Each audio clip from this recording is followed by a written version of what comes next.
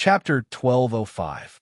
In the afternoon, Iron Egg left the academy and planned to go to the Lin family to continue teaching Lin how new mathematics. However, Li Tai found out and insisted on going with him. During this period of time after the New Year, other than the Lunar New Year's Eve and the Lantern Festival, Iron Egg would go to the Lin family every day to help Lin Hao with his mathematics problems. After all, he had received such a generous salary from the Lin family. If he were to slack off every day, he would feel guilty.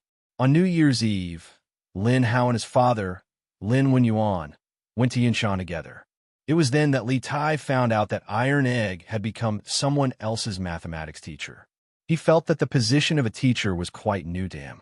After all, he had never been anyone's teacher since he was young. Today, when he saw that Iron Egg was going to the Lin family to teach, he excitedly wanted to go with him. When they arrived at the entrance of the Lin family, Li Tai looked at the luxurious entrance of the Lin family. He turned to Iron Egg and asked, "Tai Dan, you were the teacher of this kid from the Lin family last year?" Iron Egg nodded and replied, "Yes, that's right. Although the young master of the Lin family is a loner, he has a good heart and is a very interesting person." When Li Tai heard this, he couldn't help but be interested in Lin Hao, whom he had never met before. He smiled and said, "Oh." After hearing what Iron Egg said, "I really want to meet this Lin Hao." Iron Egg thought to himself, Li Tai was a little fatty before the military training, and now Lin Hao is also a little fatty. Could it be that fat people would appreciate each other? If Li Tai knew what Bruiser was thinking, he would definitely spit out a mouthful of blood. He hated it the most when people called him fat. Lin Wenyuan had told the servants in the mansion that Iron Egg's power in the mansion was second only to him. No matter what Iron Egg wanted to do, the servants were not allowed to stop him. If Iron Egg wanted to enter the mansion, he naturally did not need to report anything. Hence, the two of them casually entered the Lin clan's main gate and walked towards the backyard where Lin Hao was. "Hey, 2 against 2.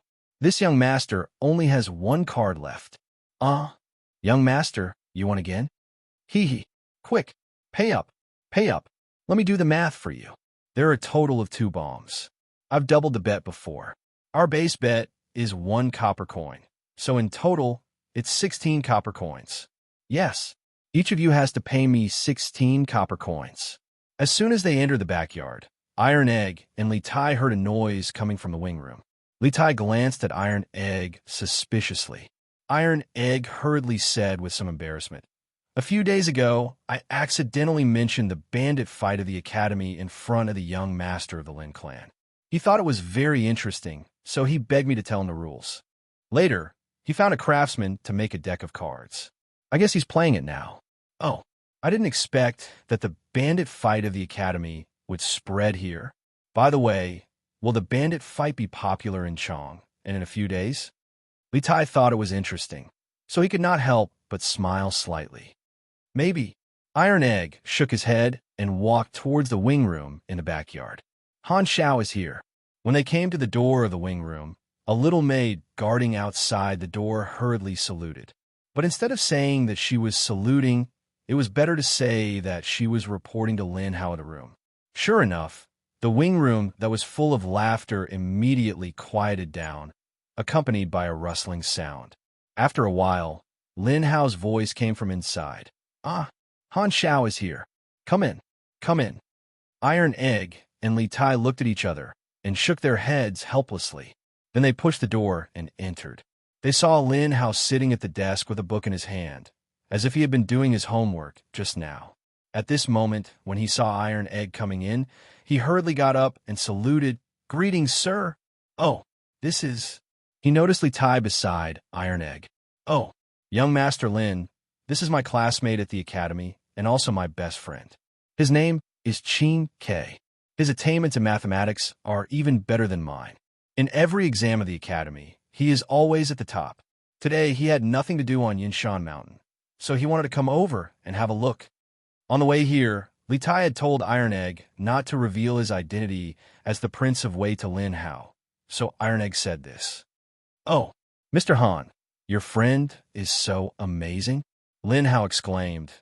Then he cupped his hands towards Li Tai and said, "Brother, you are amazing. You can still stand out in Yanwang College. where talents gather. I admire you, I admire you. Flattery was the only thing that could not be ignored. It was reasonable to say that Li Tai had received a lot of compliments from others, but those who had complimented him in the past were mostly his subordinates, and there were only a few types of compliments. After listening to them for a while, it became meaningless. Now that he heard Lin Hao's heartfelt compliments, he felt a burst of pride in his heart and laughed. Ha ha, that was just luck, just luck. Eh. Young Master Lin also plays bandit fighting? After saying this, Li Tai walked to the table and seemed to have inadvertently found the wooden sign hidden under the book. He said with a face of surprise, This? Lin Hao stole a glance at Iron Egg, and his face was full of embarrassment. After thinking about it, he quickly said, Ahem. Sometimes when I'm too tired from reading, I occasionally play a few rounds. Excuse me, excuse me. Huh. Understood. Understood. Coincidentally, I also like to play bandit fighting. Young Master Lin, why don't the three of us play a few rounds? Li Tai laughed and said, Okay, not good. I still want to learn mathematics from Mr. Han. Lin Hao subconsciously agreed, but quickly changed his words. Li Tai gave Iron Egg a look, and Iron Egg could only helplessly say, Learning should be balanced between work and rest. Proper relaxation will make learning twice the result with half the effort. Since Qin Ke wants to play cards, why don't young Master Lin sit down and play a few rounds? When Lin Hao heard this, he was a little confused. After a while, he reacted and quickly said, Okay. Then let's play 2 rounds. But after a quarter of an hour, Li Tai's mood was not so good, because he found that Lin Hao was really too deceitful.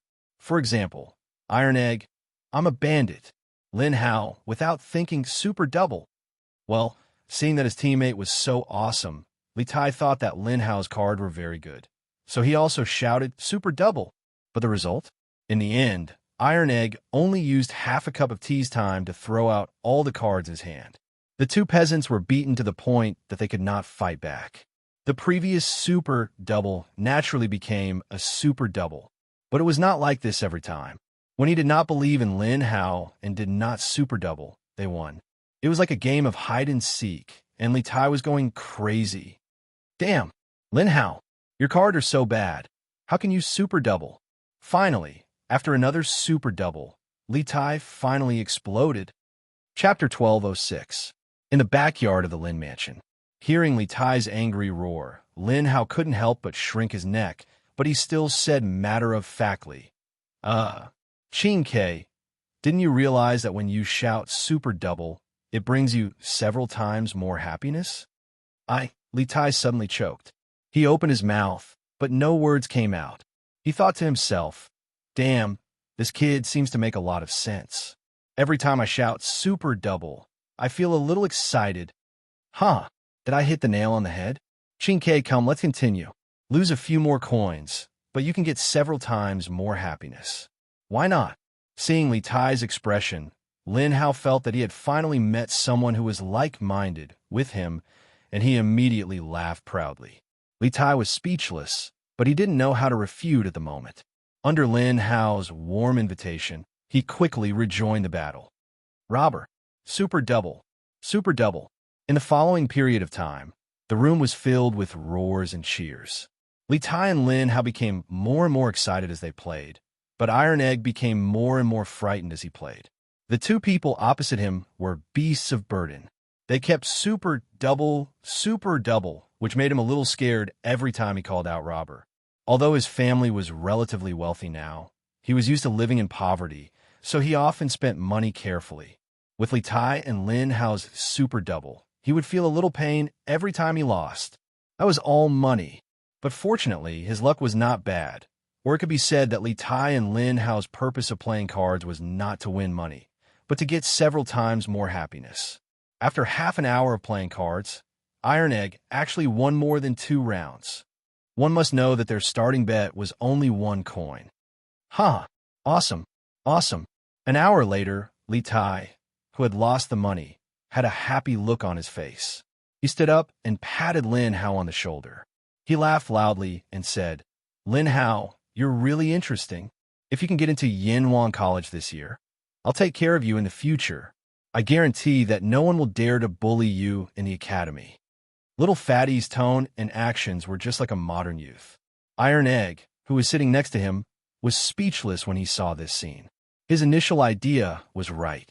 Sure enough, Fatty and Fatty really appreciated each other. In just a few rounds of card games, these two people who had never met before had become like old friends who had known each other for many years. Then I'll thank you in advance. Being patted on the shoulder, Lin Hao was not angry. Perhaps it had something to do with Li Tai's aura. He smiled and cupped his hands. "Qingke, when you come to Chong and City in the future, I'll take you to eat the best food and drink the best wine." Iron Egg's mouth twitched. He thought to himself that this student of his had no idea that Li Tai, who was standing next to him, was also a super rich person. His net worth was even more than his father, Lin Wenyuan. "Huh, well said. Little Hao, I recognize you as my brother. Later, I'll ask Iron Egg to give you my mathematics note from last year. I still have some of the mathematics questions from last year. Do your best. I'll be waiting for you at Yinhuang College." After a few rounds of card games, these two little fatties had become brothers. Their relationship could not be better. Li Tai even gave away his study notes. In the blink of an eye, it was the 25th of the first lunar month. The cold winter was coming to an end. Everything was beginning to recover. Some of the trees on the roadside and in the forest had sprouted little buds. Last winter, there was not a single snowfall in Chong and City. Many old farmers were worried sick. Spring returned to the earth, and the sun rose from the east. Today was the first day of classes at Yinhuang College. For most students, they had an extraordinary winter break. They also had an extraordinary New Year's Eve and Lantern Festival. Perhaps this winter break, Spring Festival, and Lantern Festival would become memories that they would cherish for the rest of their lives. Early in the morning, before dawn, a huge honor roll made of red cloth appeared in front of Yinhuang College's Guanghua building. When the students got up and went to the cafeteria for breakfast and returned to Guanghua building to prepare for class, they immediately noticed the huge red cloth. Since they had experienced the entrance exam last year, they immediately understood what it was and hurried to take a look. The news of the final results ranking was outspread throughout the entire college in a very short time. "Wow, the results are out. Let's go take a look. I hope they're in the top 50. Damn, look who's in first place."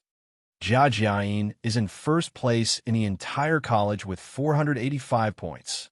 Oh my god, his total score is only 500 points. That means he only got 15 points deducted.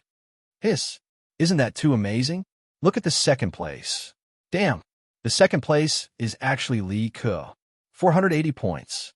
The third place is Li Tai, 478 points. How did Li Tai become the third place? The fourth place is Li Yin, 477 points. The fifth place is Di Jixuan, 475 points. Hey, did you guys notice? This time, the students from Class 1 didn't do as well as Class 2. Finally, someone discovered a clue about the ranking. During the entrance exam last year, the students of Class 1 had an absolute advantage and suppressed the entire academy. Among the top 3 students, 2 of them were from Class 1. Among the top 5, 3 of them were from Class 1. Among the top 10, 7 of them were from Class 1. The tyrannical strength of Class 1 made the other classes of the academy feel a sense of despair. But now, among the top 5 students, only 1 was from Class 1, while the other 4 were from Class 2. This time, Class 1, which was under Li Zishuan's direct command, was completely crushed by Class 2. Hey, it's true. In the past, the top 5 in the college were mostly from Class 1, but now there's only 1 left. Hee, this is going to be a good show. Wasn't there going to be a good show to watch? The students from Class 1 who were at the top of the honor roll were all gnashing their teeth. As the saying goes, an army of indignant soldiers is bound to win. If these students were to really go all out and study hard, the students from Class 2 might not be able to handle them next time. Hey, if you ask me, since the second class can defeat the first class, then why can't the third class pull the second class down? Class 3, work harder this semester. Let's pull Class 2 down. Okay, pull them down. Class 4, did you hear that? We have to work harder too. We can't fall behind. Class two's counterattack not only made the other classes realize that Class 1 students were not invincible, but also made them realize that everyone could be defeated. Since Class 2 could pull Class 1 down, why can't we pull you down as well? Chapter 1207. Hey, take a look. There's something written below the honor roll. What is it? Congratulations to Yin Silu, Ma Zhou, and Mo Huai, Wang Ji, Su Hongji, and Xiao Dian for becoming professors of Yanhuang College. Wow, that's great. Mr. Wang has been promoted to professor. I love listening to his lectures. I love listening to Mr. Ma's lectures. The students who liked the 6 professors cheered when they heard that the college had added 6 more professors. Little Ku, you're amazing this time.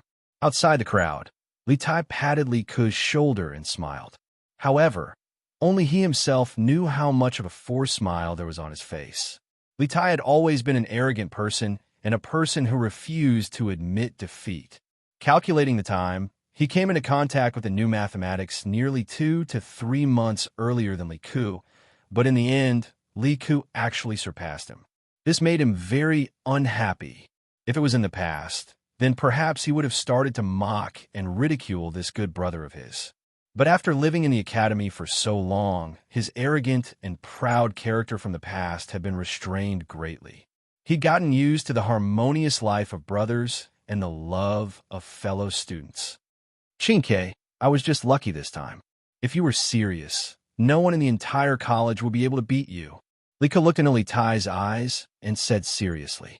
These words were to comfort Li Tai, but it was the truth. In the current situation of the college, Li Tai was the strongest. Hearing Li Ku's words, Li Tai felt a little better in his heart. He thought for a moment and said with a serious expression, "Winner takes all. A loss is a loss, but next time, I will definitely not lose again." After saying that, the little fatty raised his head and walked past Li Ku valiantly and proudly toward Guanghua Building. Li Ku looked at Li Tai's back and thought to himself, "Chinke, I won't let you win so easily." Yamacho, what do you think of the exam results this time? In the office, Yin Silu stroked his beard and asked Li Zishuan. A few days ago, when the test results were announced, he was also shocked. He didn't expect that Class 1, who had been studying with Li Zishuan for the longest, would actually fall at the hands of Class 2. It really shocked him to the point that his jaw dropped. Li Zishuan smiled faintly. He didn't seem to be annoyed. Haha, so what? It was just an exam, not a life and death battle. No one's life was smooth sailing. This small setback was a good thing for the children in Class 1, and it was also a good thing for the students in Class 2, because this allowed them to realize that although Class 1 was strong, it wasn't invincible. As long as they worked hard and were willing to fight, anyone could sit on the throne of first place. As for me, the more competitive the students are, the happier I am, because only in this way will the academy grow stronger and stronger. To be honest, although the results this time were out of Li Zishuan's expectations, he didn't care much about it. In his previous life, from elementary school to junior high school, university, and graduate school, he had gone through countless exams. He had also failed, and been discouraged. But in the end, these failures, hesitation, and discouragement were all turned into stepping stones on the road to success. There was no smooth sailing in life. This was the principle he wanted to teach his students. Yamacho is far-sighted and open-minded. I admire you.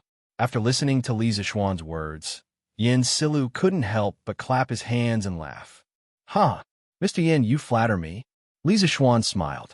When he was about to leave, he said, Oh, Mr. Yin, when the class ends later, remember to inform the students to gather at the sports field. There will be a commendation ceremony this afternoon. An exam was actually like a war. After the end, there would naturally be corresponding rewards for the victorious side. Yin Silu's eyes flashed. He cupped his hands and laughed. Okay, Yamacho. Li Zishuan nodded and left. Sigh, our Class 1's glory is gone. In the classroom of Class 1 during the break, the students' faces were no longer as cheerful as they usually were. Everyone's face was full of seriousness. All along, because they were trained by Lisa Schwann, they felt that their class must be the best in the whole academy. But now, the students of Class 2 had completely shattered their dreams and sent them into the cold reality. There's no other way. Jia Jiayin from Class 2 is too good.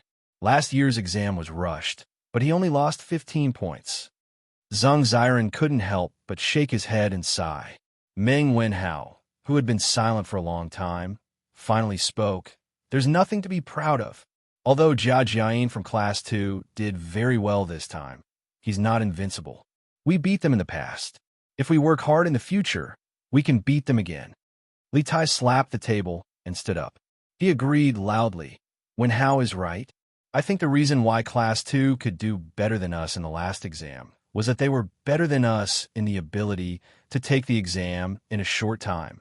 In the future exams, as long as there are no urgent matters, there won't be a hasty exam like last time. In this way, their advantage will no longer exist, and our chances of winning will be greater. So I think we don't need to be discouraged. Just do what you should do. It's just a failure. Our foundation is better than theirs, and there will be more opportunities in the future. As the gang leader of Class 1, Li Tai felt that he had to say something to boost the morale. Otherwise, with such a depressing atmosphere, everyone would be finished. In fact, to some extent, his analysis was not without reason. Last year, in order to let the students participate in the warm winter operation, Lisa Schwann brought forward the final exam at the last minute, which caught everyone off guard. The failure of Class 1 this time had a lot to do with insufficient preparation. Yes, we still have opportunities in the future. It's not like we don't have any chances. At most, we'll just beat them up in the monthly exam. Sun Ziffen roared. This guy's voice was so loud. Yes, beat them up. Beat them up. The rest of the students followed suit and roared. As a result, during what was supposed to be an ordinary break between classes, a series of orderly roars came from Class 1's classroom. The teachers and students outside all cast strange gazes in their direction. Huh, not bad. These kids didn't let me down. Hearing the voices here, Lisa Schwann, who was in the corridor, smiled with relief and then whispered to himself softly. Chapter 12:08. Afternoon. The warm sun shone on the earth, but no one could feel the slightest bit of warmth. No one knew who cut the thin leaves, but the spring breeze in February was like scissors. If the spring breeze in February was like this, what about the spring breeze at the end of January? When it scraped against the face, it was still like a knife cutting. On the sports field of Yanhuang College, more than 600 students from 16 classes stood neatly on the grass, waiting for Lisa Schwann to speak. The students didn't have to wait for long. At 3 in the afternoon, Lisa Schwann, dressed as a scholar, walked up to the rostrum with steady steps. When the students below saw Lisa Schwann on the stage, they couldn't help but stand up straighter. Clearly, after spending the entire winter break together, Lisa Schwann's reputation among the students had become even more resounding. At the beginning of the new year, first of all, in the name of the Yamacho of Yanhuang College, I wish all the students and teachers of the college a happy new year. Every time he saw these youthful faces, Lisa Schwann felt that what he was doing was so meaningful. He was changing a group of young people, and in turn, changing the entire Tang dynasty. In a few years, these children were bound to spread the seeds of engineering across every inch of Tang dynasty. Clap, clap, clap. The students and teachers below the stage couldn't help but applaud. Lisa Schwann pressed his hands down. When silence was restored, he spoke again. Last year was the first year of Yanhuang College's establishment. You're the first batch of students of the college, and you are also very outstanding students. In last year's final exam, out of 500 points, 402 students scored 400 points and above, and 95 students scored 450 points and above. I am very satisfied and gratified that you were able to achieve such results in such a rushed preparation, especially those students who ranked in the top 10 of the grade. You are very outstanding, but please don't be arrogant, because that is only your past glory. The road ahead is still very long. For those students who did not perform well, don't be discouraged. No matter how good the road is, there will be times when it isn't smooth. No matter how smooth life is, there will be moments when it isn't as you wish. You must firmly believe that you can face difficulties head-on. You must establish the belief that you will win. Setbacks and hardships were only stepping stones for the strong. For capable people, they were wealth. For the weak, they were a bottomless abyss. Whether you are strong, capable, or weak, it all depends on your own choice. But as your Yamacho, I hope that all of you will be strong. Are you willing to become experts? Li Zixuan's voice was very low, and his voice was also very moving. Although there were no flowery words in his words, nor were there any heroic words, when he said it, all the students in the audience, whether they were previously complacent or dejected, now had solemn and resolute expressions, as if they had been given a new lease of life. This was especially true for those students who did not do well in their exams. At this moment, their eyes were filled with fighting spirit. They could not wait to go in a battle and take another exam. Yes, as soon as Li Zixuan finished speaking, a tsunami of cheers erupted from the crowd. Li Gang and the others looked at each other and sighed in relief. This was because in the morning they were still thinking about how to cheer up those students who did not do well. Now, after Li Zixuan's speech, the students were revived. There was no need for them to worry about anything. Li Zixuan smiled slightly and said with satisfaction, "Good. Next, I will personally give out awards and scholarships to the top 10 students of last year's final exam." Scholarships? What scholarships? Most of the students knew about awards because they had worked at the Warm Tang Foundation last year. Every time a citizen donated a sum of money, they would be presented with a certificate. The students guessed that an award should be similar to a certificate, but this was the first time they had heard of something new. Li Zixuan smiled and explained, as the name suggests, these scholarships are specially set up for students with excellent academic performance. From today onwards, the top 10 students of each semester's final exam will receive the Yamacho Scholarship. The first place will receive 500 strings of cash. The second place will receive 400 strings of cash. The third place will receive 300 strings of cash. And the 4th to 10th place will receive 100 strings of cash each. The Yamacho Scholarship will be funded by me personally, and it will be evaluated every semester.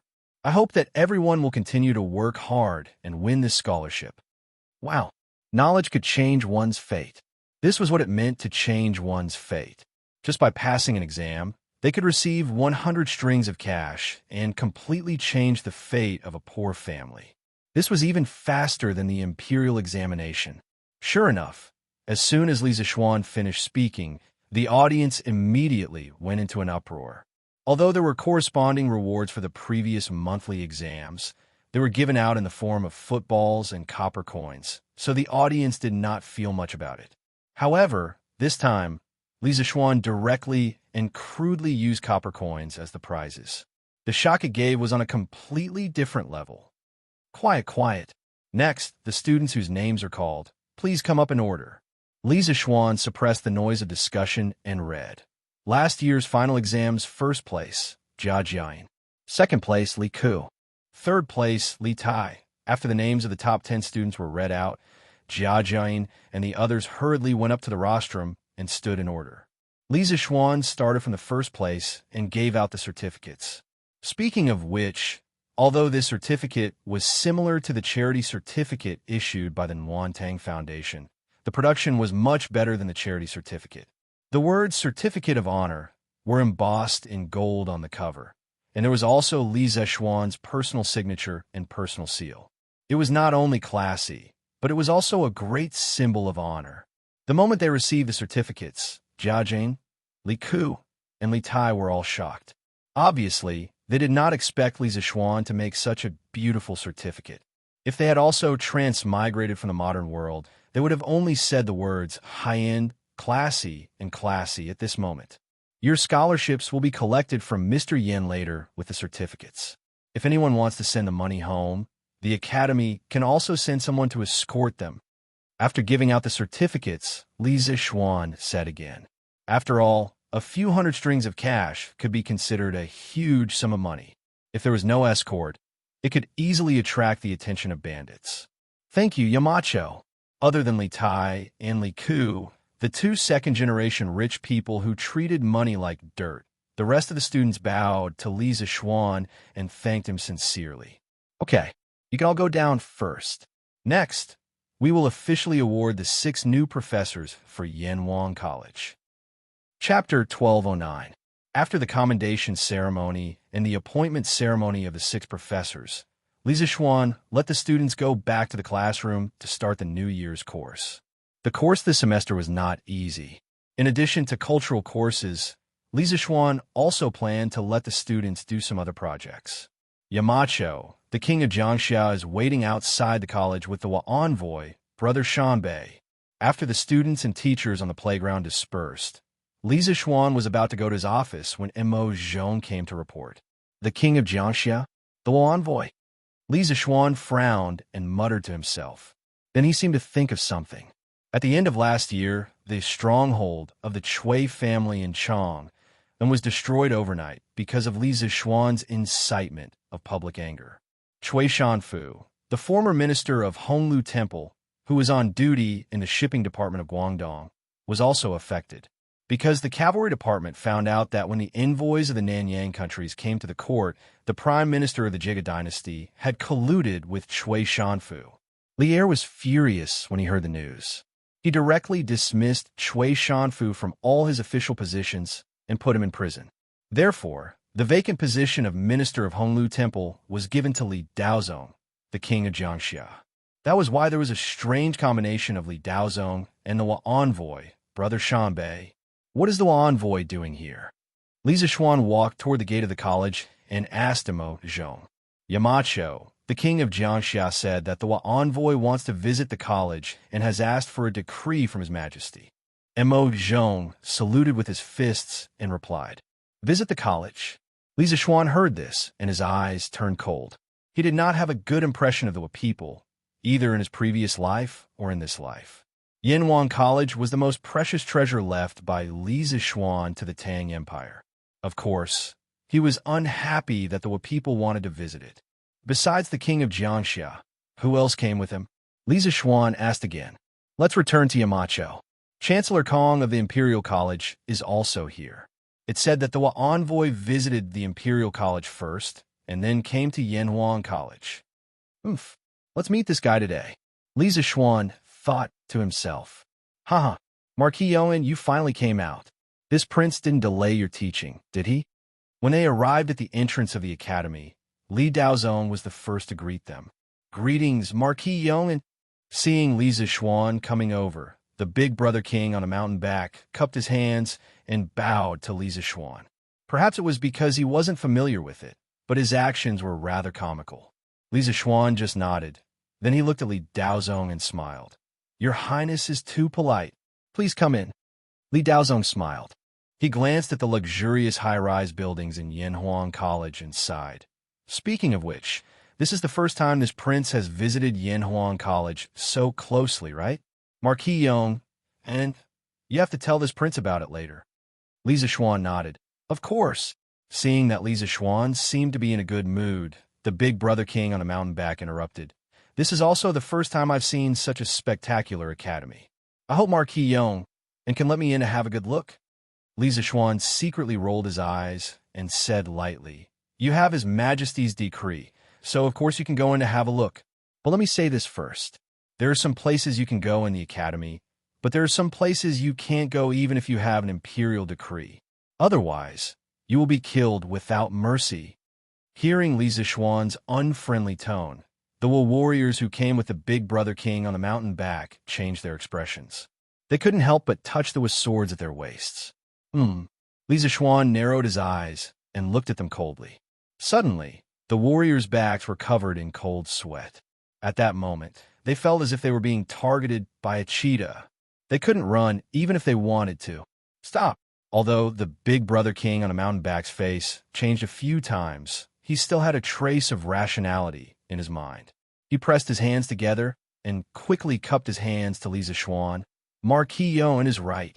I will definitely not go to the places I shouldn't go in later. In the depths of Li Zishuan's eyes, a trace of undetectable cold light flashed. This big brother king on a mountain back was flexible and smart. He had heard that he was now the heir of the Wen nation without any suspense. This made Li Zixuan feel that it was a little tricky. He wasn't afraid of those who liked to jump and court death on purpose. He was afraid of this kind of person who could endure silently and make you unable to find any weakness to attack. Once this kind of person became strong, he would definitely strike back without mercy. That better be the case.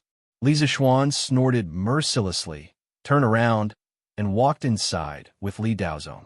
Kong Yingda, who was behind them, frowned.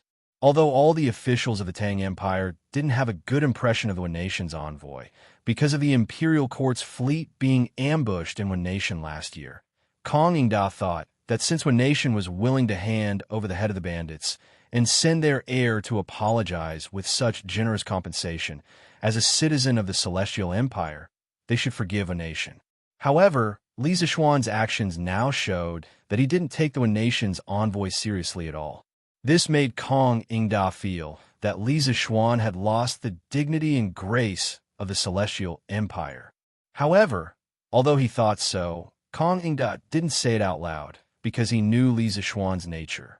Even if he said it out loud, Li Zixuan wouldn't change his mind. Li Zixuan first took the group to visit the Guanghua building of Yanwang College. The bold architectural style, the hard and flat cement walls, the cement floor, and the smooth and transparent glass windows shocked the Wen nation's people. Li Daozong and Kong Yingda. The Celestial Palace. The Celestial Palace. This college is magnificent, just like the Celestial Palace. Even if the Wen nation had the power of the whole country, they wouldn't be able to build such a college. The eldest brother on the mountain back stared blankly at the Guanghua building for a long time before he came back to his senses and murmured, "Marquis Yuan, may I ask what material the road and walls are made of? Why are they as smooth as a mirror and as hard as a rock?" As the group continued to walk forward, the eldest brother on the mountain back asked again. Li Zixuan squinted at him and said, "I'm sorry, I can't tell you. This is a secret of the Tang Empire. Anyone who divulges it will be investigated and killed without mercy." Marquis Yuan, no matter how good-tempered the eldest brother on the mountain back was, he couldn't help but feel a little angry at this moment. However, the situation was beyond his control, and he knew that there was a big gap between the Tang Empire and the Wen nation. Even if he was angry, he couldn't do anything about it. Chapter 12:10. Marquis Yuan, and may I go in and listen to the lectures of Yanwang College's teachers? In front of Guanghua Tower, the mountain back's big brother king was still unwilling to give up. Li Zixuan did not even think about it and directly refused. No, Guanghua Tower is an important place for learning. Outsiders are not allowed to enter, so as to not affect the student studies. I'm just going to take a look from outside the building and not make a sound. How can I affect the student studies? Li Zixuan did not want to give in and rejected him again. That won't do either. The courses taught in the academy are also classified secrets of the Tang Empire. Outsiders are not allowed to look at them. What a joke. How could the Japanese see or hear the advanced mathematics, physics, and chemistry courses in the academy? Li Zixuan would not even allow them to look from outside the building. This was his academy. It was also his work. Huff, huff. The mountain back's big brother king took a few deep breaths to calm himself down. Otherwise, he felt that he would not be able to hold it in. I heard that there's a magical thing called an astronomical telescope in this building. May I know if Marquis Yuan and could show it to me? After suppressing the anger in his chest, the mountain back's big brother king requested again. What astronomical telescope? You must have heard wrongly, right? The academy has never had such a thing. Li Zixuan's expression changed slightly as he replied. He thought to himself, looks like this mountain back's big brother king did his homework before coming here. He even knows about the astronomical telescope. But so what if he knows? He was determined not to see it anyway. This was an absolute military secret of the Tang Empire. Marquis Yuan, the mountain back's big brother king's expression was very ugly at this moment. He pulled out an imperial edict from his sleeve and said, "The Emperor of the Tang Empire has already allowed me to visit the academy, but you have repeatedly stopped me. Are you not going to listen to the words of the Emperor of the Tang Empire? Li Zishuan said expressionlessly. His Majesty has already said that Yun Shan is my fief. Everyone in Yanhuang College must listen to my orders. Anyone who comes to Yanhuang College must also abide by my rules. His Majesty asked me to show you around the academy. That's fine, and we're touring the academy now. But you have to follow the academy's rules when you're touring the academy. Please take note of your status, or you will be expelled from the academy. After hearing these words, the big brother king on a mountain back was immediately rendered speechless. After that, under the lead of Li Zishuan, the group of people looked at all the places in the academy. However, most of the time, they only looked at the outside of the building. It was rare for them to enter the building. Therefore, after more than 2 hours, the only building that the big brother king on a mountain back had entered was the Yanhuang College's cafeteria. After more than 2 hours of touring, how could the word miserable describe it? However, although it looked miserable, the big brother king on the mountain back still saw many new things during the tour. For example, the big globe in front of Guanghua Building and the supermarket in the academy, and so on. Since the tour is over, I'll take my leave. Thank you for your hospitality today, Marquis. At dusk, the big brother king on the mountain back finished touring the academy and said goodbye to Li Zishuan. However, he placed extra emphasis on the word hospitality in this sentence. Li Zishuan pretended not to understand the other party's meaning. He laughed and said, "You're welcome at any time." The big brother king on a mountain back looked deeply at Li Zishuan and said nothing. Then, he left with Kong Yingda. Suddenly, only Li Zishuan and Li Daozong were left on the road. Marquis Yuan, you seem to have a big prejudice against the nation's envoy. Li Daozong smiled and looked at Li Zishuan with his hands behind his back. Li Zishuan was startled and replied, "Last September, the imperial court's fleet was ambushed by the nation in the Southeast Sea. Dozens of Navy soldiers and many innocent people were killed. Now that the nation's envoy has come to Chong, and do you expect me to be polite to them? I've already restrained myself by not drawing my sword directly." Li Daozong shook his head disapprovingly and said, "Last year, the imperial court's fleet was ambushed by the nation in the Southeast Sea. But now, the nation's crown prince has personally sent the head of the bandits to the Tang Empire and compensated the imperial court with a large amount of brass and silver. I think this is already very sincere, right? Why does Marquis Yong and still want to pressure the big brother on the mountain back?" In Li Daozong's mind, the nation was just a small place. Although they had accidentally offended the Tang Empire, this little brother had already come over and sincerely admitted his mistake. He even gave compensation. The Tang Empire, the most powerful country in the world, naturally had to show its magnanimity and forgive him. Li Daozong felt that Li Zishuan was a little narrow-minded by not letting go and persistently forcing the Tang Empire's crown prince. "Your Highness, the nation's people are like young tigers. Although they look harmless and docile on the surface, when they learn the advanced production technology of the Tang Empire and grow their teeth, they will hurt people. At that time, the young tiger will become a big tiger. If you want to make them obedient, you can only use strong force." Li Zishuan said faintly. The nation's people were very good at humbly learning the advantages of other countries. But under the surface of humility and modesty, they were extremely arrogant and proud of their own culture.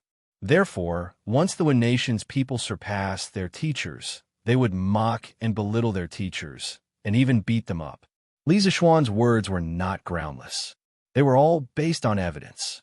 In modern times, after the Meiji Restoration, when nation had learned from Western culture, introduced advanced Western technology, and borrowed scientific and technological achievements to quickly become the second most powerful country.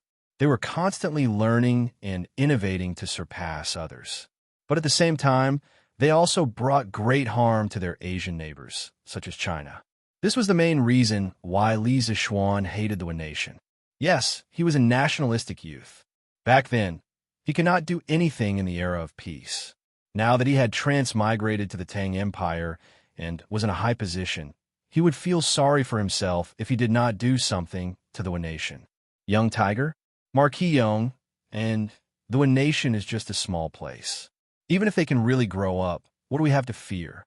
A tiger is still as small as a grain of sand in the vast sea in front of the colossus that is the Tang Empire. A mayfly trying to shake a tree is like a moth flying into a flame. Only death awaits. Although Li Zixuan's words sounded reasonable, Li Daozong had followed Li Er to the north and south in the first half of his life. How could he, who is arrogant, take a small nation seriously? Chapter 12:11.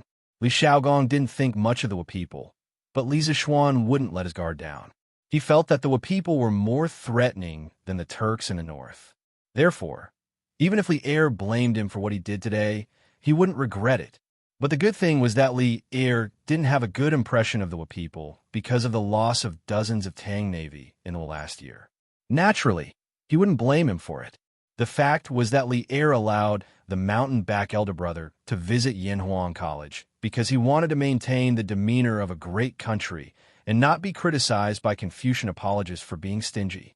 He wasn't worried that the mountain-back elder brother would be wronged in Yanhuang College.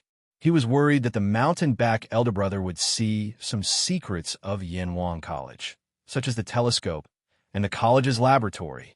Li Zixuan's actions today could only be said to be exactly what Li Er wanted.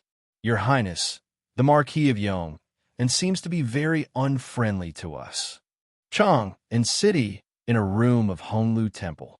Yoko Ono bowed slightly and whispered to the mountain-back elder brother. Back when Li Xiaogong led the army to exterminate the Suo family in Fanio, there was no longer any dispute over the next ruler of Wa. Although the ancient empress hadn't officially appointed the mountain-back elder brother as the crown prince, his subordinates had already begun to call him the crown prince.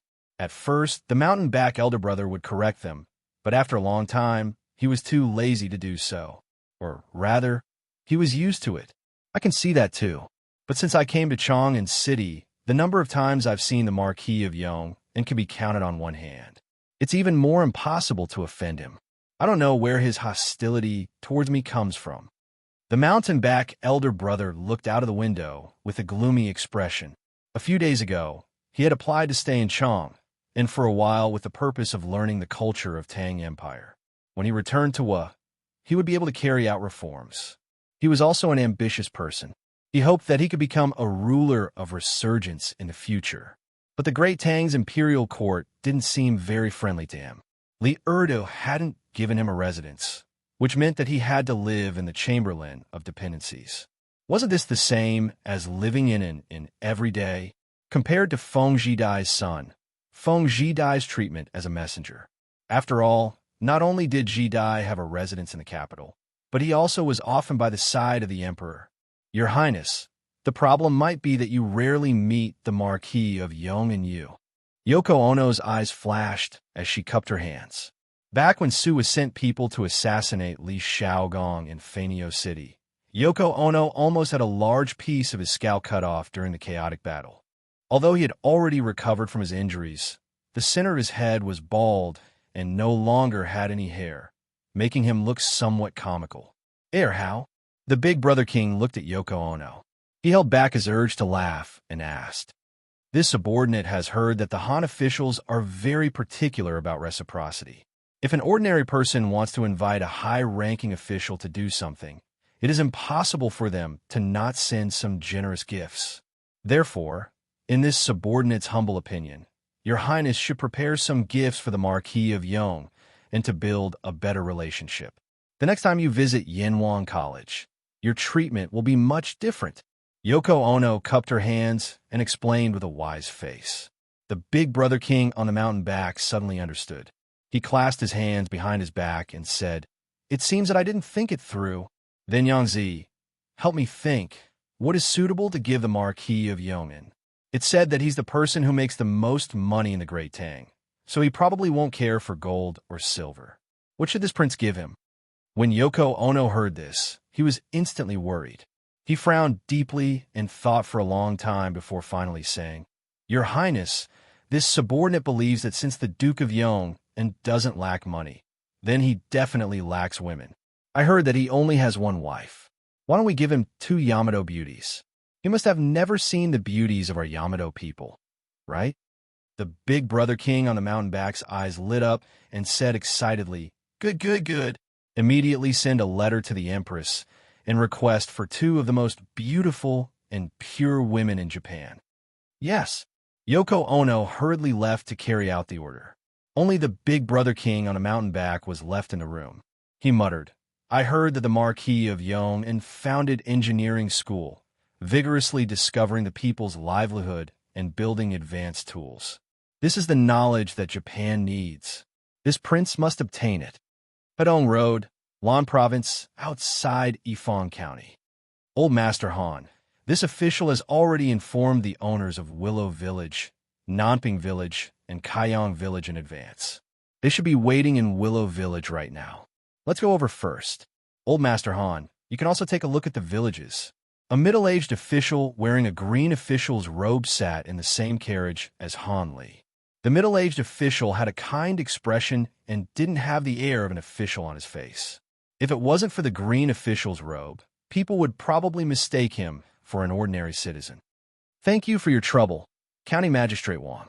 This Han can't thank you enough." Han Tianhu clasped his hands and thanked him sincerely. That's right. After many days of traveling, he had already arrived at the border of Lan Province. Once he arrived at the county, he immediately found the county magistrate of Ifan County, Wang Chengxing. The Wang family rose from Taiyuan.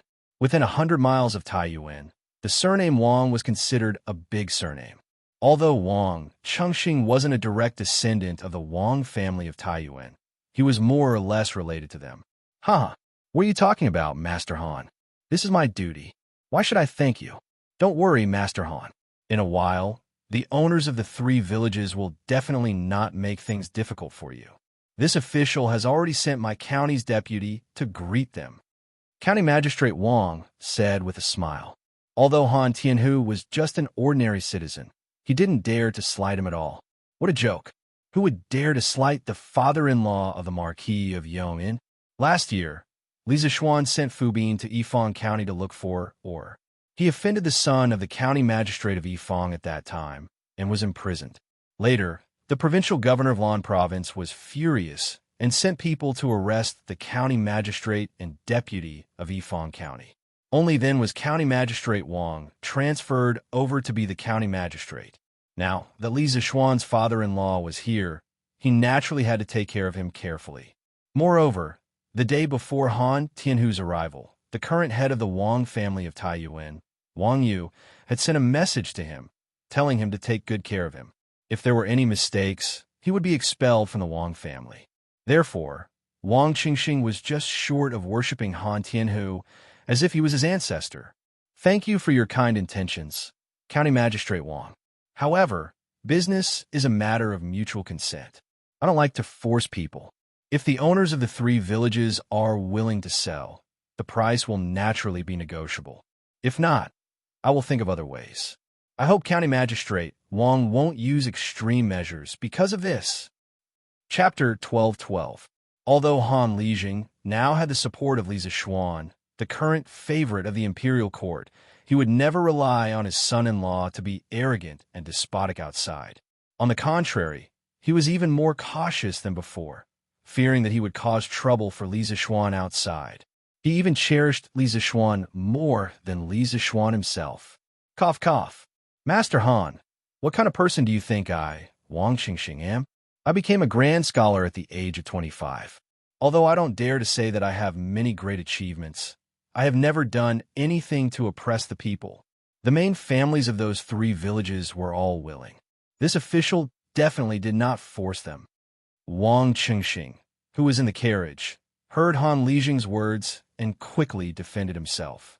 Han Tianhu cupped his hands and said, "County Magistrate Wang, please don't be angry. I apologize, but I have no intention of slandering you." "Huh, it's fine, it's fine. It's just a misunderstanding.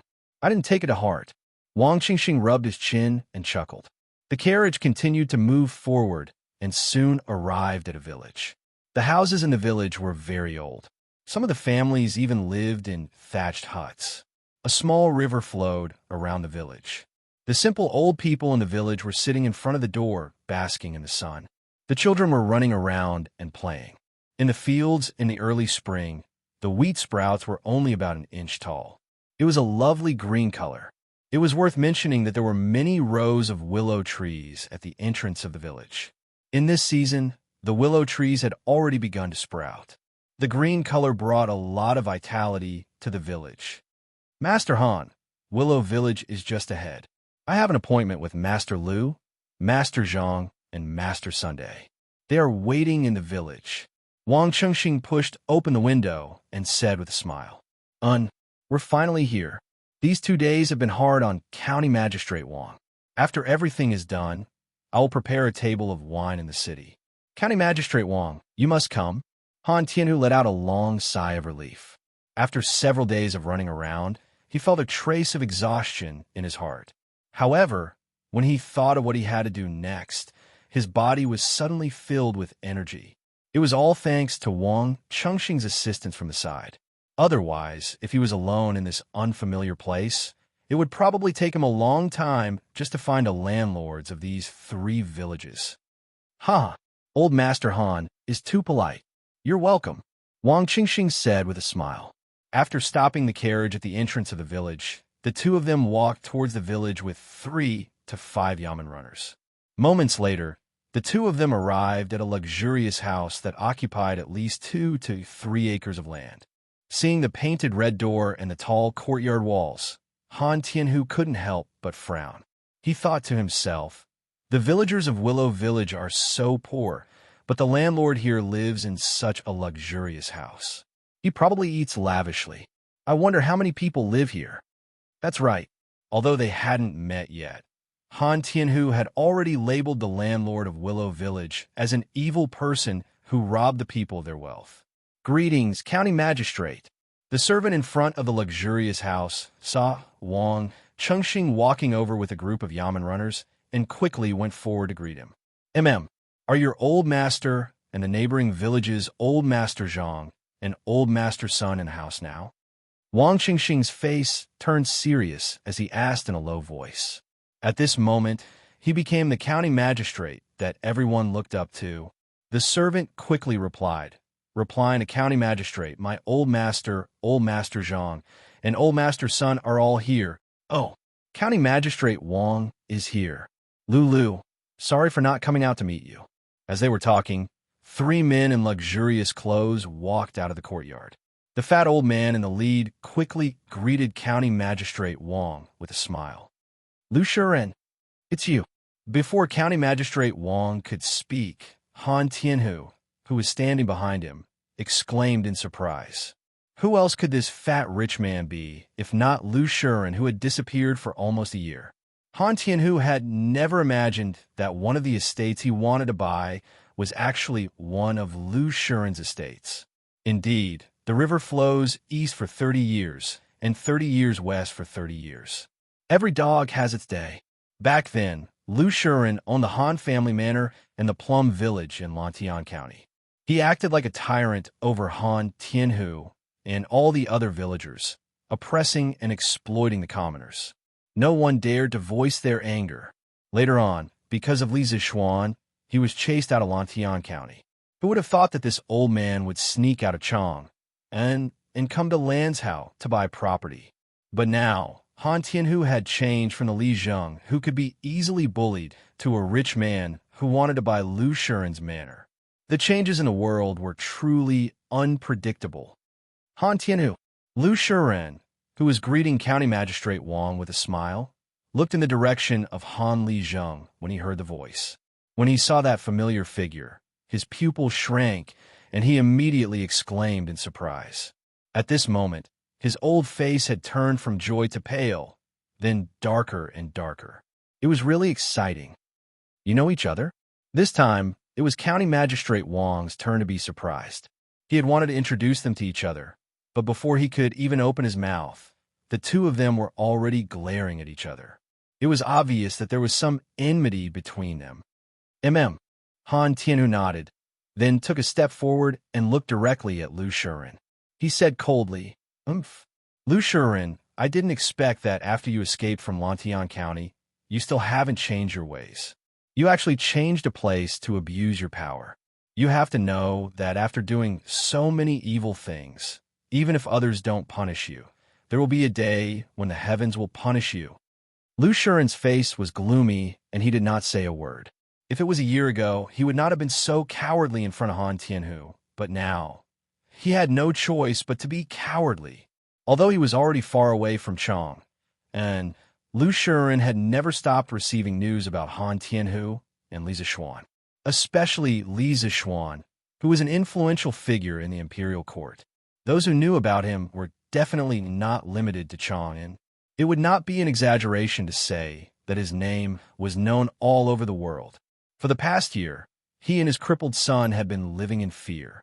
The father and son were afraid that Li Zixuan would send people to take revenge on them, because with Li Zixuan's current status, if he wanted to kill them, it would be as easy as crushing 2 ants.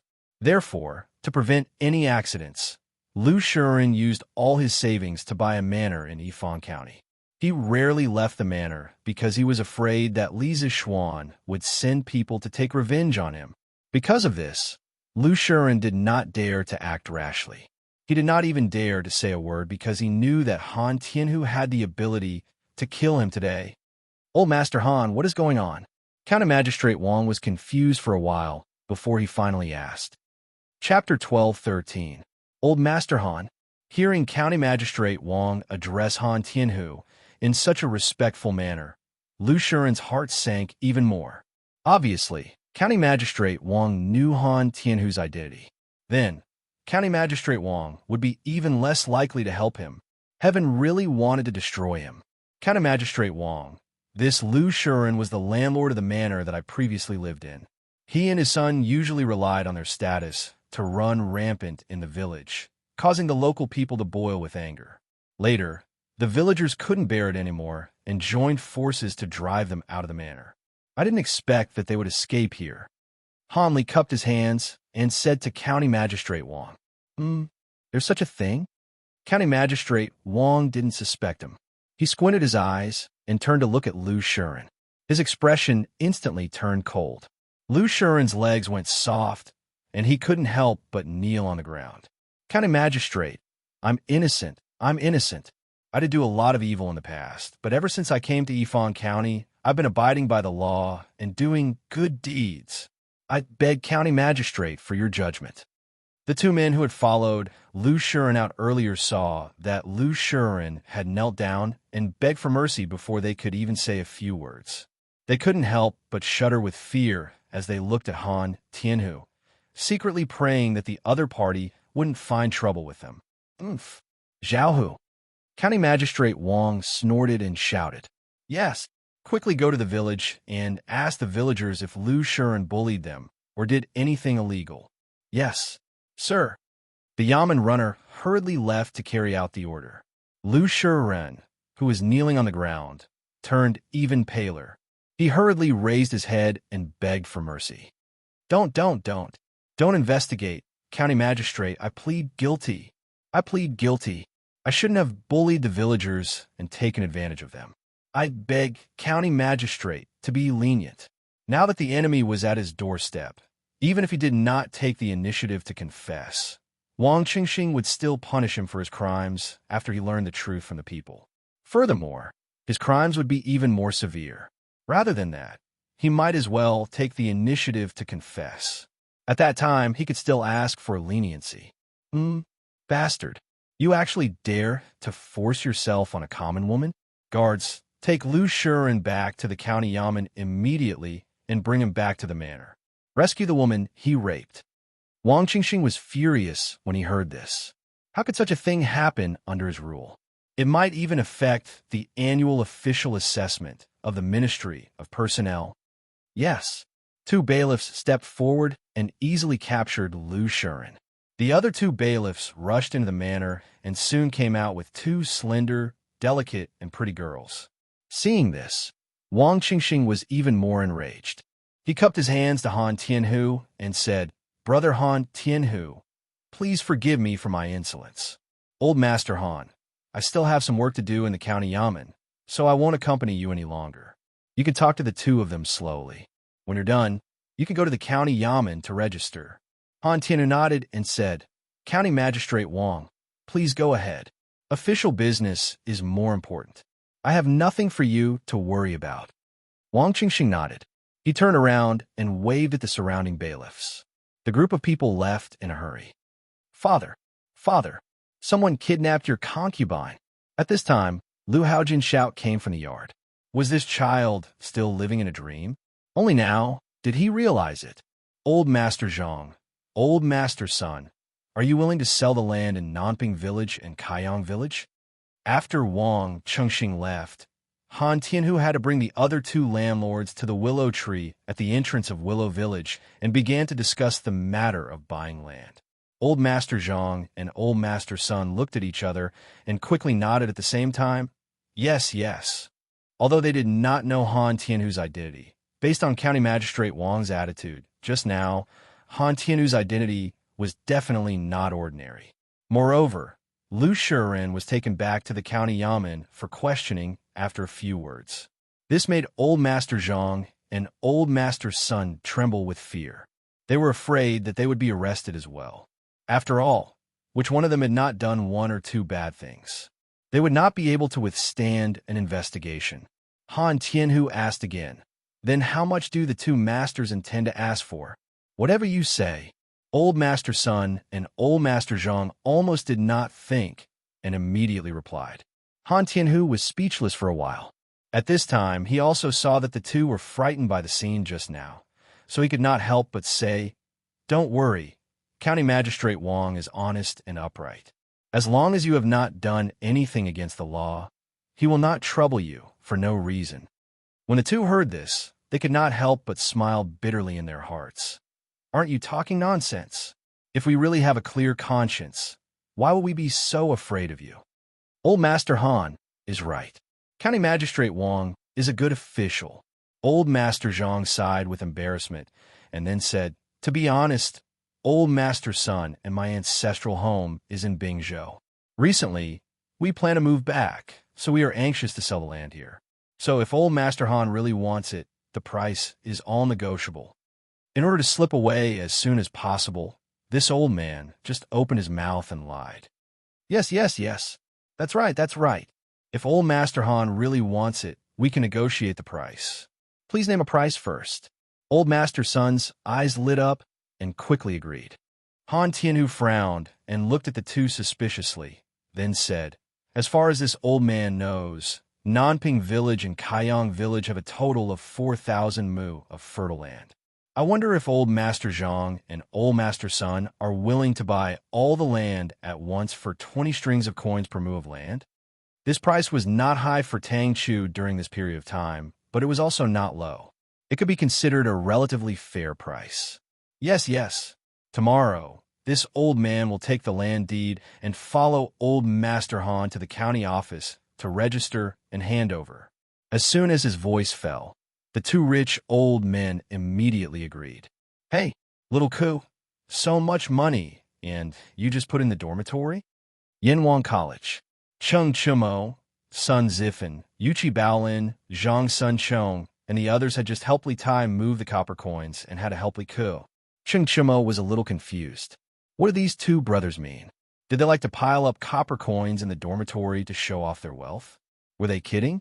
Li Ku was carrying a big box alone and replied, If not in the dormitory, where should I put it? Back to the palace? Then when the academy needs money in the future, I will go back to Chong and to get money. How troublesome. The academy's food expenses were not cheap for the students who lived in luxury.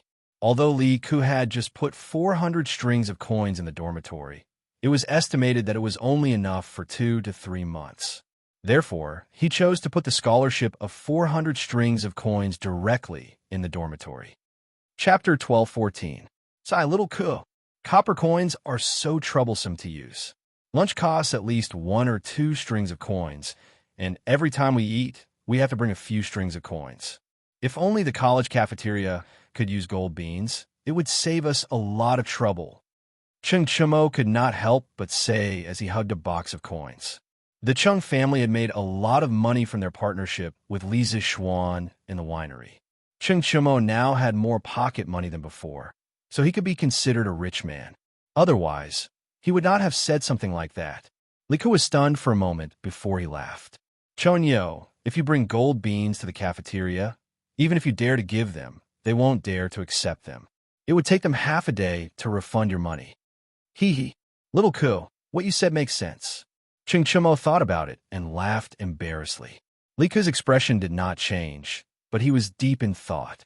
Last year, when he was an intern at the Warm Tang Foundation, he had mentioned to Li Zixuan that it was inconvenient to carry copper coins around. At that time, Li Zixuan encouraged him and told him that as a student of Yanhuang College, he had to solve the problem whenever he encountered a problem. If he could solve the problem of copper coins, he would start a new era and leave his name in history. Since then, he had been thinking about this problem. Today, Chang Chumo's random words gave him a hint of inspiration. Perhaps it could be like this. For the next few days, Li Ku seemed to be possessed. Other than going to class every day, he would write and draw in a small notebook. Even during the weekends, the students would often see him in the classroom. No one was surprised by this because they all thought that Li Ku was studying hard. After all, it was the first time Li Ku had entered the top 3 in the final exam. He had surpassed Li Tai.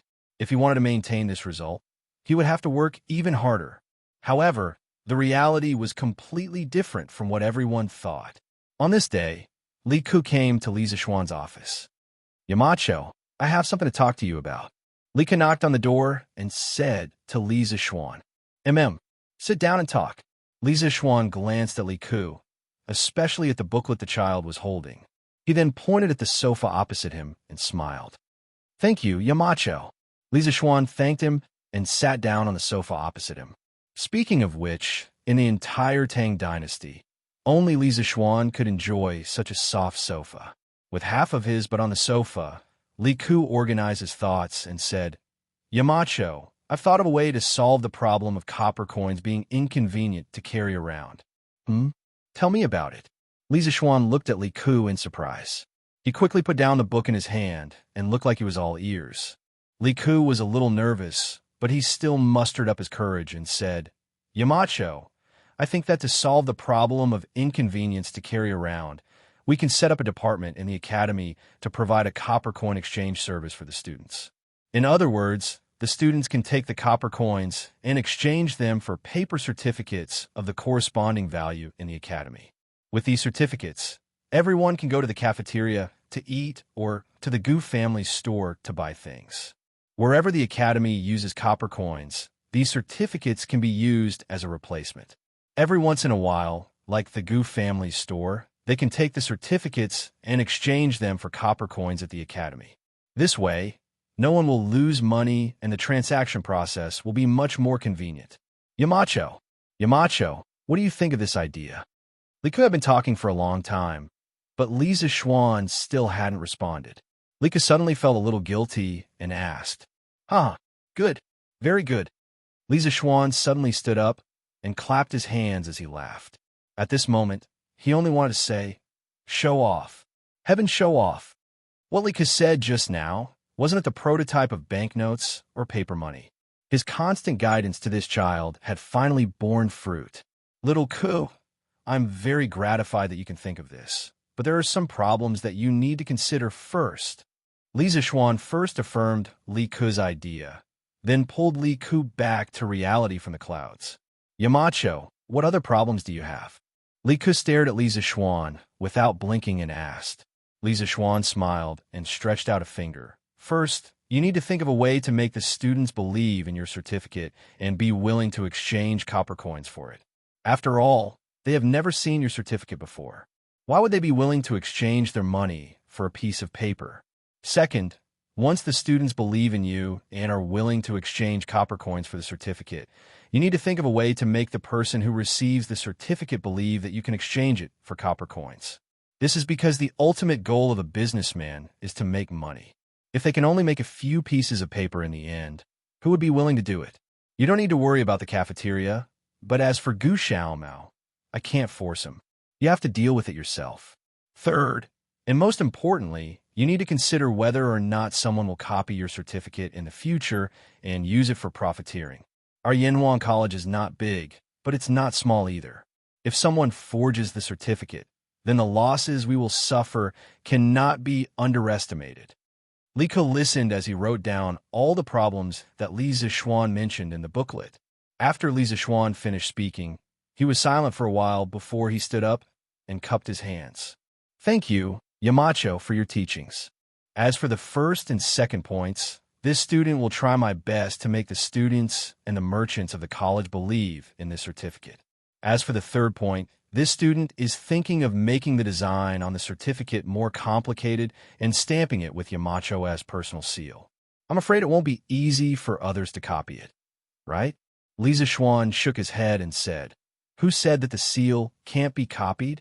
But if this certificate is only used in the college, then it's not impossible. But I hope that this kind of transaction certificate can be promoted to the common people in the future. So, little Ke, you either don't do it, or make it impeccable. Make it so that no one in the world can copy it."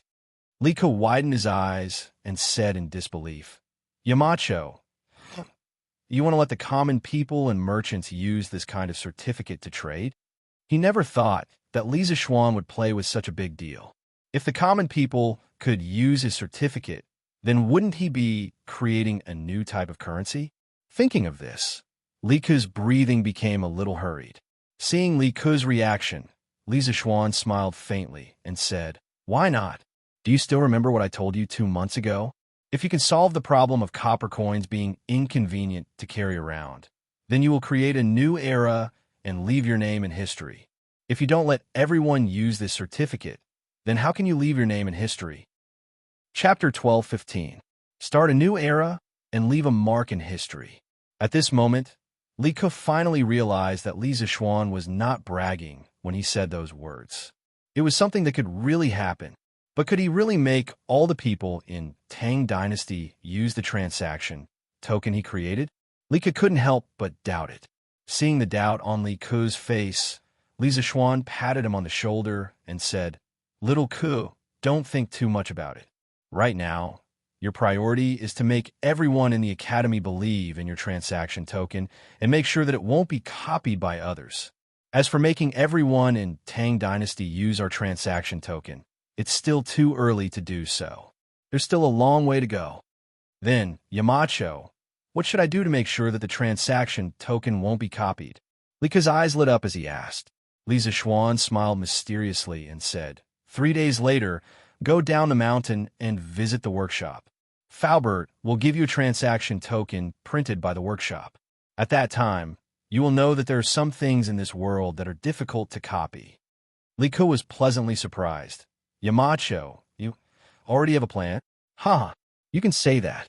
3 days later, you will know." Li Ke saw that Li Zixuan didn't want to elaborate, so he didn't ask any further. At this moment, he felt that something was missing. After thinking for a while, he said, "Yamacho, I think that we should give the transaction token a name and design different denominations to make it easier to use in the future." Li Zixuan nodded. Even if Li Ke didn't say anything, he would name the currency. But what should he name it? Renminbi or banknotes? Forget it, it doesn't match the Tang Dynasty. After thinking for a long time, Li Zixuan finally said, "Let's call it Tang Yuan." A Tang Yuan is equivalent to a coin. Below the Tang Yuan is a Tang Jiao. A Tang Jiao is equivalent to a copper coin. As for the denomination of the transaction token, it could be 1 Tang Jiao, 5 Tang Jiao, 10 Tang Jiao, 50 Tang Jiao, 100 Tang Jiao, and 1 Tang Yuan, 5 Tang Yuan, 10 Tang Yuan, 50 Tang Yuan, and 100 Tang Yuan. When you trade, no matter how much the item is worth, you can use glutinous rice balls of different denominations to form the corresponding amount of money. It's convenient and time-saving. Tang Yuan? What a nice name. Li Ke's eyes lit up and he praised. "Yamacho, what should the department in the academy that is in charge of depositing and exchanging Tang Yuan be called?" He had to admit that this child was quite thoughtful. "Let's call it Yinhuang Bank. It's a village that specializes in managing Yinhuang College's copper coins." Things like banks were too far away from this era. If he rashly brought it up, it would probably be hard for people to accept it. After thinking about it, only the term bank would be easier for people to understand. Bank. Good. Then Ku will go and prepare the matters of the bank. Li Ku excitedly got up and said goodbye. Ha! I didn't wait in vain. The era of paper money is finally coming. After Li Zixuan left, the corners of Li Zixuan's mouth curled into a smile as he muttered to himself. Ah, no. Why do I feel like Yamacho has already thought of this method for a long time? On the way back to the classroom, Li Ku suddenly stopped in his tracks and hit his head in annoyance as he muttered softly.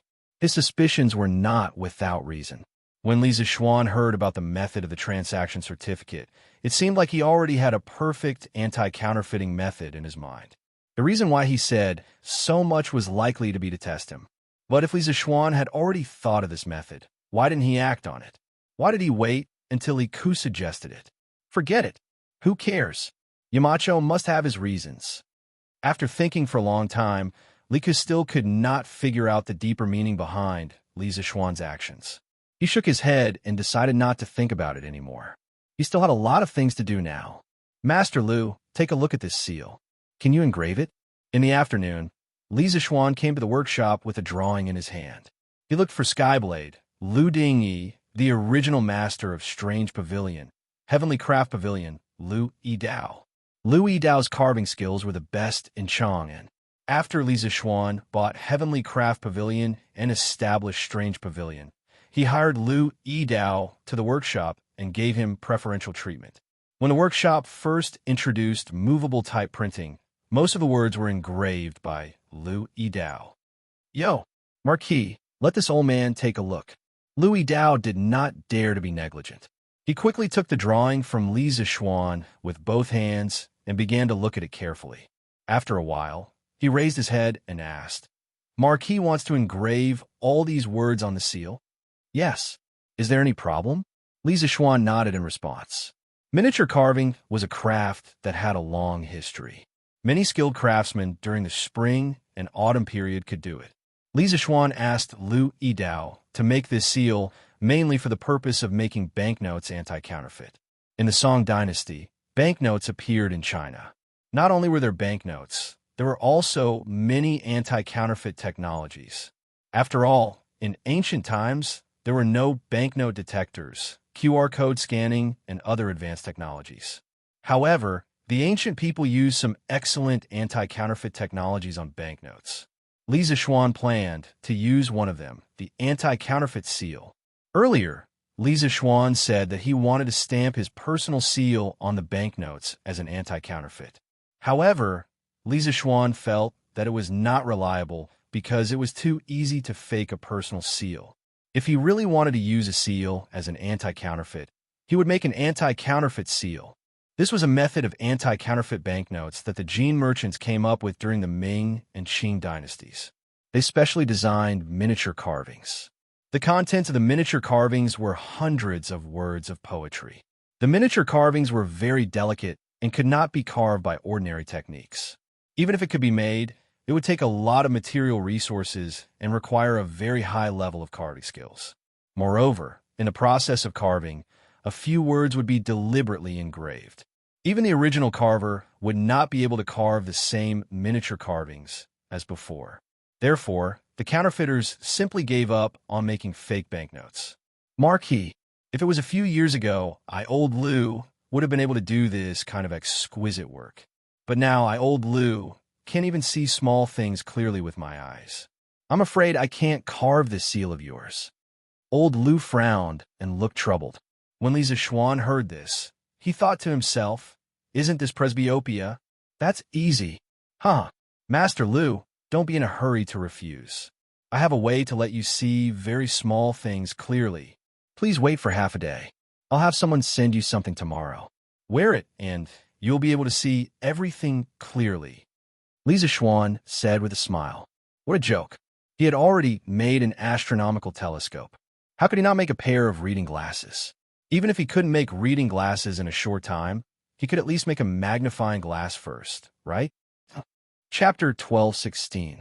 After giving Lu Yidao the blueprint of the anti-counterfeit seal and the pattern of Tang Yuan's motherboard, Li Zixuan went to find Uncle Fu and assigned him another task. Young master, is there really such a magical paper in this world? Faubert was surprised when he heard Li Zixuan's intention. Li Zixuan smiled and said, "Of course there is. It's just that the production method is more troublesome. When it's done, Faubert, you'll understand that what I said today is true." That's right. He wanted the workshop to produce a batch of special paper for the production of banknotes. After all, if he wanted to prevent the banknotes from being copied in the future, just relying on the anti-counterfeit seal was not enough. With another anti-counterfeit method, it would be an extra layer of insurance in the future. Good. Since young master is so confident, I'll give it a try. Faubert nodded and took a pen and paper from his side.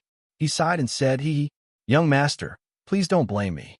I'm old, and my memory is not as good as before. Young master, please tell me in detail how to make this water pattern paper. I'll write it down and try it out in 2 days. Li Zixuan looked at Faubert's wrinkled but kind face. He smiled gently and said, "What's there to be surprised about? After all, a good memory is not as good as a bad pen. Faubert, you can leave the workshop's affairs to your subordinates. Don't tire yourself out." Faubert smiled and said, Thank you for your concern, young master. I understand. Now in the workshop, I'm just talking. It's not tiring at all. Dr. Sun even praised me for my strong body before the new year. That's good. Li Zixuan gave a heartfelt smile of relief and then got down to business. Uncle Fu, this kind of paper is actually not that complicated to make. First, let the steel factory forge a batch of water pattern rollers with protruding patterns. Then, install the water pattern rollers on the rollers of our paper machine and use them to imprint the paper. During the paper-making process, the water pattern roller would come into contact with the front of the paper, and the front of the paper would be imprinted with water patterns. The vertical and horizontal water patterns on the wet paper could be seen under the light. They were evenly and neatly arranged patterns with different transparency. Oh, that's right. The material for the production of water pattern paper must be the bark of the chu tree. Other materials cannot be used. Faubert, you can arrange for people to buy a batch of chu tree bark for the workshop. First, buy it near Chang'an. Later, go to Sichuan to buy it because there should be a lot of chu tree in Sichuan. Watermark paper was the kind of paper that would show bright lines or patterns other than the curtains when it was exposed to light. It was the same principle as how modern RMB could show the portrait of a great person when it was exposed to light. This kind of watermark paper could increase the potential beauty of the paper and could also be used to prevent counterfeiting. In fact, water pattern paper had existed since ancient times. It was not a patent of modern people. According to the original history, in the middle of the Tang dynasty, the people of Chengdu invented water pattern paper. It had 2 types of printing, clear and dark. Other regions could not produce it at all, so it was called Sichuan paper. Thanks to this, the earliest paper currency in China's history, jiaozi, first appeared in the Sichuan region. It was only later that it slowly spread out. In the beginning, people did not care about paper money at all. They only used it as stubs and felt that it was very easy to carry around. Later, they found that it was very useful and began to use it for transactions. Jiaozi was gradually popularized just like that. When it came to the Southern Song dynasty, because there was no supply of Sichuan's water pattern paper, they switched to printing paper from the Zhanghuai region. However, Jiangnan paper did not have the special anti-counterfeiting ability of Sichuan paper, so there was a large amount of fake money in the market. At that time, there were more fake jiaozi, guaozi, and jiaozi than real money. Strict laws could not stop the counterfeiting of paper money. This directly caused the Southern Song dynasty's economy to sink into a quagmire. Therefore, the water pattern paper used to produce banknotes was a very important anti-counterfeiting method. Chu tree bark? Young master, why must we use chu tree bark to make paper? Faubert listened and nodded his head. In the end, he could not help but ask.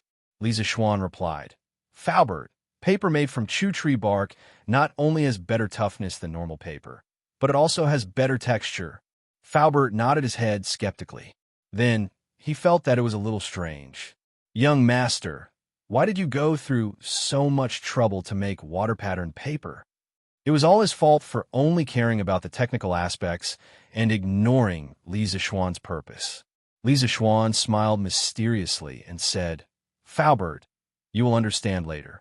Other than the water pattern paper, there is one more thing that I need to trouble Faubert to arrange for people to do as soon as possible. Young master, please speak. Faubert had long been immune to Li Zixuan's creative ability, so he did not make a fuss about it at the moment. Li Zixuan paused and said, Faubert, recently you have been thinking of ways to control the carbon content in the steel to refine a slightly softer steel. I plan to use this steel to make an engraving board, an intaglio engraving board. After this steel is refined, let Master Lu draw the engraving pattern I gave him on the steel plate, and I will engrave it myself later. Intaglio printing, or intaglio printing, was the traditional method of modern banknotes production. In the 21st century, all the countries in the world were still using intaglio printing to produce banknotes. The inked part of the printing plate was concave. During printing, the printing plate was directly in contact with the paper. Under the strong pressure, the ink in the concave pattern was directly transferred to the paper. The ink on the paper was three-dimensional, and if you touched it carefully with your hand, you would feel that it was uneven. On modern banknotes, it was easy to find two characteristics of intaglio printing. One was that the ink layer was thick, and the second was that it had a strong three-dimensional effect. Intaglio printing was the ultimate anti-counterfeiting method that Li Zixuan had designed for Tang Yuan. He did not believe that there would be a place in the world with such advanced printing technology as Chi Chu Ji's workshop. More importantly, the master plate used for intaglio printing was hand-engraved. Hand engraving had a unique anti-counterfeiting property because every engraver's work had its own personal style and characteristics and also had a certain degree of chance. This was something that could not be imitated by others, including the engraver himself, who could not carve an identical engraving plate. Although there were many advanced copying techniques and counterfeiting methods in the 21st century, it was impossible to copy a banknote that was exactly the same as a hand-engraved banknote. With this three-pronged approach, Li Zixuan could be said to have blocked all avenues for those who wanted to copy banknotes. Although Faubert had never seen intaglio engraving and intaglio printing, he could roughly guess what Li Zixuan wanted to do from the words. After thinking for a while, he nodded and said, Good. Currently, the workshop can already produce steel. The soft steel that young master mentioned should also be no problem. Li Zixuan replied with him, then got up and left. Chapter 12:17. Ink Girl, are you there? After returning to Yunshan, Li Zixuan went to Mo Lingwei's courtyard and shouted from outside. He had just gone to the academy to look for Mo Lingwei, but he couldn't find her, so he could only come to the courtyard. Although it was broad daylight, he had to avoid suspicion when looking for a girl. After all, Mo Lingwei could very well be his friend's wife in the future.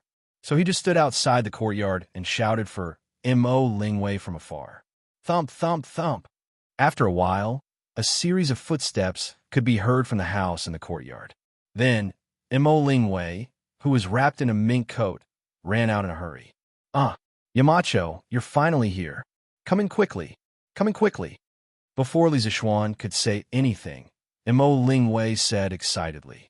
Fortunately, she was holding a book in her hand. Otherwise, she would have touched Li Zixuan.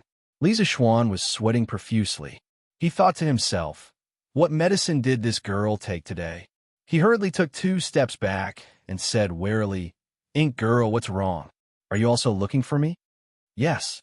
Mo Lingwei responded subconsciously, but then she felt something was wrong and said, That's not right. What do you mean by also? Yamacho, are you also looking for me? Li Zixuan rolled his eyes and complained in his heart, Sister, if I don't have anything, why would I come here? To chat with you? If that's the case, won't your little Ning fight with me? After a while, he nodded helplessly and said, There are some things that I want you to help me with. Before Li Zixuan could finish, Mo Lingwei interrupted, Hey, Yamacho, don't say anything. Answer me a few questions. Then, without waiting for Li Zixuan's answer, she quickly flipped the book to a certain page and asked, Yamacho, this book says that when a part of the conductor is in a closed circuit cut the magnetic induction line, there will be an electric current in the conductors. But why can't we see the so-called magnetic induction line with our naked eyes. Li Zixuan was stunned. He finally understood why Mo Lingwei was in such a hurry today. It turned out that she had fallen into the trap of electricity. This was also what he had expected. Ink Girl, let's put this question aside for now. I have something more important to talk to you about. Although he understood Mo Lingwei's difficulties, Li Zixuan still said so. Compared with making reading glasses for Lu Yidao, it was undoubtedly more important and urgent. Mo Lingwei quickly retorted, "No way. No way. What could be more important than this? If I can't figure it out, I'm afraid I won't be able to sleep tonight. Yamacho, I haven't slept well for 2 consecutive nights." Only then did Li Zixuan notice her 2 panda eyes. He couldn't help but smile and sigh in his heart. This girl is really a science fanatic. Okay, let's solve your problem first. Unable to persuade this stubborn girl, Li Zixuan took the book from Mo Lingwei's hand and began to explain. Ink Girl, first of all, you have to understand that the magnetic induction line is just an idealized physical model. It is a curve that describes the distribution of magnetic fields for the convenience of magnetic research. In addition, electric fields and magnetic fields are both substances, but they are different from ordinary substances. They have no physical form. They exist, but they can't be seen or touched. Ink Girl, do you understand? After digesting it for a while, Mo Lingwei nodded and said, "Well, I think I understand. Yamacho, you are really a genius. You can actually come up with the method of magnetic field lines. Oh, by the way, Yamacho, I have another question." "Why do you have another one?" Li Zixuan stared at her speechlessly. He had just heard Mo Lingwei say that she understood and was ready to breathe a sigh of relief. He didn't expect that Mo Lingwei wouldn't give him a chance to breathe at all. Yes, there must be more than one question. Yamacho. Mo Lingwei looked at Li Zixuan strangely. Her eyes seemed to say, "You didn't think that there was only one question at the beginning, did you?" "Yamacho, I don't understand why the direction of the magnetic induction current is the right-hand spiral rule and not the left-hand spiral rule. Is there a deeper reason that you didn't write in the book?" Li Zixuan heard this and was speechless. He thought to himself, why does this girl have to question everything? She's almost asking 100,000 questions. However, in this world, people who like to get to the bottom of things and challenge authority would only have 2 outcomes in the future. One was to become a loathsome idiot, and the other was to become a super big shot in the academic world. Those people who would honestly learn whatever was taught in the book without the slightest doubt would have limited achievements in the future. In comparison, Mo Lingwei's academic limits were much higher in the future. Ink Girl, this is the conclusion from the experiment. If you don't believe me, you can. On the west side of Yinshan, in front of a courtyard, a man and a woman were standing in front of the courtyard. They weren't talking about love, nor were they in front of flowers under the moonlight. Instead, they were discussing academic problems. They were really the 2 weirdos of the Tang dynasty. Li Zixuan's lips were almost dry from talking from 4:45 p.m. to 5 o'clock p.m. Finally, he solved all of Mo Lingwei's problems. "Hey, Yamacho, you said you wanted to talk to me about something. Hurry up and say it." After Mo Lingwei's doubts were cleared, she finally thought of Li Zixuan's matter. She asked Li Zixuan. Li Zixuan didn't have the energy to complain about this girl's carelessness. He sighed softly and said, "I came here today to ask Ink Girl for a favor, but it's already late, so we can only wait until tomorrow. Yamacho, tell me what is first, so I can be mentally prepared." Mo Lingwei expressed that she was a little afraid of Li Zixuan's trap. A few days ago, Li Zixuan asked her to prepare for the construction of the generator. At that time, she didn't know how big the trap was, but after she jumped in, she realized that it wasn't a trap at all, but a bottomless abyss. Once she jumped in, she wouldn't be able to jump out even if she wanted to. Seeing Mo Lingwei's wary face, Li Zixuan was both angry and amused. He said, "It's not a big deal. I just want you to help me polish 2 glass lenses. You did a good job with the astronomical telescope, so this time I want to ask Ink Girl to give Master Lu a pair of lenses so that he can see very small things through them." "Yamacho, are you talking about a magnifying glass?" "That's easy. But why do you need a magnifying glass for Master Lu? And what's the size of the magnifying glass? You have to tell me. Yamacho, right? Mo Lingwei was best at optics, especially after she learned the optics part of the first volume of physics. In the whole Tang dynasty, only Li Zixuan could compare with her in this area. So, of course, she knew about the existence of a magnifying glass. Chapter 12:18. Master Lu is old. It's normal for him to not be able to see things clearly, isn't it? Forget it, Ink Girl, don't grind the lenses for now. Just make a magnifying glass for Master Lu. He's not in a hurry to use it. Li Zixuan didn't want to explain too much, so he just gave a vague explanation and wanted to slip away. But Mo Lingwei didn't want to let him have his way. Hey, Yamacho, why can't old people see things clearly, but with a magnifying glass, they can see things clearly? What knowledge is there in this? What knowledge is there in this? What knowledge is there in this? It's just a matter of correcting the vision of hyperopia. But if he really wanted to explain it to Mo Lingwei, this girl would definitely ask what was hyperopia. Why did he need a magnifying glass to correct hyperopia? If he wanted to explain all these miscellaneous questions to Mo Lingwei, it would probably take him a long time to explain them to her. Li Zixuan didn't want to accompany this silly girl in the cold wind no matter what, so he didn't dare to stop walking. He said as he slipped away, "We'll talk about this later. Ink Girl, remember to go to the workshop tomorrow and help me make the magnifying glass. If you feel that you can't do it alone, then you can ask Yin Shouting to help you." The next day, Li Zixuan went to the academy and discussed the dam construction plan with Mo Huai again. Mo Huai still felt that the plan wasn't perfect, so he requested to modify it again. On Li Zixuan's side, he had already started to send people to recruit workers. If he wanted to build a dam, he would need at least a few thousand people, and it would be best if they were good at swimming. Fortunately, the entire Lantian County had become Li Zixuan's fief, so it was much easier to recruit craftsmen. According to Wang Zhong, in just 2 days, there were more than 2,000 villagers who were good at swimming came to apply. It was estimated that in another week, all the craftsmen would be recruited. Coming out of the academy, Li Zixuan coincidentally met Mo Lingwei. After learning that this girl had made the magnifying glass for Lu Yidao in just one morning, he clapped his hands and laughed, praising Mo Lingwei greatly. Then, taking advantage of Mo Lingwei's joy, Li Zixuan immediately slipped away. He had to go home to eat, so he didn't want to be caught by Mo Lingwei again. "Wife, there's news from father-in-law. Do you want to hear it?" After returning home, Li Zixuan's to find Han Yushi. Husband, my father's a letter?"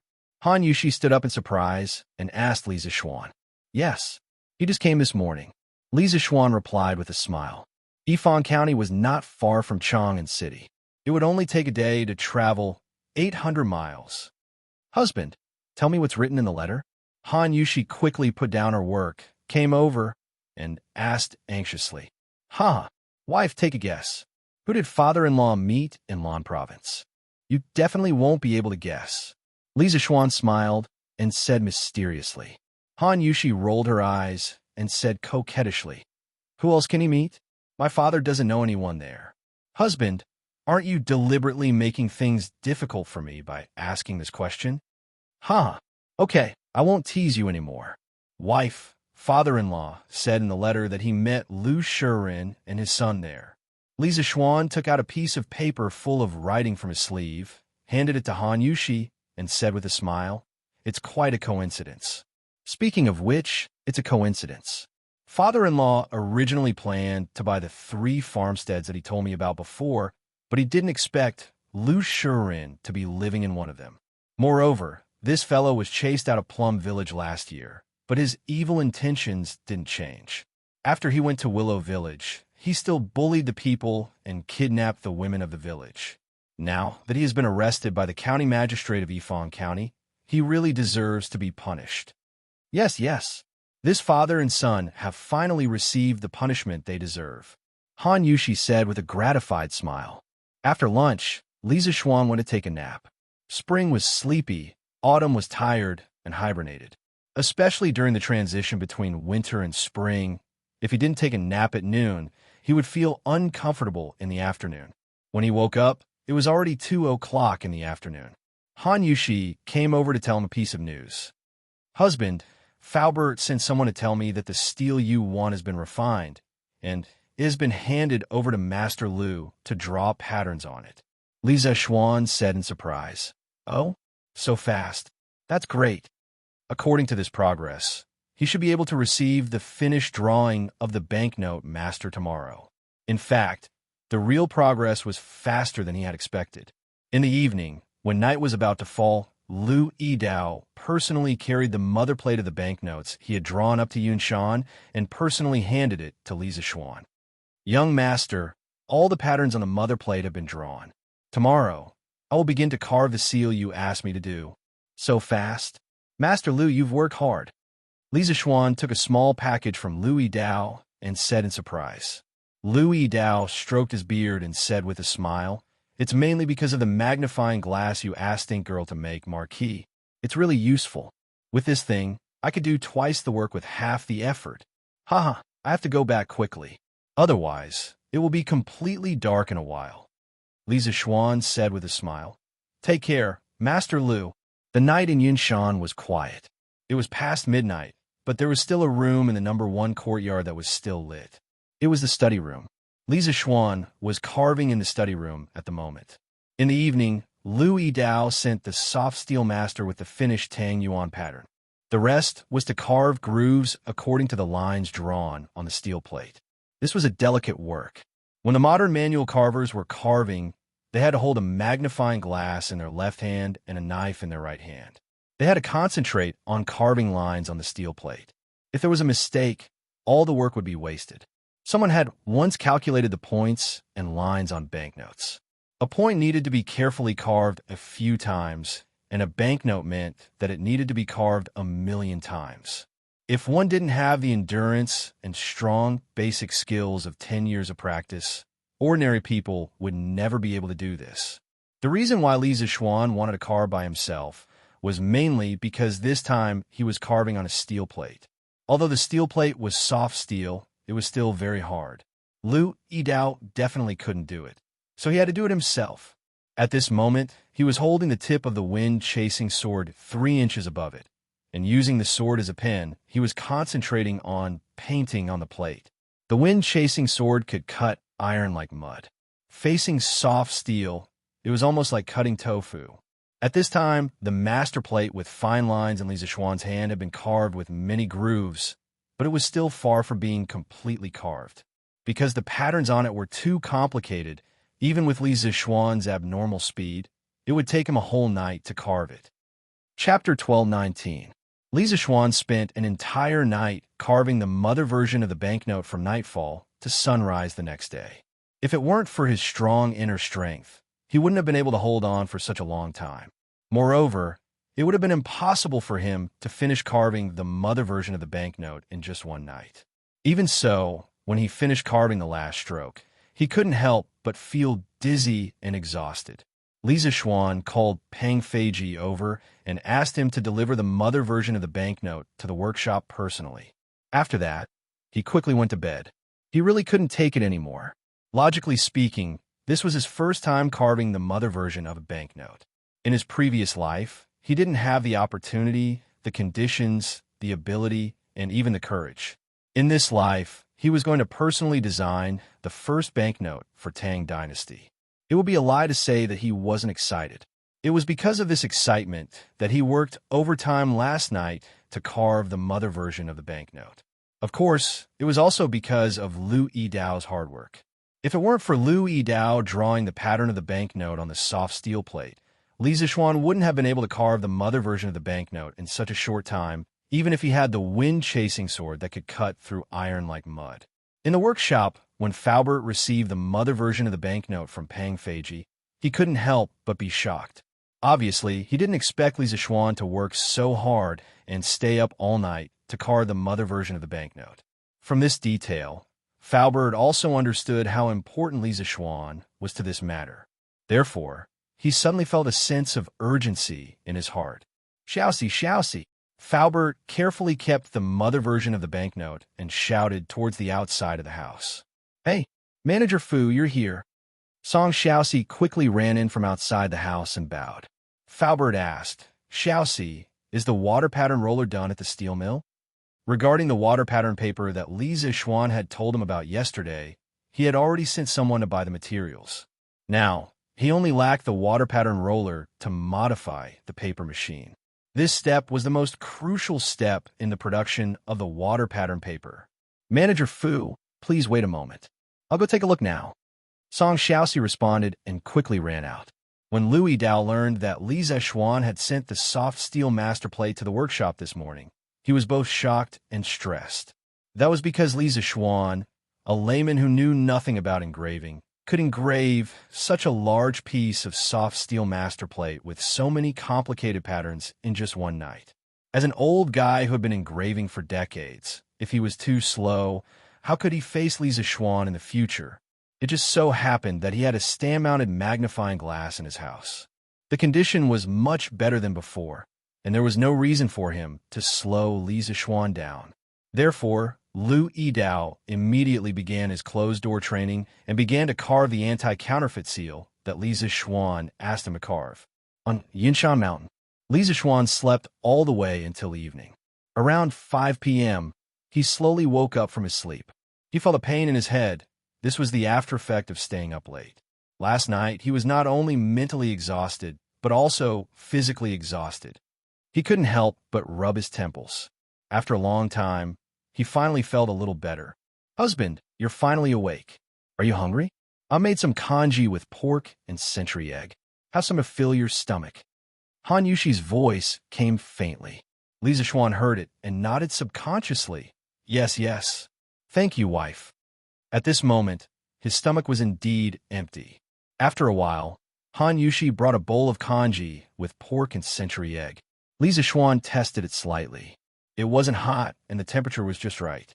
Han Yushi must have kept the congee warm in the pot and waited for him to wake up so that she could bring it to him directly.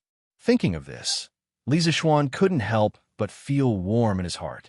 In terms of thoughtfulness, his wife was the most considerate.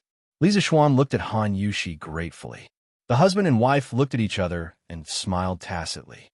At this time, Li Zixuan asked while eating, Wife, is there any news from the workshop today?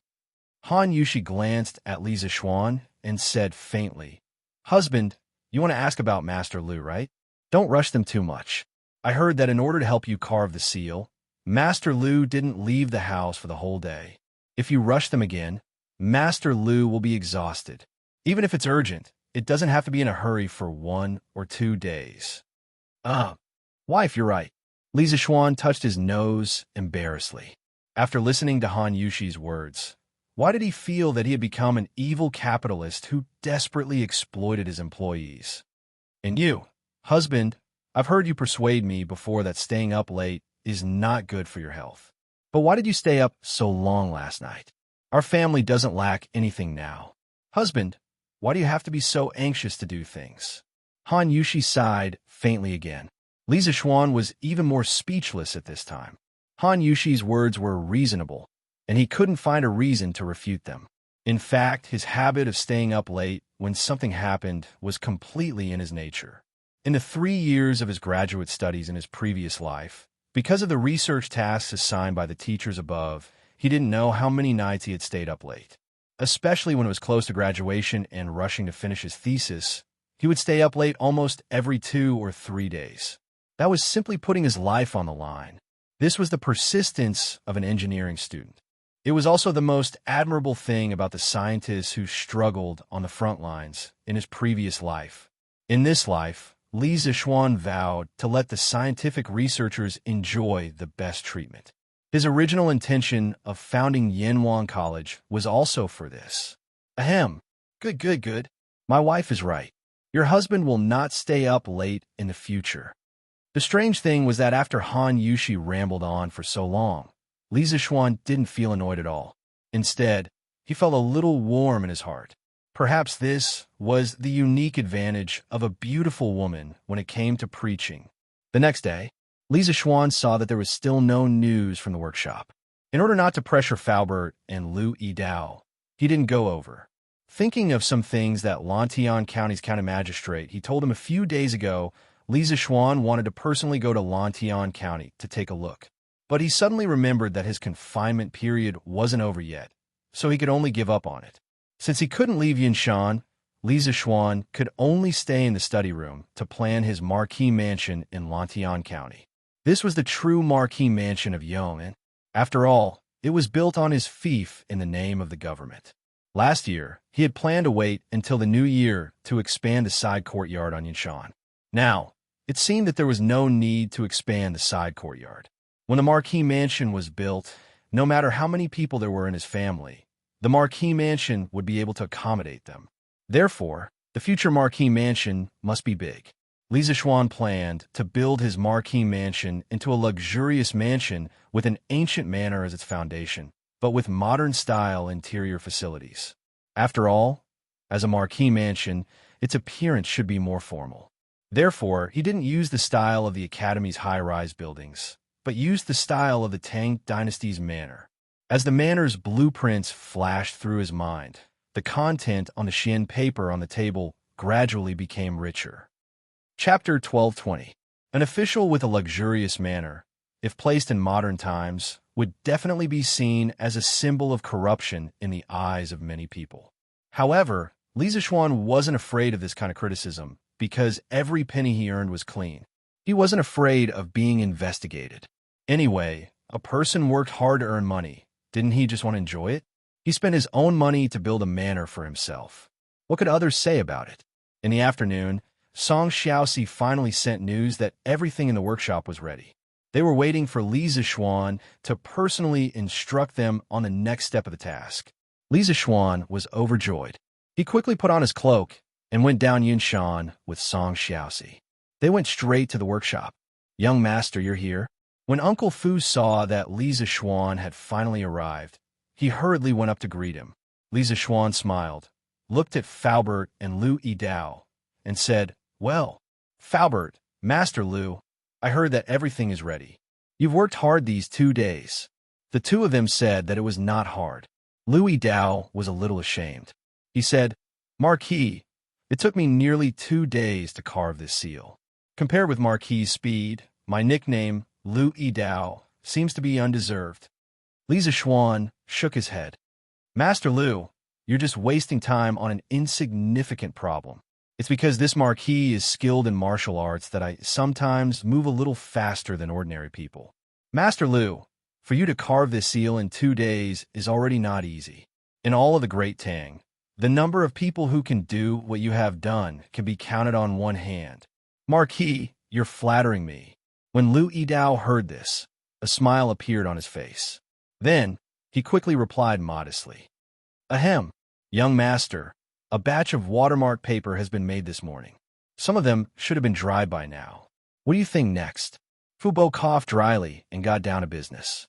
Li Zixuan nodded and said, "Faubert, come with me to take a look." They came to a factory on the east side, where the workshop made paper. "Young master, this is the water pattern paper. Please take a look and see if the talisman meets the requirements." Faubert said to Li Zixuan as he pointed at the sheets of white paper hanging under an old locust tree in the courtyard. Li Zixuan took a few steps forward and found a piece of dried paper. He took it down from the shelf and looked at it carefully under the sunlight. He saw that on the white paper, there were neatly arranged dark characters, Tang. After spreading the paper flat, the dark words disappeared again. People who saw it for the first time might find it magical, but for Li Zixuan, a modern person, it was not strange at all. However, he was quite satisfied with the quality of the paper. Just the texture alone was not comparable to that of ordinary paper. "Yes, that's right. Faubert, next, use the soft steel masterplate I gave you yesterday to imprint the pattern on it. The material used to press the steel plate must be heavy. The heavier the better. Otherwise, it won't show the effect." Li Zixuan nodded with satisfaction, put down the water pattern paper in his hand, and said to Faubert, "Yes, I understand young master's meaning. I'll arrange it now." Faubert replied with a smile. Now that the printing technology in the workshop was quite mature, the most difficult part of the concave printing technology was the engraving of the plate. The actual imprinting process was not complicated, so when Li Zixuan roughly explained it, Fauber understood what to do. Fauber used an hour to set up a temporary concave imprinting workbench. The water pattern paper to be imprinted was fixed. The soft steel master plate was also attached to the bottom of a square boulder. After the master plate was dipped in green ink, it was manually pulled to control the boulder to press on a specific position on the water pattern paper. After the ink in the groove of the master plate had dried, the boulder was pulled up and the first side of the water pattern paper was imprinted. Using the same method, the second side was quickly imprinted. The tailor in the workshop carefully cut off the imprinted banknote and handed it to Lisa Schwan. 1 Tang Yuan. Great Tang's Yanwang Bank. After seeing the well-printed 1 Tang Yuan banknote in his hand, Lisa Schwan felt a sense of accomplishment in his heart. This was the first edition banknote of Great Tang, and also the first edition banknote in the history of China. He could really leave his name in history. The color of the Tang Yuan banknote was mainly green, and the patterns on it were very dense. 1 Tang Yuan was written on the bottom left corner, and Great Tang's Yanhuang Bank was written on the top of the back. The 1 Tang Yuan banknote was a little similar to the modern 1 yuan, but there was no portrait on it, so it looked much simpler. Young master, this old man forgot to ask earlier. What does the 1 Tang Yuan written on it mean? And what is Great Tang's Yanhuang Bank? Fauber also felt that the banknote in Lisa Schwan's hand was very exquisite, but he had some doubts about the words on the banknote. Lisa Schwan's expression turned serious. He dismissed his subordinates and said in a deep voice, Faubert, Master Liu, come here. I have something to tell you. The issue of banknotes was no small matter. The workshop had to make thorough arrangements. In Faubert's office, Lisa Schwan told Faubert and Master Liu about the banknotes in Yanwang College. The two of them were obsessed with technology their whole lives, but they were not good at economics. Therefore, they did not comment on Lisa Schwan's actions. Young master, although it is indeed more convenient to use Tang Yuan to replace the copper coins in the college, we have to strictly control the workshop. Otherwise, if someone with ulterior motives steals the mother version or the printed banknotes, it will be a big loss for you. Having personally experienced the production and printing of banknotes, Faubert knew very well that it was no different from a fantasy for others to imitate banknotes. He was worried that there would be greedy people in the workshop.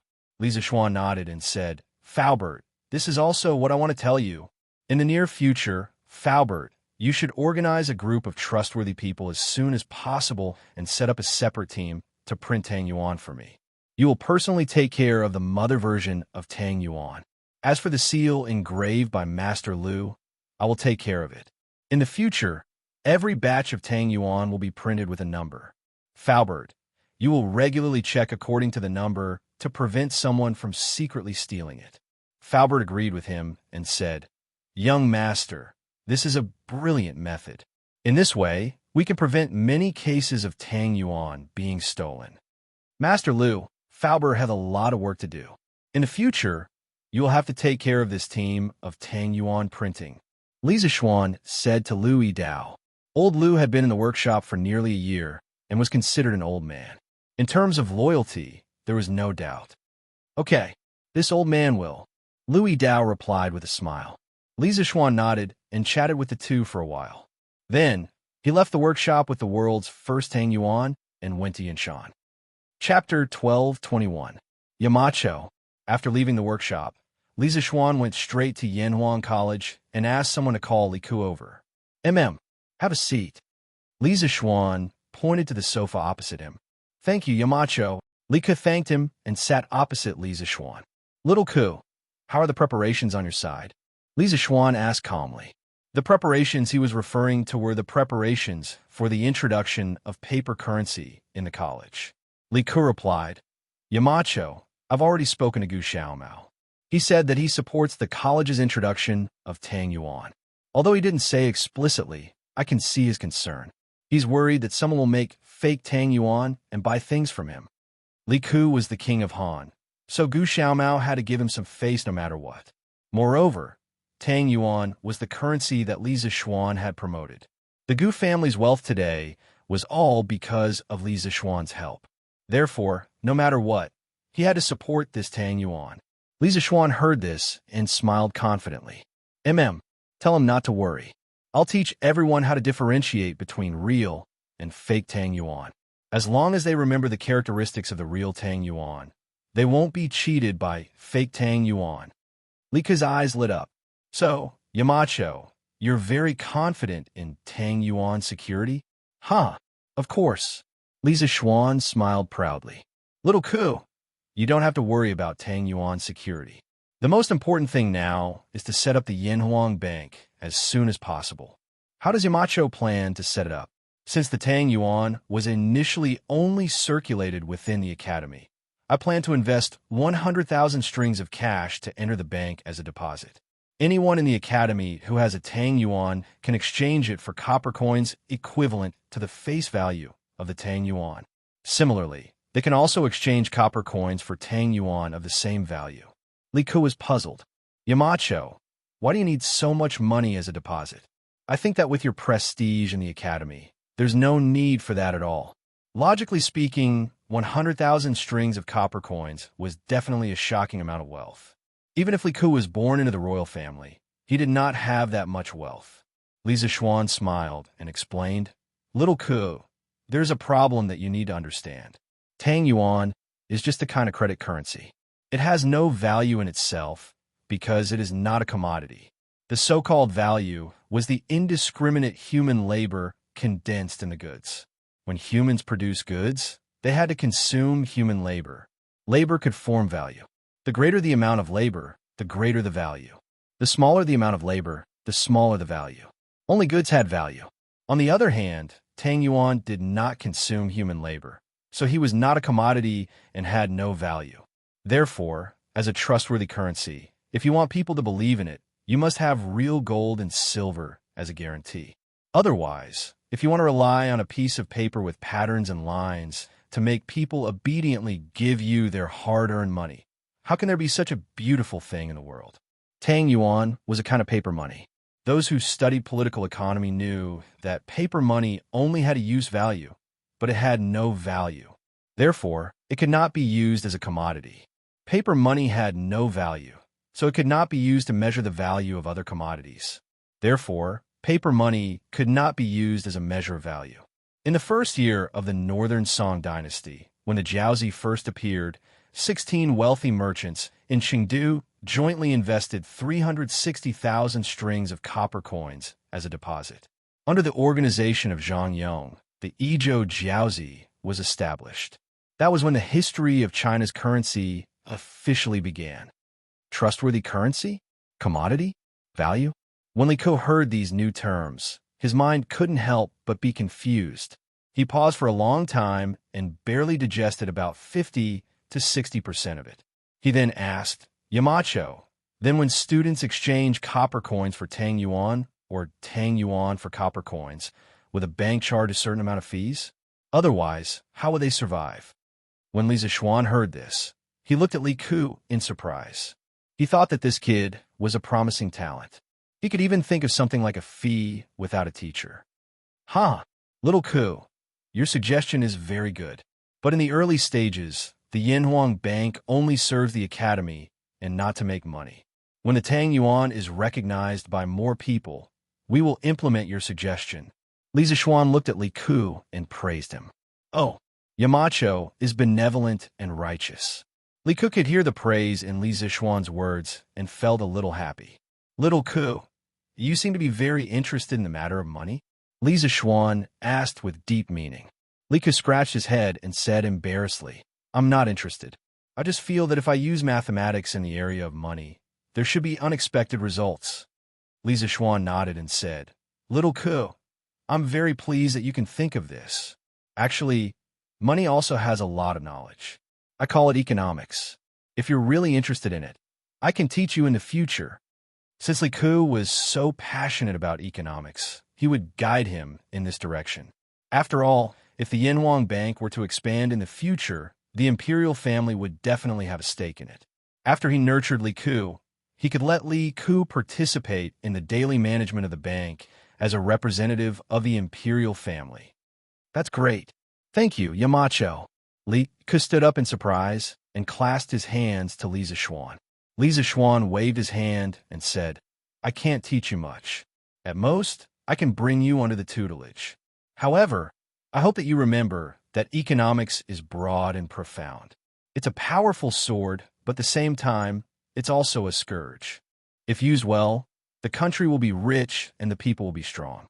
If you act recklessly because of a moment of greed, the powerful sword will turn into a scourge and cause the Tang Empire's economy to collapse.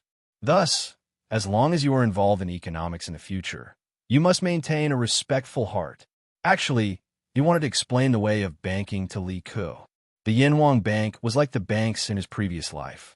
Once the Tang Yuan currency became popular in the Tang Empire, the Yanhuang Bank would become an important department comparable to the Ministry of Revenue and directly control the economic lifeline of the Tang Empire. At that time, if someone couldn't resist the temptation of money and started to issue excessive amounts of money, the Tang Empire's economy would definitely collapse. Wasn't the Ming Dynasty's banknotes the same? Li Ku said seriously, Yamacho, I will remember what you said today and never forget it. Li Zishuan nodded and said, then you can go and do your work. The Tang Yuan and the bank will be activated in 2 days. You can come over to help then. Yes, Yamacho. Chapter 1222. Jingguan First Year, February 5th, Yanhuang College Calendar, Friday. When it was close to noon, thousands of ox carts carrying brand new copper coins suddenly entered the gates of the college.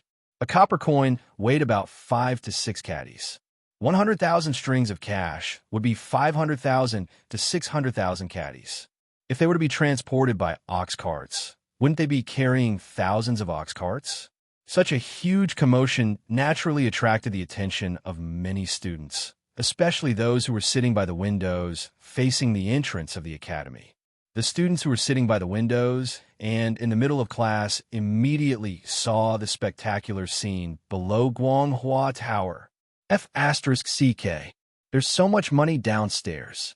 Our academy is going to be rich. On the second floor of Guanghua Building, Class 1, Wang Ming was sitting by the window. At this time, he was already hungry and was looking forward to getting out of school to eat. Inadvertently, he glanced out of the window and caught a glimpse of a vast number of ox carts pulling copper coins. He couldn't help but cry out in surprise. The teacher who was lecturing in the classroom and the students who were listening to the lecture all turned their gazes in this direction in an instant. Wang Ming, stand up. Who allowed you to make such a racket in class? Class 1's lesson was mathematics. The teacher was Su Hongji. Old Su's expression was very ugly. Any teacher who encountered such a troublemaker in their class would have an ugly expression. Mr. Su, I was wrong. There's really a lot of money outside. There are thousands of ox carts, right? Look if you don't believe me. Wang Ming shrunk his neck, but he couldn't help but glance out the window. F***CK. There's really a lot of money. Isn't that Yamacho? Why did he suddenly bring so much money to the college? Chung Chimo half-squatted and stretched his neck towards the window. When he saw the countless ox carts outside, he couldn't help but make a fuss. As the saying goes, 3 people make a tiger. After the 2 of them said that the students in the classroom couldn't sit still, especially those who were sitting by the window. One by one, they stretched their heads to look outside. Wow, there's really a lot of money. There's hundreds of carts, right? Hundreds? There should be thousands. Thousands? Oh my God, how much money is that? The previously quiet classroom was immediately filled with buzzing sounds of discussion. Many of the students sitting in the middle stood up and stretched their necks to look out the window. Quiet. Be quiet. Su Hongji angrily glared at Chung Chumo and Wang Ming, and hurriedly spoke to maintain order. Similar situations were happening in the other classes as well. Originally, there was only the sound of teachers lecturing in Guanghua Building. However, when it was close to the end of the school day, there was suddenly a burst of noise. However, this noise was quickly suppressed by the teachers in the various teaching buildings. Clang, clang, clang. After waiting for a long time, the students finally came to the end of class.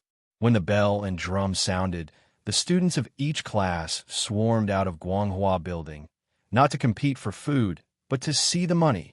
It wasn't that they hadn't seen money before, but most of them had never seen so much money. Thousands of carts of copper coins. This scene was too spectacular. No wonder they would swarm out to see the curiosity. At this time, there were still many ox carts loaded with copper coins outside Guanghua Building. After all, it was impossible to store so many copper coins in the warehouse in such a short time no matter what. Damn, where is all this money being transported to? The students quickly discovered that the ox carts were slowly lining up and moving in one direction. They couldn't help but follow behind, wanting to find out what was going on. It wasn't that they didn't think of asking the people beside the ox carts. However, the ones pulling the ox carts today weren't the Academy's guards, but the soldiers of the Right Marquis Guard. Li Zixuan had borrowed them from Yuqi Jinda. Most of them wanted to ask, but they didn't know the others. How could they ask? However, there were always people who knew them. "Hey, big brother Shun, why are you here?"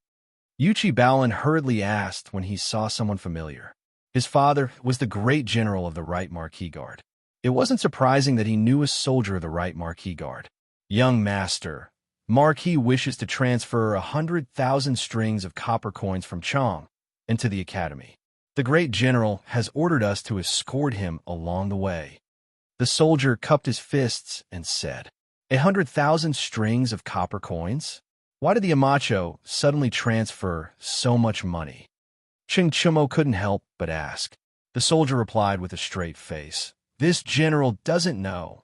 Hey, look, these copper coins are all transported to this building." The students followed the ox carts and finally found the final destination of the 100,000 strings of copper coins. It was a small 3-story building near the Academy's library.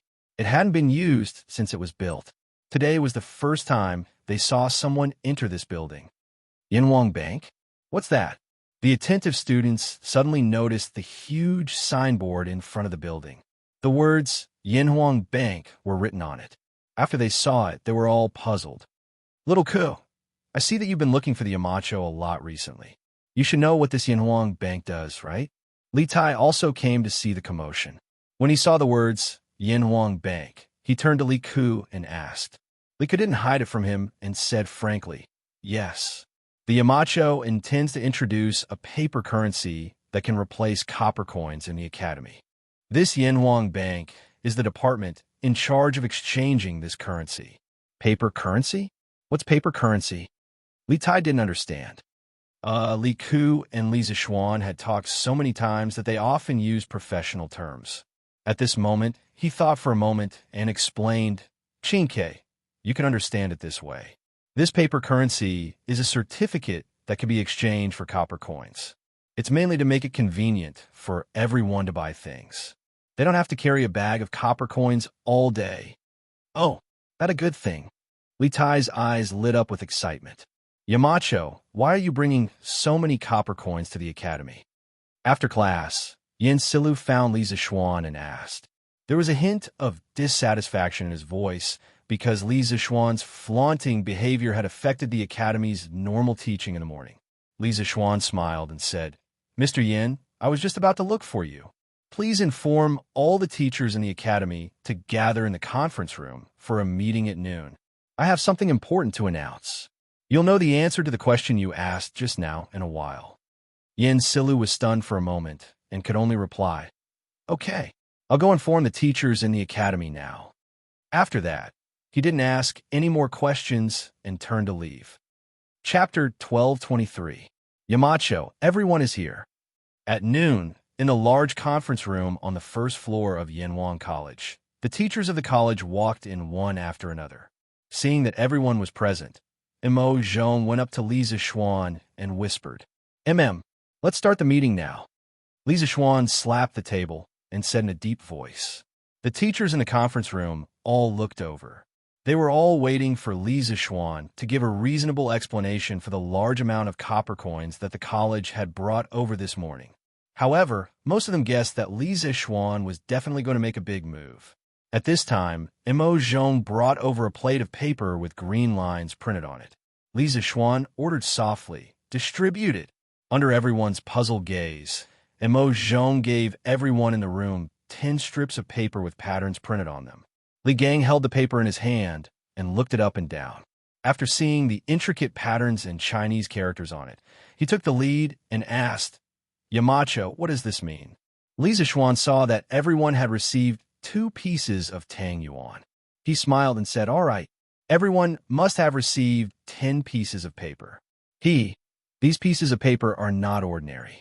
From today onwards, these pieces of paper will replace the copper coins in the college and become a new currency. What? This thing replaces the copper coins? Then what does Tang Yuan and Tang Jiao mean? And what is Tang Yanhuang Bank? I know about this. The 100,000 strings of copper coins that Mountain Elder brought over today are in a house with a plaque of the Yanhuang Bank in the academy. As soon as Li Zishuan's voice fell, there was a burst of whispers in the room. It wasn't that they were making a fuss, but that the copper coin was already deeply ingrained in their minds. Now that Li Zishuan suddenly announced that he would use this thin piece of paper to replace the copper coin, how could they accept it in such a short time? Ahem. I know that all of you are confused, but it is imperative that we replace the copper coins with Tang Yuan in the academy. Oh, I call the paper in your hands Tang Yuan. There are 10 different denominations of Tang Yuan. The smallest is 1 Tang Jiao, which corresponds to 1 copper coin. There are 5 Tang Jiao, 10 Tang Jiao, 50 Tang Jiao, and 100 Tang Jiao, which correspond to 5, 10, 50, and 100 copper coins respectively. Above that were the Tang Yuan. 1 Tang Yuan corresponded to 1 copper coin. Above that were 5, 10, 50, and 100 Tang Yuan. They corresponded to 5, 10, 50, and 100 copper coins respectively. In order to convince everyone of Tang Yuan's value, I have decided to personally invest 100,000 strings of cash as a deposit to establish the Yanhuang Bank. These 100,000 strings of cash have all been deposited today. I believe everyone has seen it. I can guarantee you that as long as I, Li Zishuan, am the Yamacho of Yanhuang College, the 100,000 strings of copper coins will never be taken away. At any time, as long as someone brought Tang Yuan over, they would definitely be able to exchange it for copper coins. In the future, no matter if you want to exchange copper coins for Tang Yuan or exchange Tang Yuan for copper coins, you could go to the Yanhuang Bank to do it. Furthermore, as the students of Yanhuang College, you can enjoy the treatment of waiving processing fees when you do business with the bank for the rest of your life. In addition, the college's canteen, grocery store, and future salaries and scholarships will all be settled using Tang Yuan. Copper coins will no longer be allowed. The Tang Yuan that you receive can be exchanged for copper coins. You can also buy food or other items in the college or at the Drunken Immortal restaurant, Chitsu Pavilion, Chitsu Culture, and ready-made clothing stores under my name. Therefore, in summary, replacing copper coins with Tang Yuan will not cause any losses to you. On the contrary, it will bring great convenience to everyone. What do you all think? Li Zishuan's low voice resounded throughout the conference room. His grand plan was finally revealed to everyone. After hearing it, the students of the college widened their eyes in disbelief. They were all shocked by Li Zishuan's proposal. The bank, 100,000 strings of cash, Tang Yuan. They had never heard of these new concepts before, but after hearing them, they had to admit that Li Zishuan's Tang Yuan would indeed bring great convenience to people. However, Yamacho, Tang Yuan is indeed much more convenient to carry around than copper coins. But what if a large number of imitation Tang Yuan appear? Wouldn't the Yanhuang Bank lose all its money? Li Gang himself did not like the cumbersome copper coins. As an old man, he usually did not carry copper coins when he went out. However, Li Gang was worried that Li Zishuan's bank would go bankrupt due to the proliferation of counterfeit coins. Therefore, he kindly reminded him, "That's right. Yamacho, what if someone imitates Tang Yuan?" The rest of the teachers also chimed in. They did not have any objections to using Tang Yuan to pay them. After all, it was guaranteed by Li Zishuan's reputation and could be exchanged for copper coins at any time. Moreover, the shock of the 100,000 strings of cash in the morning had not dissipated yet. They were mainly worried that Tang Yuan would be imitated. If they accidentally received counterfeit coins in the future, they would have to bear the losses themselves. Haha, you all have underestimated Tang Yuan. Don't worry, Tang Yuan's production and printing process are extremely complicated. It is absolutely impossible for ordinary people to imitate. Next, I will explain the characteristics of Tang Yuan to everyone. Li Zixuan smiled confidently. Then, he picked up a 100 Tang Yuan banknote and said, "Everyone, feel this Tang Yuan banknote and feel its texture. Is it different from all the paper you've used before?" Everyone followed his instructions and picked up the Tang Yuan on the table. Using 2 fingers, they carefully rubbed it and instantly felt the difference. The texture of this Tang Yuan is really special. The texture is superb. Even the best Xian paper can't compare. The students from the academy were all surprised. Li Zixuan smiled and said, "I believe everyone has also felt it. This Tang Yuan's texture is smooth and delicate. It is tough and resistant to bending, and it is very flat. If you shake it in the air with your hands, or pull it tight and loose, or use your fingers to lightly flick the surface of the Tang Yuan, it will make a clear and crisp sound.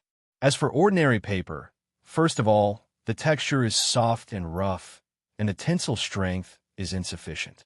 It is very easy to break, and if it is shaken in the air, the sound it makes will be somewhat dull. Just based on this point, we can distinguish many authentic Tang Yuan." Pa. After Li Zixuan finished speaking, most of the people in the room could not help but pick up the Tang Yuan in their hands and start to shake or flick it according to his instructions. For a moment, the room was filled with the sound of pa. It really is. Listening to the sound, it is different from ordinary paper. This paper must be made with special materials. Yamacho's workshop is really amazing. But what if there's a ginseng that knows the method of making this paper? What should we do? Chapter 12:24. Everyone, please be quiet. In the meeting room, Li Zixuan secretly listened to the discussion of the teachers and continued. "Just now, I heard someone worry that the paper used to make Tang Yuan had been stolen. What would happen? Or what would happen if someone made paper similar to Tang Yuan? I can confidently say that the above 2 situations are absolutely impossible. First of all, texture is only the most common characteristic of Tang Yuan. Next, everyone, please put your Tang Yuan under the sun and see what happens." Before Li Zixuan could finish, someone impatiently flattened the Tang Yuan and looked at the window. There are words. This Tang Yuan can actually show words under the sun. This is too magical. Where is it? Oh, there really is. Not only can it show words, but it can also show patterns. Could this be the legendary heavenly book? Legend has it that in ancient times, there was a magical heavenly book. Ordinary people could not see any words and could only read it by using a special method to make the words appear. At this moment, someone actually linked the magical phenomenon of Tang Yuan to the heavenly book. Their imagination was really novel. Everyone, do you see it clearly now? Apart from a special paper used for Tang Yuan, there is also something special about it. Also, touch the surface of this Tang Yuan. Don't you feel a bumpy texture? Just based on these 2 points, it is definitely not something that can be produced by an ordinary workshop. In the future, Yanhuang Bank will also provide you with the service of verifying the authenticity of your currency for free.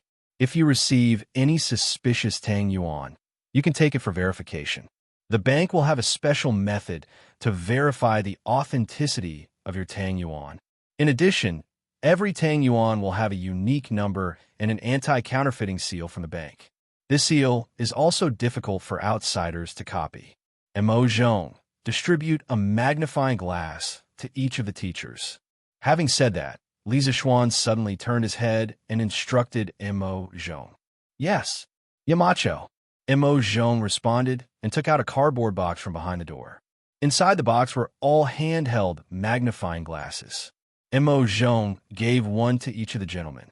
Besides Li Zixuan and Mo Huai, it was the first time the others had seen such a thing, and they couldn't help but be greatly surprised. Li Zixuan gave them a simple explanation of how to use it, then said, "That's right. Gentlemen, please use this magnifying glass and take a closer look at this seal. You will definitely find an unexpected surprise." To be honest, after experiencing so many surprises before, the teachers of the academy felt that no matter what happened next, they would not be surprised anymore.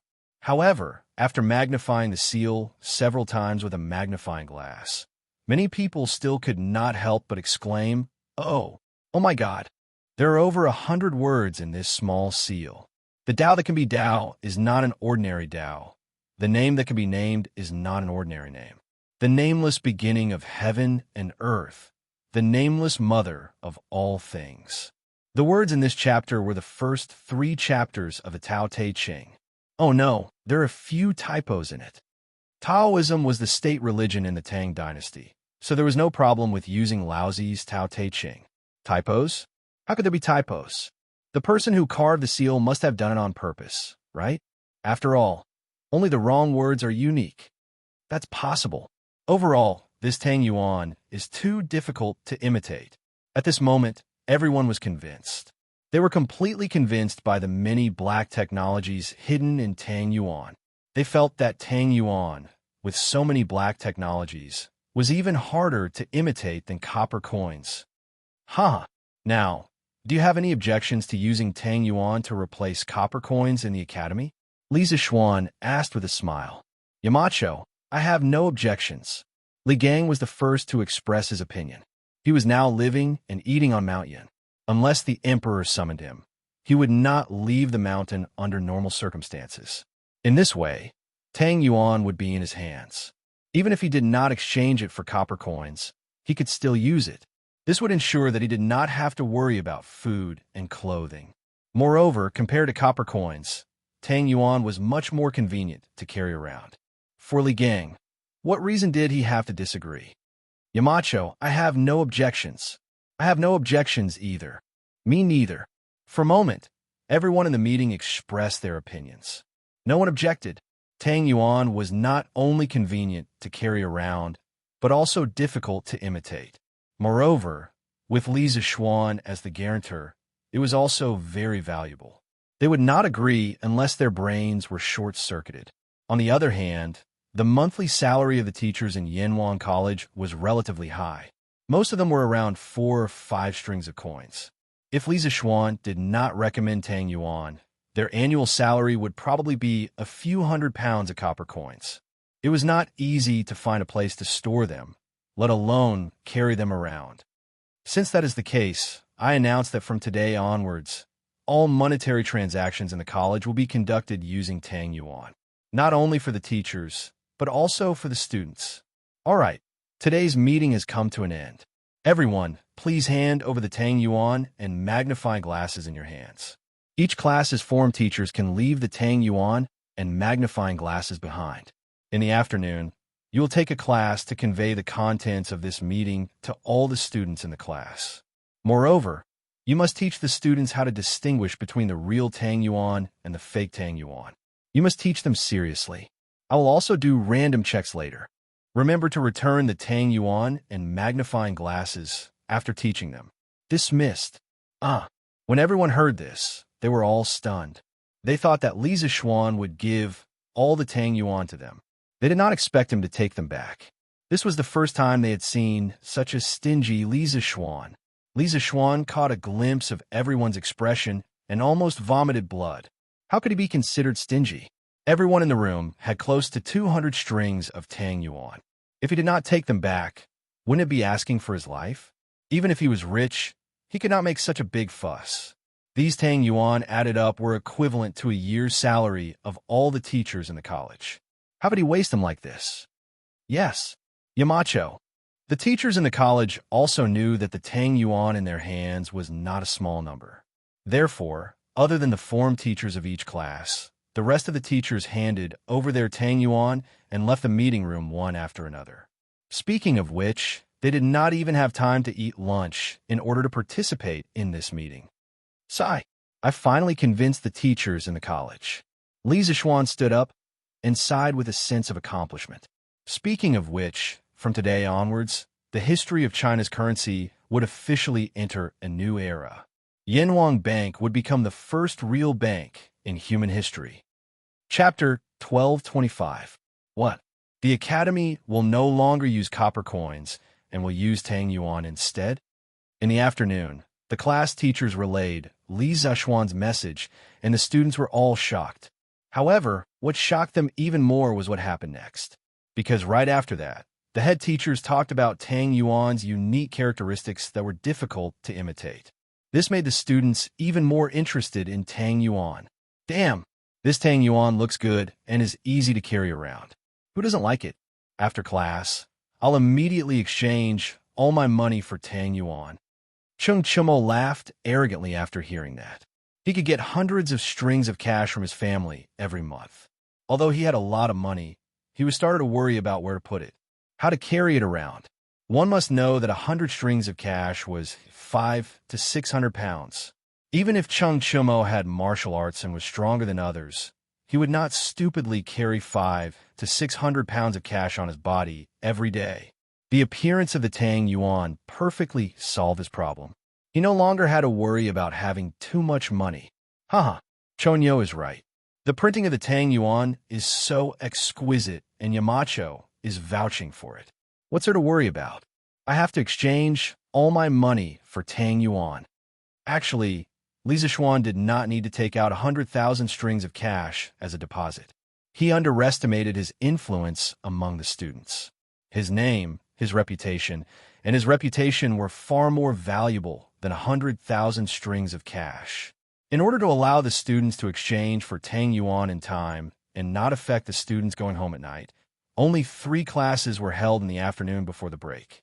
The students of the Yin Wang Academy immediately swarmed into the Yin Wang Bank.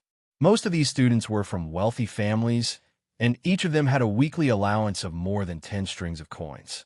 So when they exchanged for the Tang Yuan, each of them carried a big bag of copper coins. Little Ke, not bad. I heard that you came up with the idea of Tang Yuan. You're amazing. Li Tai also brought 10 strings of cash to join in the fun. He had no choice but to come. The Academy's cafeteria and grocery store had all stopped using Tang Yuan. If he did not come to exchange for some money, he would not be able to eat next week. However, he couldn't carry any more copper coins. 10 coins was already his upper limit. Li Ku was a martial artist, so he naturally carried more copper coins than Li Tai. There were about 20 strings of coins in total, and he was only carrying them with one hand. It seemed like he did not expend any effort at all. Hearing Li Tai's praise, Li Ku scratched his head with his other hand. Chinke, I did not come up with the idea of Tang Yuan. I only gave some suggestions. The design, printing, anti-counterfeiting, and the establishment of the Yin Wang Bank. They were all done by Yamacho. I dare not take credit for it. Haha, little Ku, why are you being so humble? No matter what, this Tang Yuan has solved a huge problem for me. In the future, I can casually bring a few hundred strings of coins with me when I go out. Nouveau riche Chung Chumo laughed arrogantly. More than 10 people came to the Yin Wang Bank today. Last year, Li Zishuan wanted to introduce a new type of mathematics to the whole country. So it was easy for Li Zishuan to recruit a large number of mathematics and bookkeeping experts for the bank.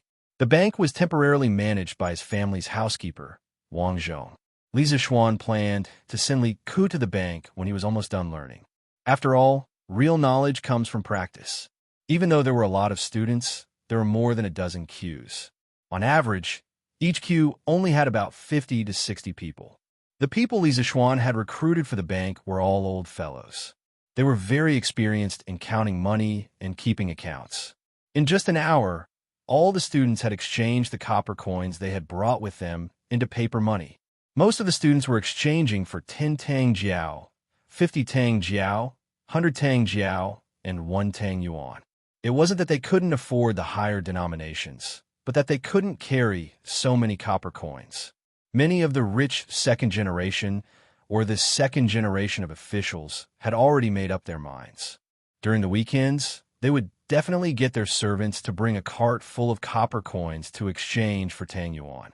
This way, they wouldn't have to come here every once in a while to exchange for Tang Yuan. Around 5 p.m., the students who lived near the academy carried their bags and returned home with their Tang Yuan. The peaceful Chong and city was about to be stirred up by the return of these students. What are you carrying? It looks very nice.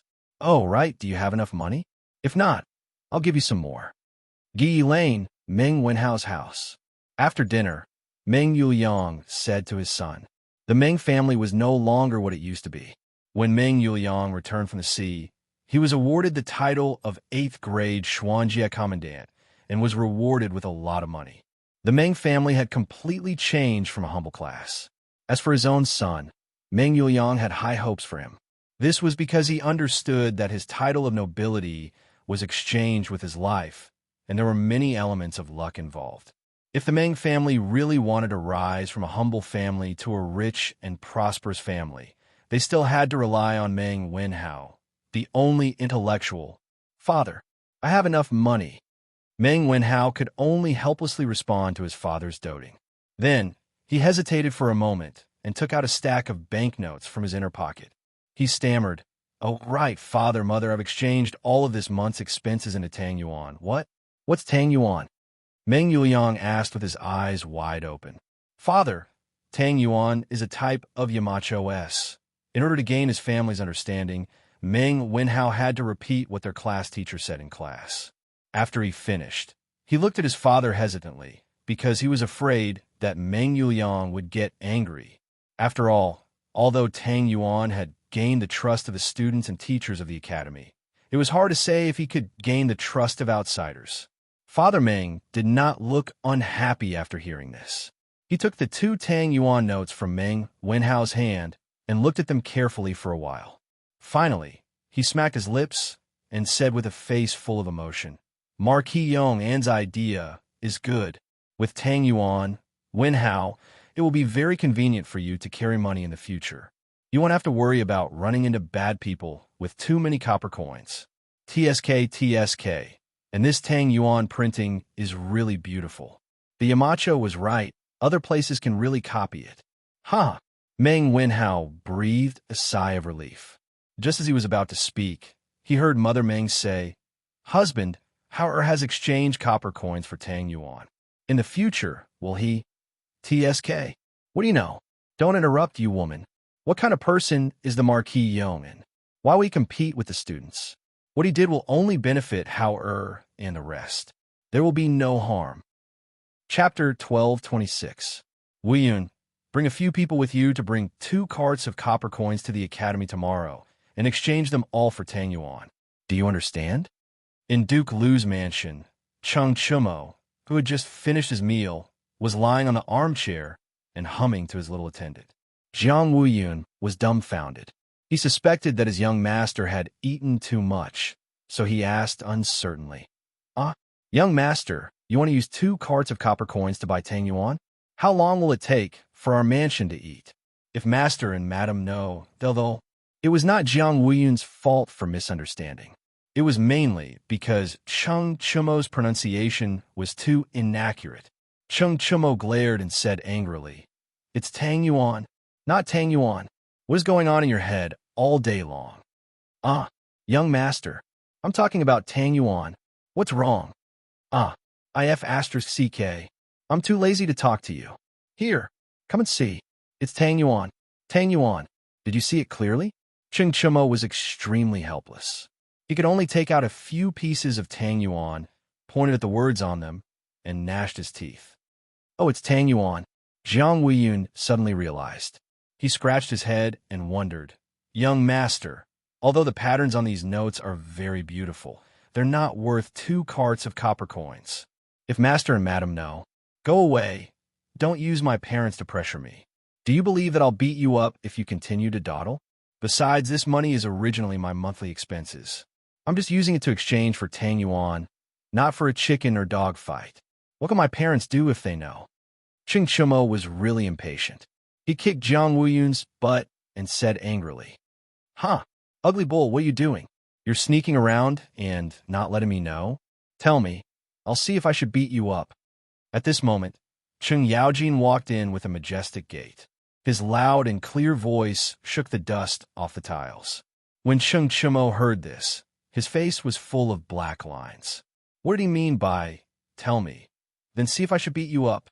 It turns out that you're treating beating your son as your own pleasure. What? Why didn't you say anything? Go on. Tell me, what did you do? "Father, I didn't do anything." Chung Yaojin sat opposite Chung Chumo and stared at Cheng Chumo with a burning gaze. Cheng Chumo could only say helplessly, "I just changed all the money my family gave me for this month to Tang Yuan." Tang Yuan? The one in your hand? What were they doing? Bring it over and let this old man take a look. When Cheng Yaojin heard this, he did not immediately scold him. Instead, he looked at the few pieces of green paper in Cheng Chumo's hand and said, "Father, Tang Yuan is a new toy that Yamacho tinkered with.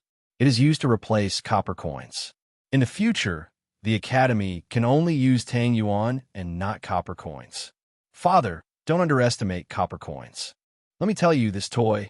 When Cheng Chumo saw that his father's attitude was not bad, he was happy to tell him more about Tang Yuan. After half an hour, Cheng Yaojin clicked his tongue and said, "Little Xian has thought of another good way to earn money. Ugly Bull, go back and ask Little Xian if his bank is short of money. If he is short of money, this old man can invest 50,000 strings of coins." "Ah, father." Cheng Chumo's eyes widened. He suspected that he had heard wrongly. He stuttered, "Father, this bank doesn't make money. Now, the students and teachers of the Academy don't need to pay extra to exchange copper coins in Tang Yuan. Why do you still need to invest so much money?" Cheng Yaojin pursed his lips and said to Cheng Chumo angrily, "You brat, what do you know? Not collecting extra money now doesn't mean that we won't collect extra money in the future. In this old man's opinion, Little Xian's bank will definitely have great prospects in the future. Moreover, it will be a huge profit with little capital." Chongren Lane, Zhangsun Wuji's residence. I have to say, this Li Zixuan's idea is really strange. Using paper Tang Yuan to replace the heavy copper coins. This idea is bold, but it is also a wonderful idea. This old man dares to conclude that this lad must have a big plan. It is definitely not just a plot of land in Yanhuang College. Zhangsun Wuji said emotionally as he held the Tang Yuan that Zhang Sun Chong brought back from the Academy.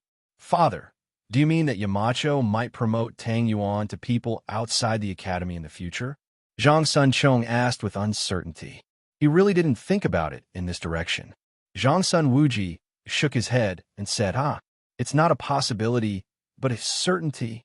Although Li Zixuan didn't say it clearly, this old man dares to conclude that he wants to gradually replace copper coins with Tang Yuan in the entire Tang Empire. The younger generation will surpass us in time. The younger generation will surpass us in time. When Zhang Sun Chong heard this, he swallowed a mouthful of saliva and said in disbelief, "Father, if that day really comes, won't Yanhuang Bank become the richest bank in Tang Empire? Not only the richest, it will also be the most profitable place in the entire Tang Empire." If Cheng Yaojin could think of this, how could Zhangsun Wuji not think of it? He also predicted that Yanhuang Bank would definitely start to collect service fees when exchanging money in the future. Father, this bank can still make money? But when we were exchanging money in the afternoon, Yamacho didn't collect more from us. Zhang Sunchong subconsciously thought that Yanhuang Bank was just a product that specialized in serving the students and teachers of the academy, and not for profit. That was why he was so suspicious. Even if this bank doesn't collect more from the people inside the academy, it will definitely collect more from the people outside the academy. At that time, to Li Zixuan, it wouldn't be an exaggeration to say that he would make a fortune every day. Zhang Sun Wuji shook his head and sighed. He and Cheng Yaojin only thought of one way for the bank to make money, collecting service fees. They didn't think that Yanhuang Bank had an even more important way of making money. If that's the case, Yamacho is really a genius. Zhang Sun Chong scratched his head and laughed. Zhang Sun Wuji glanced at his son indifferently. Back then, he had sent Zhang Sun Chong to Yanhuang Academy to study mainly because he wanted Zhang Sun Chong to get close to and befriend Li Zixuan, the new favorite of the empire. He did not expect that after a few months, Zhang Sun Chong had completely forgotten his original mission and had turned into a little bootlicker. He seemed to have been subdued by Li Zixuan's profound knowledge and powerful personal charm. Thinking of this, Zhang Sun Wuji sighed helplessly. It wasn't that he was useless, but that the other party was too difficult to deal with. After a moment of silence in the study room, Zhongsun Wuji suddenly said, Chong-er, after 2 days when you return to the academy, privately ask the Duke of Yong and to see if his bank is still lacking money. If it is, the Zhongsun family can take out 100,000 strings of coins to join Yinhuang Bank. Zhang Sunchong was immediately stunned. His father was such a proud person, but he actually took the initiative to find someone to cooperate with? Was the sun going to rise from the west? Yes, father. Chapter 12:27. Since he couldn't beat them, then he would join them. To a certain extent, Zhang Sun Wuji and Li Zixuan had the same party belief: protect the crown prince party. There was no need for him to deliberately fight with Li Zixuan. In the past year, Li Zixuan had used a series of methods to establish a power group with Yanhuang College as the core. That young lad who had just returned from Mount Longhu had become an existence that many people couldn't afford to offend. Since they couldn't afford to offend him, and they had a common interest, why not seek cooperation for mutual benefits? After all, no one would go against benefits. Also, Li Zixuan's workshop has been manufacturing bicycles and carriages. It should consume a lot of iron, right? Even if he has an iron mine in Hudong Road, I'm afraid he won't be able to supply it.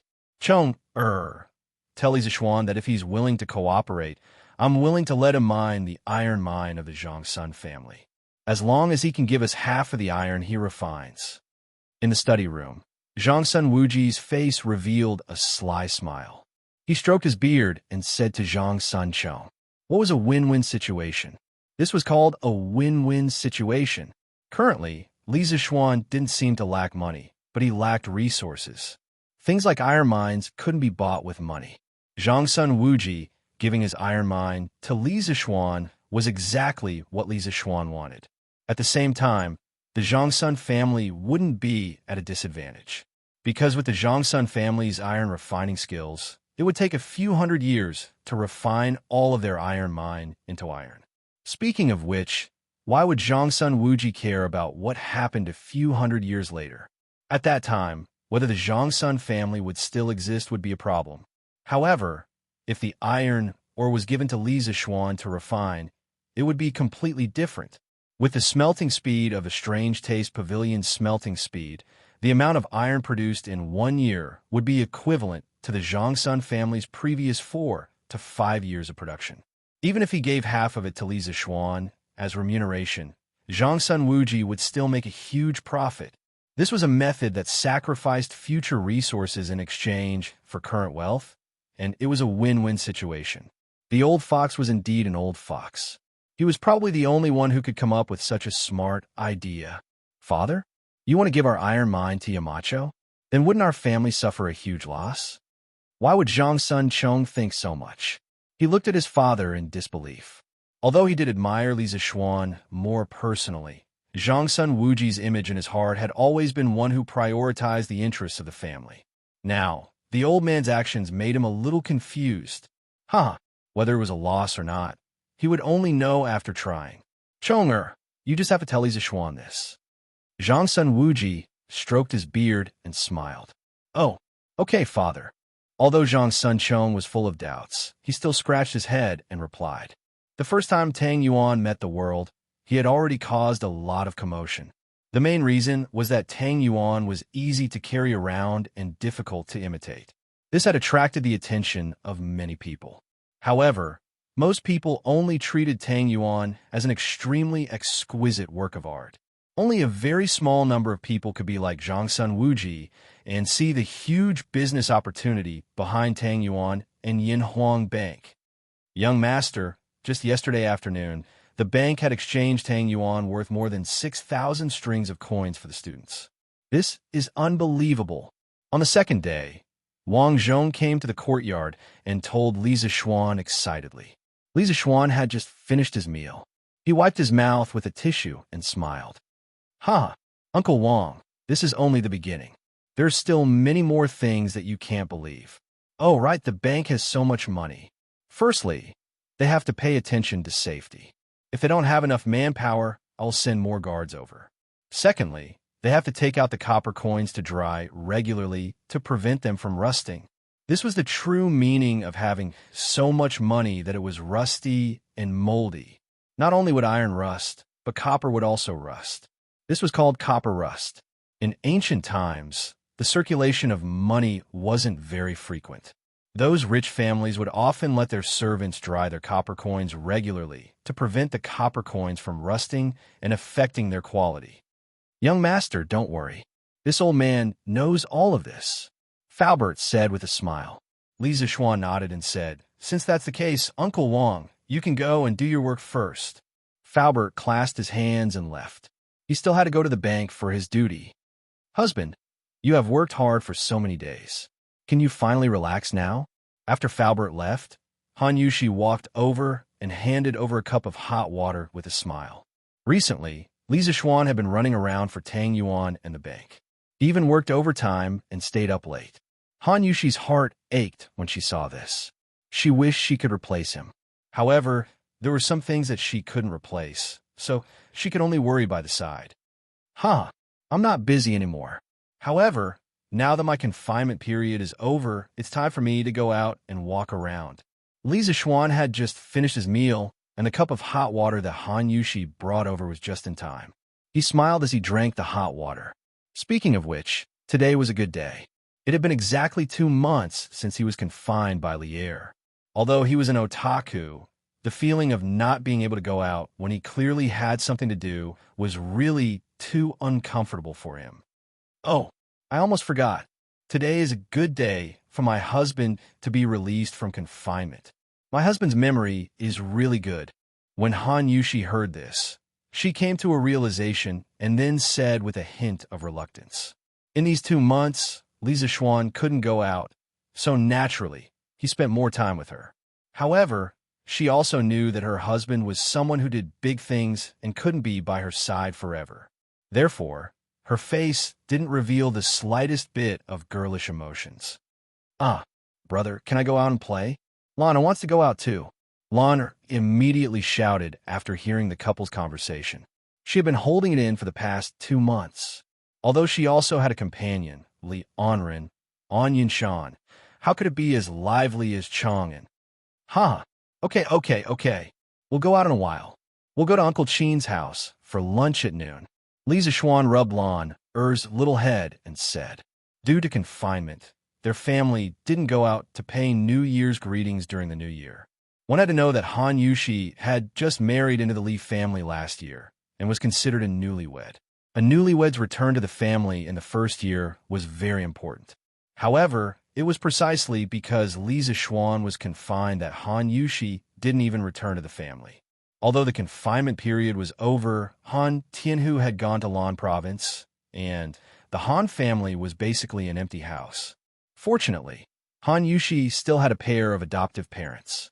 If she went to visit and show her filial piety, she would more or less feel some comfort in her heart. Chapter 12:28. Around 9 in the morning, 2 carriages came down from the mountain path of Cloud Mountain. The carriage in front was filled with Li Zishuan, Han Yushi, and Lan Er, while the carriage behind was filled with gifts. After all, this trip was considered half a return trip, so it should be more grand. Strange pavilions, don't touch me. Carriage drove on the cement road without any bumps. It was so comfortable that Li Zishuan couldn't help but yawn. On the road, there were many farmers heading to the Chang, a market. They didn't care whether Li Zishuan could hear them or not. Once they saw Li Zishuan's personal horse carriage, they shouted, "Greetings, Marquis." This was Li Zishuan's reputation in Lantian County. Although he hadn't had the time to do anything since the entirety of Lantian County had been incorporated into his fief, this year, the villagers of Plum Village and Han Family Village had earned a lot of money because of the greenhouse vegetables. This made all the citizens of Lantian County see hope. They believed that Li Zishuan would definitely let them live a good life. Following the cement road, the horse carriage quickly arrived at Chang'an City. Wow, isn't this the Marquis's horse carriage? I haven't seen it in a long time. Hey, it really is. How long has it been since the Marquis came to Chang'an City? It's been at least a month, right? After more than 2 months, the Li family's special carriage finally appeared in front of the people of Chang, and again, many people whispered in the direction of the carriage. In their hearts, they always felt that without Li Zishuan, Chang and city seemed to have missed a lot of interesting things in the past 2 months. As Li Zishuan listened to the whispers of the passers-by, the corners of his mouth curled up into a smile. He thought to himself, I'm finally back. The horse carriage entered the city from Yinqing Gate and traveled west. After 15 minutes, it finally arrived at Qin Manor. Half an hour ago, Li Zishuan had sent someone to Chang and to inform the Qin family. Therefore, the Qin family was well prepared. Both inside and outside the house were cleaned up. Red lanterns were hung up. There was a red carpet on the ground at the door. It looked quite festive. As for the bride's return to her parents' home in the first year, first of all, it was the beginning of the new year and the whole family was reunited. Naturally, it was inconvenient for her to go back to her parents' home. The 15th day of the first lunar month was also the first full moon of the year. He was afraid that his daughter-in-law would not be able to reunite with her family when she returned. Therefore, they would usually return to their parents' home on the 2nd day of the first lunar month and the 16th day of the first lunar month, so as to take care of the reunion of both parties. The 2nd and the 16th of the first lunar month had already passed, but Madame Qin still wanted to create a grand atmosphere in the manor. She wanted to give face to her adopted daughter and make her feel better. Huh, Yushi, little Xian, you're here. Come in and have a seat. Madame Qin held Han Yushi's hand and smiled. Li Zishuan smiled and said, Auntie Qin, you and Yushi can go in first. Huayu and I will ask the servants to move all the things in the carriage inside. As for Lana, the little girl felt that there were no friends to play with in the Qin family, so she went back to Yongle Lane. Hey, you two children, it's fine if you're here. Why did you bring so many things? Madame Qin said unhappily. However, although she said that, she also understood that these things were etiquette and were even more ostentatious. They had to bring them when they returned home on the new year. After chatting with Li Zishuan for a while, Madame Qin pulled Han Yushi's arm and walked into the house. Mother, did Godfather go to the morning court? Han Yushi supported Madame Qin and asked. Yes. If he knew that you and little Xian were coming in the morning, he would definitely have asked for leave today. Mother, that won't do. Godfather is the pillar of the country. He naturally has to prioritize national affairs. When it was close to noon, Qin Xiong finally returned from the palace. When he saw Li Zishuan and Han Yushi coming over, he couldn't help but laugh heartily. He said that he wanted to have a few drinks with Li Zishuan at noon. His old injury had already healed last year, and his alcohol tolerance had slowly returned to its previous state. Mrs. Qin was so happy that she personally cooked a large table full of exquisite and delicious dishes. For a moment, everyone was toasting each other, and it was extremely lively. After eating and drinking, Madame Qin brought Han Yushi to the backyard. Qin Xiong took the opportunity to talk to Li Zishuan about serious matters. Little Xian, I heard that you set up a bank in Tangyuan. I saw Tangyuan last night. It's really not bad and very convenient. However, during the morning court today, someone accused you of privately minting coins and flouting the national law. When he heard the second half of the sentence, Li Zishuan's face darkened. He couldn't help but ask, Uncle Qin, what happened after that? Qin Xiong shook his head and laughed. At that time, I wanted to defend you, but who would have thought that there were 2 people faster than me? I could only wait patiently. Who are they? Qin Xiong smiled and replied, One is your Uncle Cheng, and the other is Zhao Guogong. Jijie is fine, but Zhao Guogong, I've never heard of any friendship between the 2 of you before. Zhao Guogong, Zhongsun Wuji? When Li Zishuan heard that, he was even more confused than Qin Xiong. What kind of relationship did he have with Zhongsun Wuji? If there was a relationship, it could only be a competitive relationship, right? After all, both of them were in the ironware business. But why was the old fox speaking up for him? Li Zishuan couldn't figure it out no matter how much he thought about it. In the end, he could only force himself to come up with a reason. Ahem. Uncle Qin, this might be because I saved Zhang Sunchong during the chaos in Chong and city last year. Moreover, Zhang Sunchong is still my student now, right? Qin Xiong felt that this was not impossible. He nodded thoughtfully. After a moment of silence, he suddenly said with a serious face, Xiao Xian, it's fine if you only use Tang Yuan in the academy now, but I know that you have big plans. In the future, you will definitely use Tang Yuan in other places. But I hope that before you make this decision, you must seek His Majesty's approval. Not only this matter, but when you encounter other big matters in the future, you must not act on your own accord. What happened to the Cui family last time must not happen again. Li Zishuan was silent. Then he nodded and said, Uncle Qin, don't worry. As the saying goes, once bitten, twice shy. In the future, I will definitely do things more seriously. Qin Xiong was satisfied and assured. He nodded, and a smile finally appeared on his serious face. That's good. That's good. Recently, thanks to you, little Xian, the vegetables on the Qin family's farmstead have matured. Although the farmsteads don't earn as much as your farmsteads, they still earn quite a bit. It's enough for everyone to work hard for several years. The farmsteads of the Qin, Cheng, Niu, and Yuqi family started planting greenhouse vegetables half a month later than Li Zishuan's farmsteads. It just so happened that it was harvest season recently. Although the price of greenhouse vegetables in Cheng and city was not as expensive as before, it was definitely not cheap either. The farmsteads of these 4 families could still make a profit. Uncle Qin, you're too serious. What does this have to do with luck? The money that the farmers earn is all earned with their own hands. It has nothing to do with this nephew. Chapter 1229. Xiao Xian, is your bank still short of money?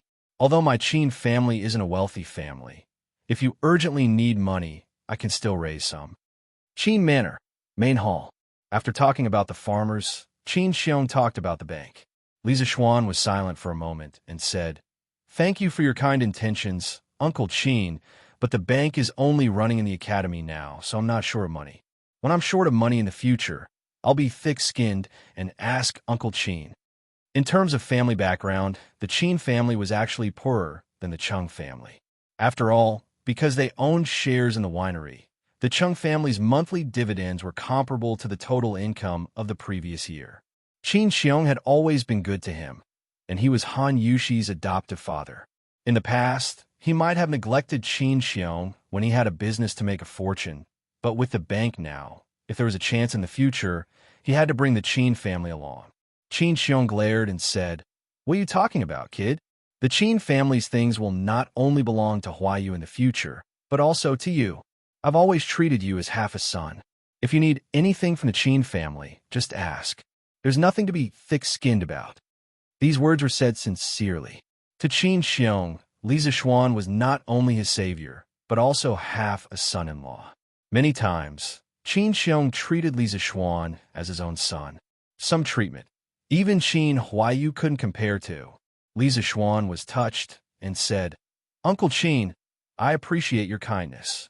If I need anything in the future, I'll definitely not be polite to you. After having lunch at Qin Manor, Han Yuxi returned to Yongla Lane to wait. Li Zishuan, on the other hand, went to Cheng Yaojin, Niu Jinda, Yuqi Jingda, Li Jing, Yin Lide, and Li Daozong's families. He sat for a while in each family. After all, it was not easy for him to get out of prison. Moreover, this could also tell others that he, Li Zishuan, had returned from Cloud Mountain. After they finished shopping, the sky was already dark, and it was obviously too late to return to Cloud Mountain. In an era without streetlights, it was not so easy to walk at night. Thus, the couple and Lan spent the night in the Yongla Lane residence. The next morning, the 3 of them set off for Cloud Mountain. Wife Lana, you two go back first. I still have some things to do. At the foot of the Cloud Mountain, Li Zishuan jumped off the carriage and said to Han Yuxi and Lan, who were in the carriage, Husband, where are you going? Han Yuxi lifted the curtain and asked, I will make a trip to Lantian County's Yamen and return before noon. Li Zishuan smiled and urged the 2 of them to hurry up the mountain. Now that they were in the territory of Cloud Mountain, he was no longer worried about Han Yuxi and Lan's safety. That was why he could leave with peace of mind. After watching the carriage climb up the mountain path, Li Zixuan turned around and walked towards Lantian County in the north. It was already early spring, and there were traces of green on the road. Compared to the withering of all things in winter, early spring undoubtedly brought more hope and vitality to people. Along the way, Li Zixuan enjoyed the beautiful scenery of early spring.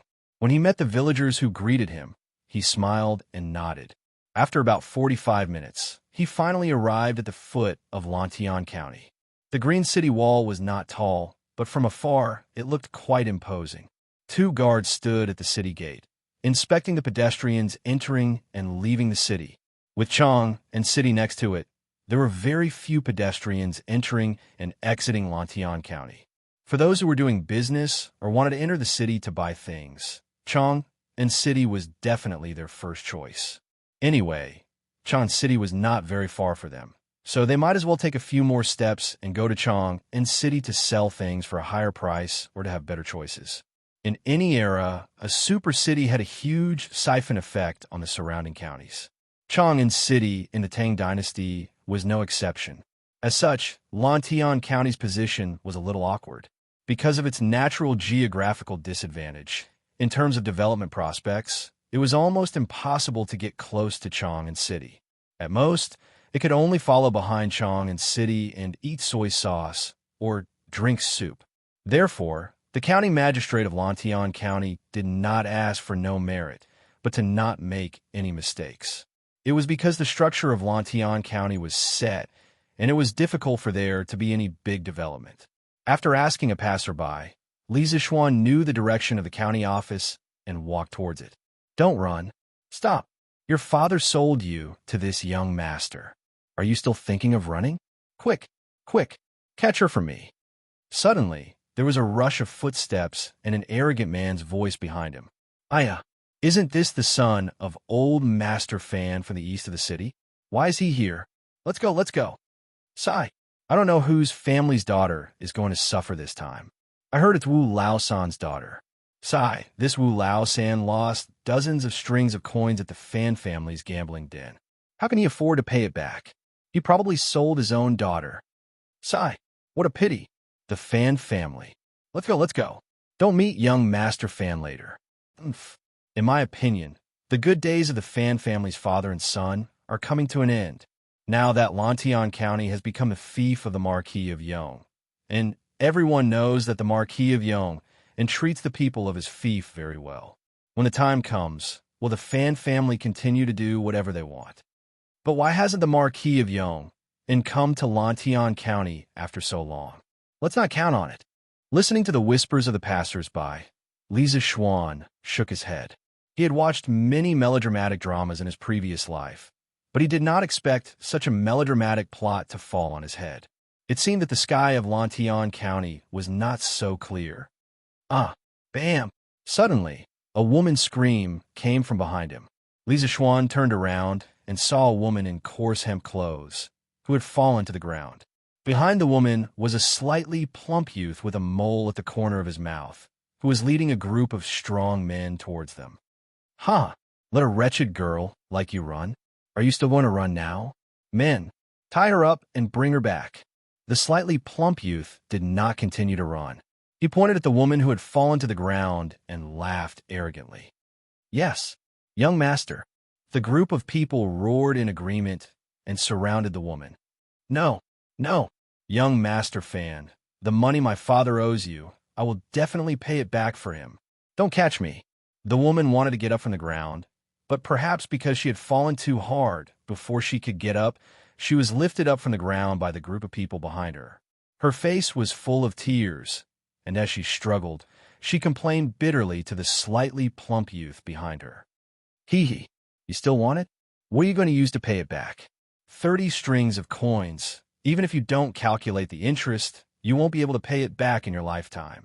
Hee hee, why don't you follow me back and pay with your body, haha. Chapter 1230. No, no, save me, save me. On the streets of the county town of Lantian County, the young girl's face was immediately filled with horror when she heard the young man say the words, pay with my body. She struggled desperately with tears in her eyes. Haha, save me? Look at what this is. The chubby young man took out a piece of paper from his sleeve and laughed coldly. This is a slave contract. Now that you're my maid, instead of serving me properly, you want to run away from home. Do you believe that I'll send you to the authorities for punishment? In ancient times, the lowest status was a slave. This young girl was sold to the young man with the surname Fan. According to the Tang dynasty's laws, she could not run away as she pleased. Under such circumstances, the young man with the surname Fan would definitely win the case, even if it was brought to the authorities. Furthermore, the young girl might even be tortured in court. Slaves, those who had no thoughts and only knew how to serve their masters wholeheartedly were called slaves. Their lives were in the hands of their masters, not to mention running away from home. Now, that slave contract had completely pushed the young girl to the bottom of the abyss. No, I didn't sign this. I didn't draw it. The young girl's tears fell like rain as she desperately tried to resist. However, how could her little bit of strength be a match for the group of burly men around her? Even if she tried her best, she would not be able to cause them any trouble. Bah, why are you talking so much nonsense? Hurry up and follow me back. The chubby young man waved his hand and said impatiently. After that, he turned around and wanted to bring the little beauty home to enjoy. But who knew? Hey, where did this poor scholar come from? Get lost. Don't block my way. In the middle of the road stood a young man who looked like a scholar. Although his light blue clothes were not luxurious, they were clean and tidy. Compared to the luxuriously dressed young man, he had an even more extraordinary temperament.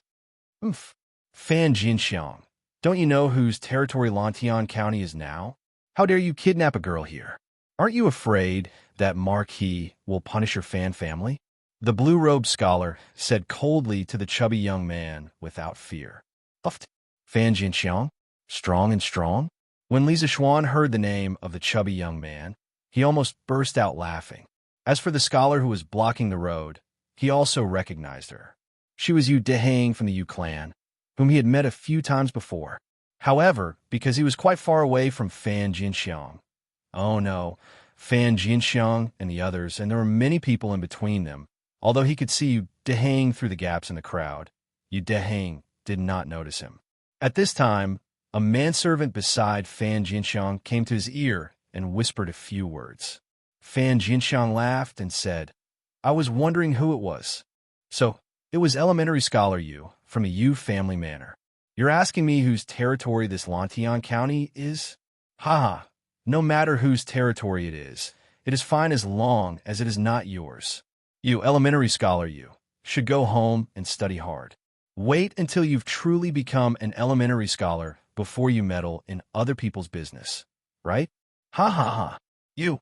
The reason why Yu Dehang was called elementary scholar Yu by the villagers was because he had not been able to obtain the title of elementary scholar despite having taken the exam many times. However, he was indeed very knowledgeable, so the villagers called him that. Now that Fan Jinxiang had used this nickname to ridicule him, Yu Dehang immediately became angry. Fan Jinxiang, don't go too far. Let go of this girl, or I will go to the county yamen to sound the drum and complain about the crime of forcibly kidnapping a civilian girl. Hee, go ahead and sue. Go ahead and sue. I'll tell you the truth. Even if the Heavenly Emperor comes today, don't expect me to let her go. Humph. Come. Chase this sour scholar away with a stick. Don't hinder me from doing my business. Fan Jinxiang put one hand on his waist and waved the slave contract with the other.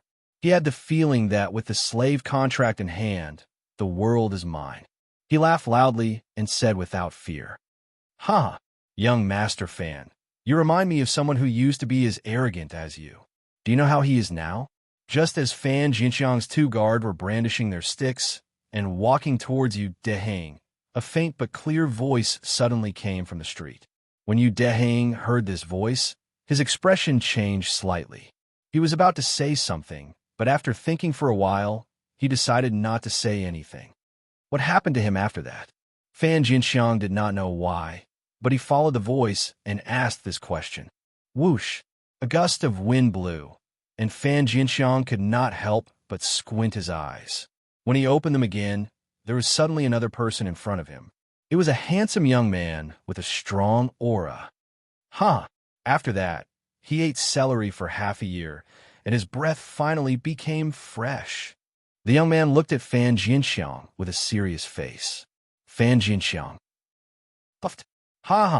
Yu Dehang was stunned for a moment, and finally could not help but laugh out loud. The more he laughed, the more he wanted to laugh. In the end, he laughed so hard that he could not even straighten his back.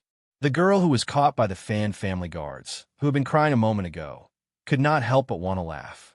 Even when she thought about how she was in prison, she still wanted to laugh. Puffed. In the end, she could not hold it in. With a puffed sound, her tears turned into laughter. Her laughter was called a weeping beauty. You bastard. The sun really rose from the west today. Here comes another ignorant person who dares to make fun of this young master. Men, beat him. Beat him hard. Don't beat him to death. Beat him until he's seriously injured, then bring him back for treatment. After he's healed, then beat him again. I want him to suffer a fate worse than death. Fan Jinxiang came back to his senses and realized that he had been humiliated by Li Zixuan. His face turned green and white, and then he pointed at Li Zixuan and gnashed his teeth. Yes, young master. All the guards that Fan Jinxiang brought with him suddenly rushed towards Li Zixuan fiercely. Hey, stop! Yu Dehang was just about to shout stop when he saw that Li Zixuan seemed to have made a hand gesture to him, indicating that he should not make sound. He could only obediently shut his mouth. Facing the Fan family guards who were rushing towards him like hungry wolves, Li Zixuan suddenly disappeared from where he was. Following that, Yu Dehang and the rest only saw a blur in front of their eyes. Then, the Fan family guards fell to the ground with their faces paralyzed. They were either rubbing their arms, legs, or stomachs. A wave of wails filled the air. It cannot be helped. These people's fighting abilities were on a completely different level compared to Li Zixuan's. It was too easy to deal with them. Seeing this, Fan Jinxiang realized that Li Zixuan and the other 4 martial arts experts. He widened his eyes in shock and anger. Pointing at Li Zixuan, he said in horror, "You don't come any closer. My father is Fan Tong. Stop right there. You dare to hurt people on the street? Believe it or not, my father will send people to arrest you." Chapter 1231. Fan Tong. Li Zixuan paused for a moment, then laughed. Your father may have a good name, but I don't have any rice here. Why would a rice bucket like him want to catch me? Fan Jinxiang was furious. His father's name had been mocked before, but ever since his father became famous in Lantian County, no one dared to make fun of this joke. When he heard Li Zixuan's mocking words, he was so angry that his face turned purple. You little bastard, you're done for. Smack! Ouch! As soon as Fan Jinxiang cursed, he felt as if his face had been ruthlessly slapped by a piece of metal. At that moment, he even felt that his face was no longer his own. Following that, his entire body flew out and landed heavily on the ground. Silence. The entire street was silent. Previously, when Li Zixuan had attacked the Fan family's guards, it had attracted the attention of a few brave passers-by. Now that they saw Li Zixuan directly teach Fan Jinxiang a lesson, the passers-by all sucked in a breath of cold air. While they were secretly delighted, they were also surprised at who this young man was. His old Master Fan's son was beaten up? Who is this?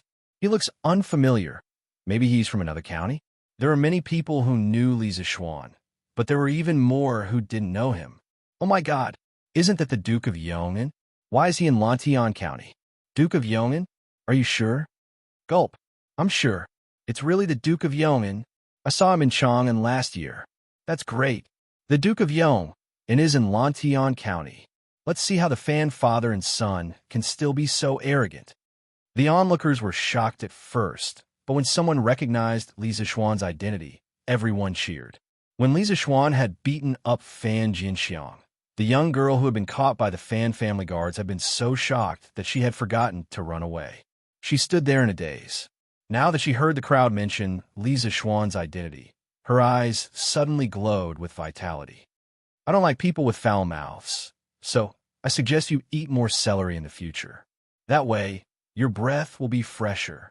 Li Zixuan slowly walked over and looked at Fan Jianxiang, who was lying on the ground like a dead dog. You are Marquis Yuan? Fan Jianxiang's face was swollen. After such a fall, he could no longer get up from the ground. Hearing the discussions of the surrounding commoners, Fan Jianxiang's face was filled with horror. Clearly, he had heard the words Marquis of Yong and from his father or others before. What? Didn't you just say that even if the Heavenly Emperor came, he wouldn't let her go? Now that I'm asking you to release him, are you going to release him or not? Li Zixuan squatted down and looked at Fan Jianxiang's swollen face as he asked calmly. Marquis, I have her indenture contract here. She is now mine. Fan Jianxiang raised his head and looked at the girl standing not far away as he said unwillingly, swoosh. Immediately after, Fan Jianxiang felt a gust of wind blow past his ear. Then, the indenture contract in his hand was already in Li Zixuan's hands. Oof. Indenture contract? Where is it? Li Zixuan's hand shook slightly, and that indenture contract instantly turned into pieces of paper. Then it drifted along with the cold wind and landed on the street. You, Marquis Yong, and you destroyed the evidence without permission. You are unreasonable. Fan Jianxiang's eyes widened as he roared furiously. I forgot to tell you. This marquis is a marquis personally conferred by the emperor.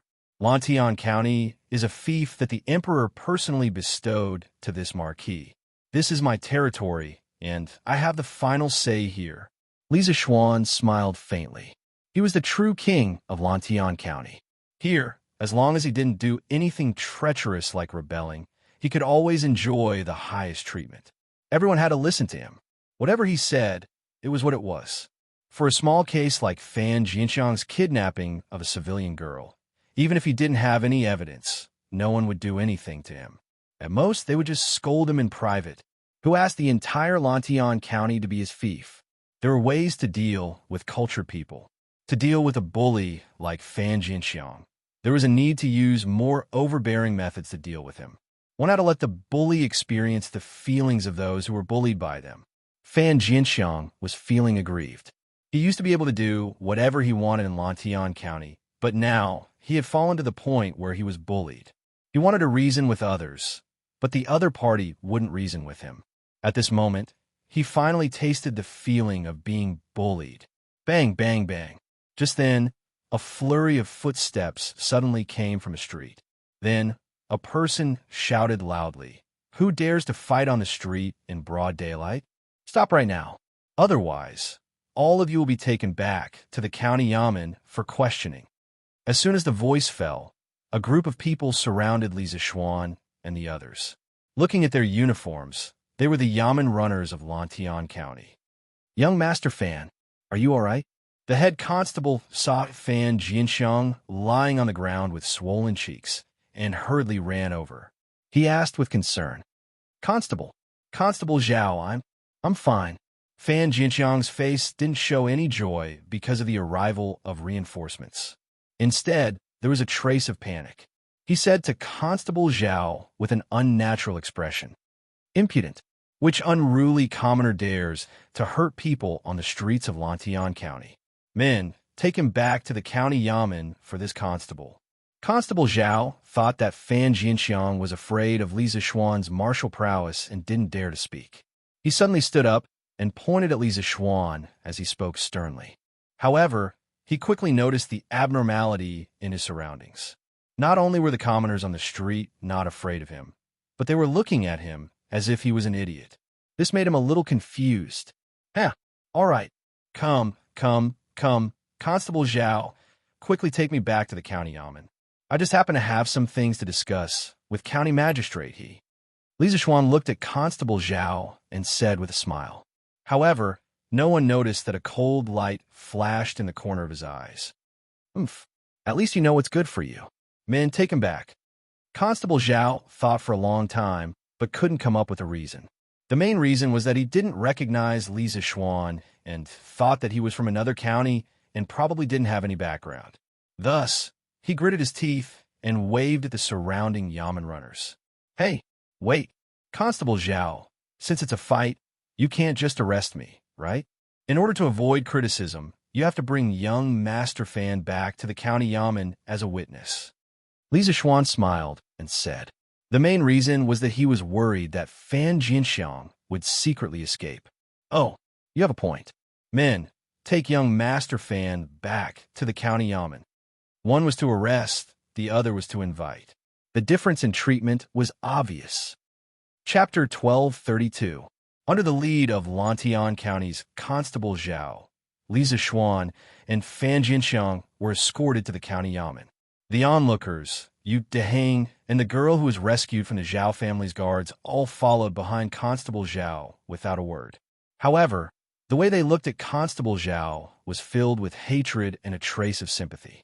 Yes, it was sympathy. Obviously, they had already predicted Constable Zhao's tragic fate. Sir, I was patrolling the streets today and discovered bandits assaulting people on the streets. I brought them back to the county yamen. Please open the court for questioning. At the back of the Lantian County Yamen, Constable Zhao hurriedly ran over and saluted County Magistrate He, who was reading in the corridor. Oh, who's so bold? All right, was anyone injured? County Magistrate He raised his head and asked in surprise. Sir, the identity of the bandit is unknown, but Master Fan's eldest son was seriously injured. Constable Zhao replied, Fan Jinxiang? It's him? County Magistrate He raised his eyebrows and looked at Constable Zhao meaningfully. He then waved his hand and said, Please wait for a moment. I'll change my clothes and go to the court now.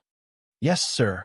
Half an hour later, County Magistrate He, dressed in his official robes, brought Constable Zhao to the county yamen's court. When he saw the people in the court, County Magistrate He almost wet his pants. Ho! County Magistrate He hurriedly walked over and bowed to Li Zixuan, but someone was faster than him. How dare you? You're in the court, and you're not bowing to the county magistrate? Constable Zhao took a step forward and shouted at Li Zixuan. County Magistrate He was a civil official, but at this moment, he couldn't help but curse. What was a pig teammate? This was the perfect example of a pig-like teammate. Slap. County Magistrate He knew that he couldn't let Constable Zhao fool around anymore. He immediately walked over and gave Constable Zhao a hard slap. He then ordered the yamen runners in the court. Guards, see Zhao Qiuhu for me. The bailiffs were all stunned. They thought that County Magistrate He had said something wrong. They all looked at County Magistrate He in disbelief. What are you waiting for? Capture Zhao, and Qiuhu. When County Magistrate He saw that there was no movement around, he immediately raised his voice and roared. Yes, my lord. It was only then that the yamen runners came to their senses and hurriedly went forward to grab Constable Zhao. My lord, why did you capture me? Constable Zhao finally recovered from his shock and shouted unwillingly. County Magistrate He ignored him and went straight to Li Zixuan. He bowed and said, Greetings, Marquis. Marquis? Constable Zhao widened his eyes in horror and said in disbelief, You are the Marquis of Yong'an? Li Zixuan smiled faintly and said meaningfully, County Magistrate He, before this Marquis came, I thought that everyone in Lantian County could live and work in peace and contentment. I didn't expect that in broad daylight, I would meet a prodigal son who forcefully snatched a woman. There was even a county constable who liked to cover up and curry favor with others. This is really an eye-opener for this Marquis. Tell me, is there any law in this Lantian County? Is the sky of this Lantian County black or blue? At the end of his speech, Li Zixuan's voice suddenly became louder. The entire court was filled with his deafening roar. County Magistrate He's face was deathly pale. He trembled as he bowed and said, This Marquis has not governed properly and caused the people to suffer. Evil people and officials run amok. This Marquis is guilty. Please punish me, Marquis. Constable Zhao's face was ashen. It was obvious that he no longer had any hope. Li Zixuan shook his head and took 2 steps forward. He came to the front of the court and sat in the seat that originally belonged to County Magistrate He. He slammed the gavel and shouted angrily, This marquis originally trusted you and planned to entrust you with important tasks in the future. But this is how you repay this marquis. The current emperor is diligent in governance and loves the people, but you do nothing and allow your subordinates to join forces with the tyrants to oppress the people and run amok. What qualifications do you have to be the parent official of tens of thousands of people? To be honest, Li Zixuan had always had a good impression of County Magistrate He. In his eyes, County Magistrate He was a capable person. He could feel it from their previous interactions. But he didn't expect County Magistrate He to be so inactive in governance. From the discussions of the people, it was obvious that the Fan father and son had been doing evil in Lantian County for a long time. But now, they were still at large and had not received any punishment. Such a mediocre official, no matter how capable he was, Li Zixuan wouldn't appoint him. This was because he knew better than anyone that his foundation was the tens of thousands of people of Lantian County, not some official. This marquis is guilty. This marquis is ashamed to face marquis, ashamed to face the emperor, ashamed to face the tens of thousands of people of Lantian County. County Magistrate He cupped his hands sorrowfully. Marquis, County Magistrate He is a good official. Please don't blame him. Last year, County Magistrate He donated several months of his salary to the charity. That's right, Marquis. Not only did County Magistrate He not impose additional taxes, he even built schools for the county and let our children go to school for free. That's right, Marquis. County Magistrate He is a good official. Please don't blame him. Just as Li Zixuan was about to condemn County Magistrate He, the group of people who came with him suddenly shouted out. Li Zixuan's heart was suddenly at a loss. Things didn't seem to be exactly as he thought. Marquis, ever since County Magistrate He took office, he has always been considerate of the people. Although he has made mistakes in some matters, he is definitely a good official. I beg Marquis to judge clearly. Yu Deheng shouted from outside the government office. Li Zixuan believed 70 to 80% in his heart. He thought that there might be more to the Fan father and son's matter. So he looked at County Magistrate He and said, "Seeing that you have done good for the people, I will forgive you this time. If there is a next time, you will be punished." County Magistrate He bowed and cupped his hands, saying, "Thank you, Marquis. I am ashamed." Li Zixuan then ordered the bailiffs in the hall. Fan Jianxiang instigated the servants and induced the people to participate in gambling. Today, he wanted to kidnap a woman. Men, lock him in the prison and choose a day to interrogate him. Yes, Marquis. The bailiffs had previously stood on the wrong side on the street. Now that they had a rare opportunity to perform, they all hurriedly responded loudly. The rest of you quickly disperse. Li Zixuan waved his hand to the people outside the government office and then said to County Magistrate He, "Follow me to the back of the government office." County Magistrate He cupped his hands and said, "Yes." After that, the two of them went to the back of the government office one after the other. Chapter 1233. Speak. What is the background of the Fan father and son? Why are you being so timid? In the back office, Li Zixuan put his hands behind his back and asked in a low voice. As smart as he was, how could he not see the anger and hesitation in County Magistrate He's eyes when he looked at Fan Jianxiang? It was because of this that he asked this question. County Magistrate He's face froze for a moment before he smiled bitterly. Marquis, this Fan family started their business 4 years ago. In Lantian County, it can be said that they have deep roots. Their family owns thousands of acres of land, and they have dozens of shops in the city. They are involved in silk, clothing, jade, restaurants, gambling houses, and other businesses. They have thousands of tenants and hundreds of servants. They could be said to be the most powerful family in Lantian County. Not to mention other things, the Fan family pays thousands of strings of coins and taxes every year. It is because of this that I usually turn a blind eye to Fan Jianxiang, as long as he doesn't do things that are too out of line. When I took up my post in Lantian County last year, I also wanted to take down the Fan father and son who were full of evil. However, if the government took action against the Fan family, Lantian County would collect thousands of strings of coins less in taxes every year. In order to complete the Ministry of Appointments and Ministry of Revenue's assessment, I could only impose this tax on the people. I didn't want to do it, so I could only hold back my desire to deal with the Fan father and son. I wanted to wait until the people of Lantian County were better off and all the children were in school before I took action against them. I didn't expect Fan Jinxiang to be so daring as to offend Marquis. I am guilty of covering up for a tyrant. County Magistrate, he bowed deeply to Li Zishuan and did not get up. His face was full of guilt. Get up.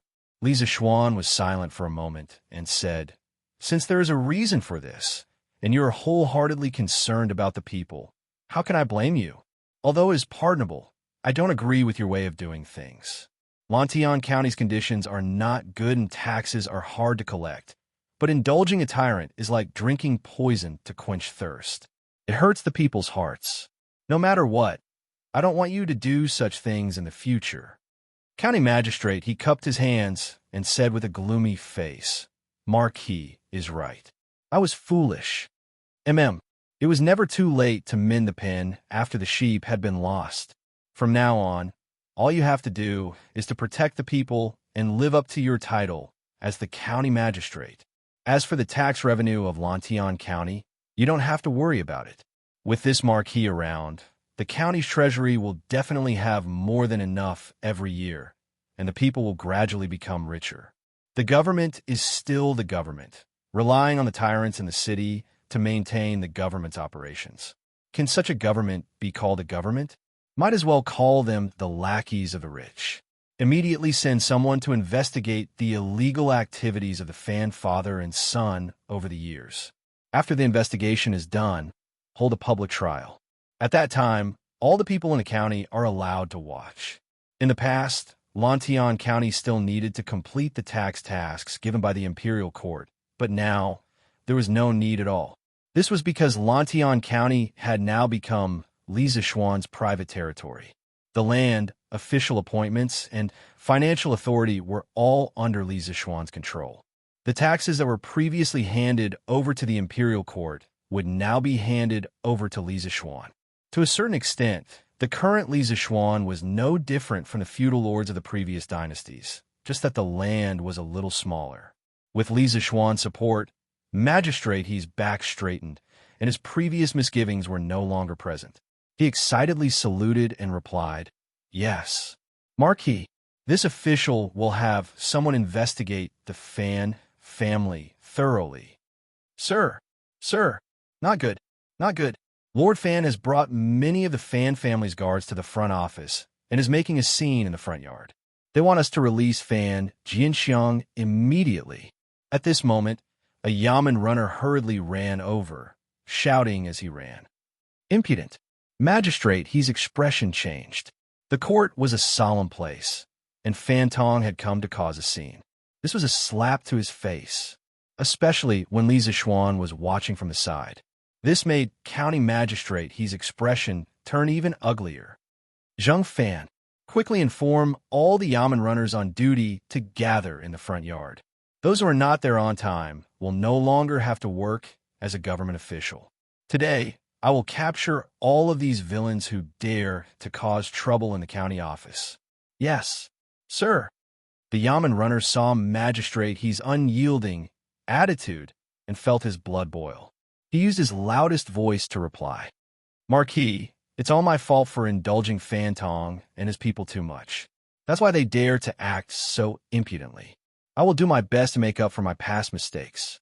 After the yamen runner left, Magistrate he saluted Li Zishuan with a face full of shame. It's great that you can correct your mistakes. I'll go with you to meet Fan Tong, Li Zishuan said with a smile. Speaking of Fan Tong felt an inexplicable urge to laugh at the mention of his name. Who was the person who named Fan Tong back then? My son has always been a good boy. Why did you put him in prison for no reason? Where's Constable Zhao? Tell him to come out. I'd like to ask him if he has the guts to arrest people for no reason. And where's Magistrate he?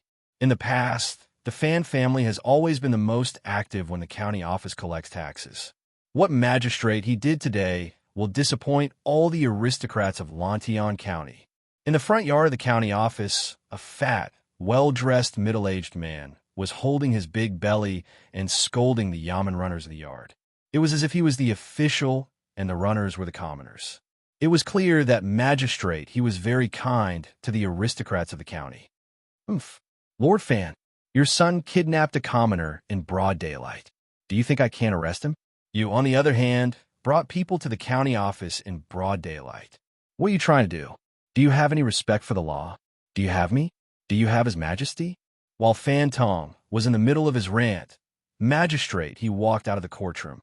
At the same time, two teams of yamen runners ran out from both sides of the courtroom and surrounded Fan Tong and his guards and servants. The atmosphere in the courtroom suddenly became tense. Fan Tong was stunned at first. Clearly, he did not expect magistrate he to be so decisive today. Then he said angrily, "Kidnapped a commoner? Gathered at the county office? You're just trying to accuse me.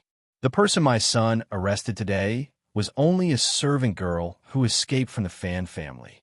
As for me, I'm here today to seek justice for my son. How is this defying the law?" "Oomph, what a bunch of nonsense. I've already asked around. The girl's identity is clean.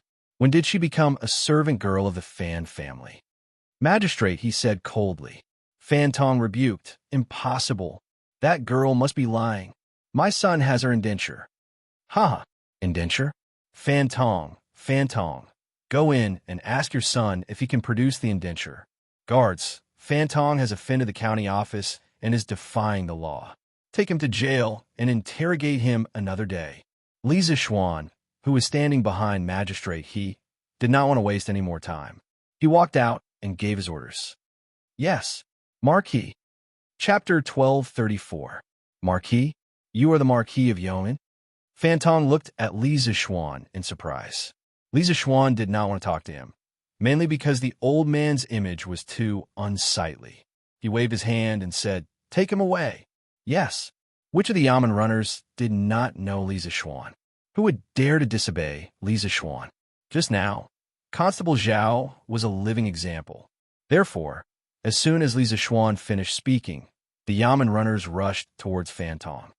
"Marquis, I am innocent. I was just in a moment of desperation, but I did not mean to offend the yamen. I beg you, Marquis. The Fan family has contributed a lot to Lantian County over the years." The guard of the Fan family had wanted to resist, but now that all the yamen runners had arrived and Li Zixuan was rumored to be a powerful martial artist, they were quickly subdued by the runners. Fan Tong, on the other hand, was being dragged away by two yamen runners, but he was still unwilling to give up and yelled at the top of his lungs.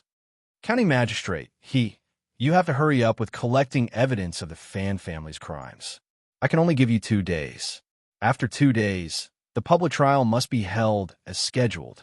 This matter may change if we delay." Li Zixuan said solemnly to County Magistrate, after calming down the commotion in the yamen. He was the most powerful person in Lantian County, and his words were law, but that did not mean he could do whatever he wanted. For example, although Li Er held the highest position in the Tang Empire, he still had to listen to the opinions of his officials and did things within the rules. The Fan family's case had to be tried and convicted as soon as possible. Otherwise, if the other wealthy families and gentry in the city did not know the truth and joined forces to cause trouble, then County Magistrate and Li Zixuan would be in a difficult position. "I understand. This time, I will not let you down, Marquis." County Magistrate clasped his fist. Li Zixuan thought for a moment, then said, "As for the Fan family's dozens of shops, close them down if there are any problems, especially the gambling houses. They are simply harming the people. You don't have to worry about closing down so many shops. In the near future, I will use the Chamber of Commerce to do business in Lantian County. In the future, Lantian County may not be as big as Chang, but it must become the largest commercial county east of Chang'an.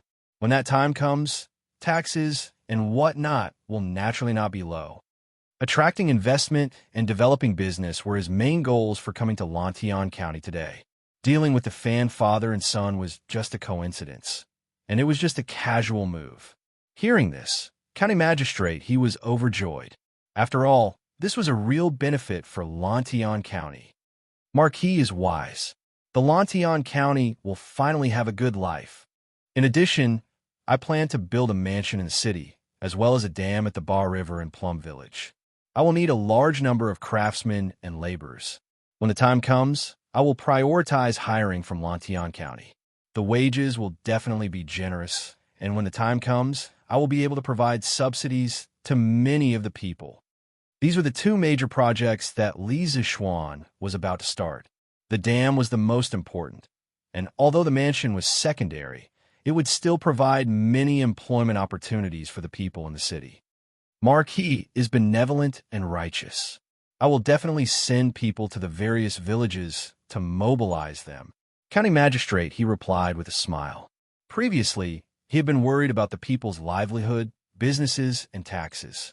But now, Li Zixuan had solved all of them with just a few words. A huge rock in his heart had finally been lifted. The news of the Fan father and son being locked up in the county jail was spread by someone.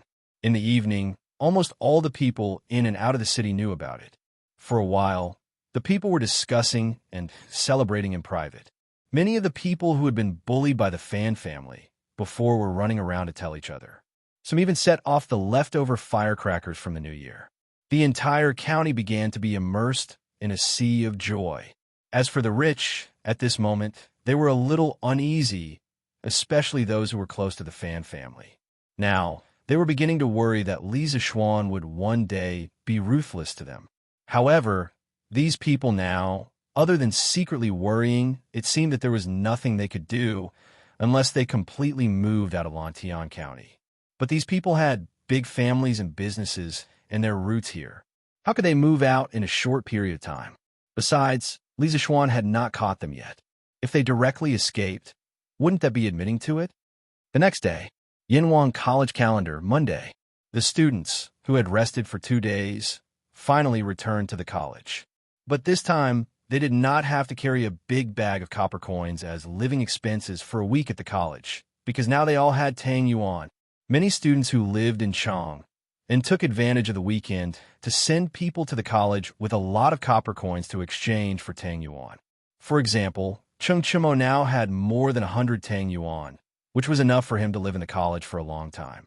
Another example was Li Tai, who was even more ruthless. He sent people to exchange more than 1,000 Tang Yuan over the weekend. Even if he could eat, it was enough for him to live in the college for a year. It was worth mentioning that Chitsu Pavilion, Zuaxian Restaurant, and Chitsu Culture were all owned by Li Zixuan. Now that they could also exchange Tang Yuan, it caused quite a stir in Chang'an. After all, the things in Li Zixuan's shops were not cheap. How inconvenient would it be to use an ox cart to carry money every time you wanted to buy something? After seeing Tang Yuan, many people secretly planned to find time to go to Yinshan to exchange a batch of Tang Yuan. Hey, Wenhao, wait. What is this thing? Before class, in the classroom of Class 1, Cheng Chimo saw Meng Wenhao put a square, thick, black object on the table. He was curious and quickly asked, "Oh, Brother Chonyo, you're talking about this?" Meng Wenhao's face showed a bit of shyness. He said embarrassedly, "This is a small money bag that my mother sewed for me to store Tang Yuan in. My mother was afraid that the Tang Yuan would be too old from folding and folding. So she sewed this money bag with a double layer." If Li Zixuan was here, he would definitely shout, "Damn, isn't this a wallet?" Although Ching Chumo had never seen a modern wallet, Meng Wenhao's special money bag still attracted his attention. He took the money bag from Meng Wenhao's hand and looked at it carefully. "Hey, this thing looks good. I'll ask my mother to make one for me later." "Wenhao, your mother is really amazing. She can even think of such a method." When Li Tai heard this, he also came over with great interest. After understanding the use of the money bag, he said excitedly, "Haha, not bad, not bad. This thing is more suitable for storing Tang Yuan than the previous money bags. I'll ask someone to make a few later." In the little fatty's opinion, this money bag could not only store money, but also be used to show off. Chapter 1235. Without Li Zixuan's secret promotion, the wallet, a product of modern society, had appeared in Tang Dynasty. It was only because the wallet was more suitable for storing Tang Yuan than the previous money pouches that Meng Wenhao had. It could only be said that the emergence of a new product would inevitably lead to the emergence of related products. This was inevitable in the development of society. At the same time, it was also a small butterfly effect that Li Zixuan, the butterfly, had brought to this era. Give me a portion of nibbled chicken, a portion of meatballs, and a portion of rice. Here for you 600 tang horns. At noon, many students felt the convenience of using Tang Yuan for the first time. Usually, when they ate in the canteen, they would have to spend a few hundred copper coins. If they used copper coins, they would have to count them one by one for a long time. Not only was it inconvenient to carry them around, they would also have to waste a lot of time counting the money when buying food. Now, after using Tang Yuan, a transaction could be completed with just a few notes. The workers in the cafeteria who were responsible for getting food spent significantly less time counting money. The students who lined up to buy food also bought food at a much faster speed than before. How is it? After looking around, what are your thoughts? Li Zixuan had gathered all the other members of the Yanhuang Chamber of Commerce and brought them to the canteen for a tour. Of course, they were not looking at the canteen, but at the students using Tang Yuan to buy food in the canteen. Marquis, there is no doubt that Tang Yuan is more convenient than copper coins. This old man really hopes that one day, all the transactions in Tang Dynasty can be replaced by Tang Yuan. This way, every time this old man goes out to buy goods, he won't have to hire a large number of guards to escort a dozen carts of copper coins. It's safe and convenient. Chao Wendong stroked his beard and sighed. He had traveled extensively for so many years, so of course, he could see the advantages of Tang Yuan. Especially for a merchant like him who often needed to go out to buy goods. Tang Yuan was simply a divine tool. Boss Chao is right. If the entire Tang Dynasty can use Tang Yuan for transactions, then doing business like us will be much more convenient than before. Feng Zhihua chimed in. Lin Wenyuan frowned and said, even so, only Yanhuang College and marquee shops can use Tang Yuan. If you want everyone in the world to accept Tang Yuan, I'm afraid there's still a long way to go. Li Zixuan invited them to the second floor of the cafeteria, where a table of dishes had already been prepared. After everyone sat down, he smiled and said, Boss Lin's concerns are very reasonable, but many things require a process. Whether it succeeds or not is one thing, whether it is done or not is another. This marquis can tell you with certainty that if the Great Tang's commerce is to prosper, the Tang Yuan must completely replace the copper coin. At that time, the first batch of people to taste the fresh food will definitely benefit the most. Chao Wendong nodded in agreement and said, what Marquis said, the few of us all understand. I'm sure Marquis already has a plan. We're all ears. Last year, he was the one who donated the most money to the Warmtang Foundation.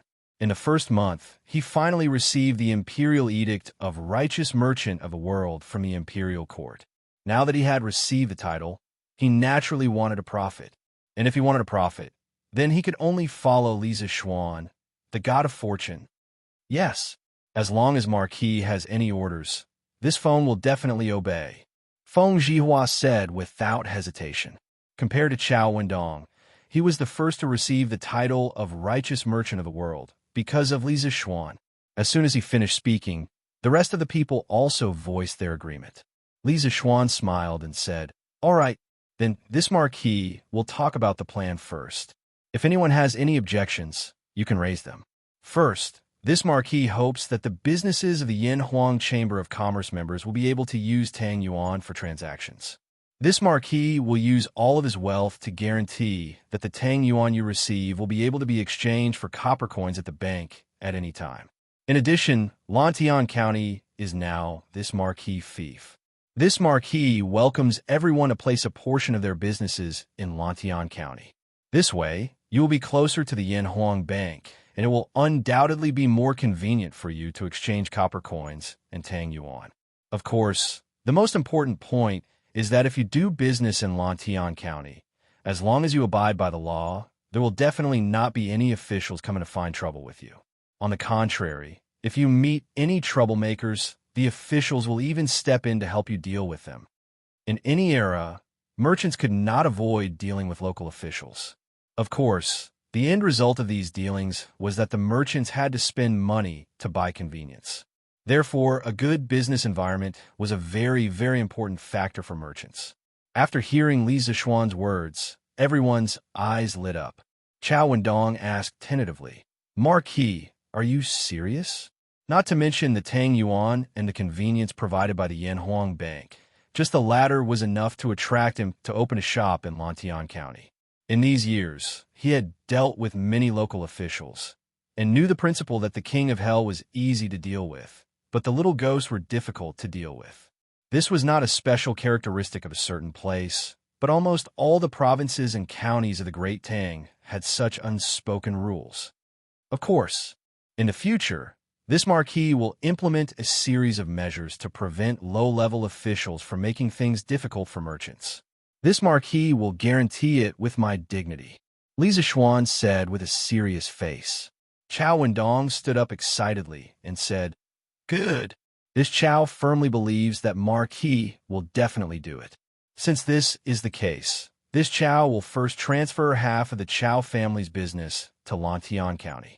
In addition, this Chao is willing to invest 80,000 strings of coins into Marquis Bank as a deposit. I wonder if Marquis is willing to do it?" Li Zishuan pondered for a moment and nodded. Since Boss Chao is so generous, this Marquis naturally has no reason to refuse. However, there is one thing I need to make clear to Boss Chao. Since this is a deposit, this sum of money cannot be withdrawn for at least 3 years. Of course, as a corresponding reward, this marquis will give a certain percentage of the bank's shares. So, if you're interested in investing in the Yanhuang Bank, please weigh the pros and cons. Chao Wendong was not surprised by this. He nodded without thinking and said, "Marquis, this Chao has thought about it. I will take out 80,000 strings of coins to invest in the Yanhuang Bank.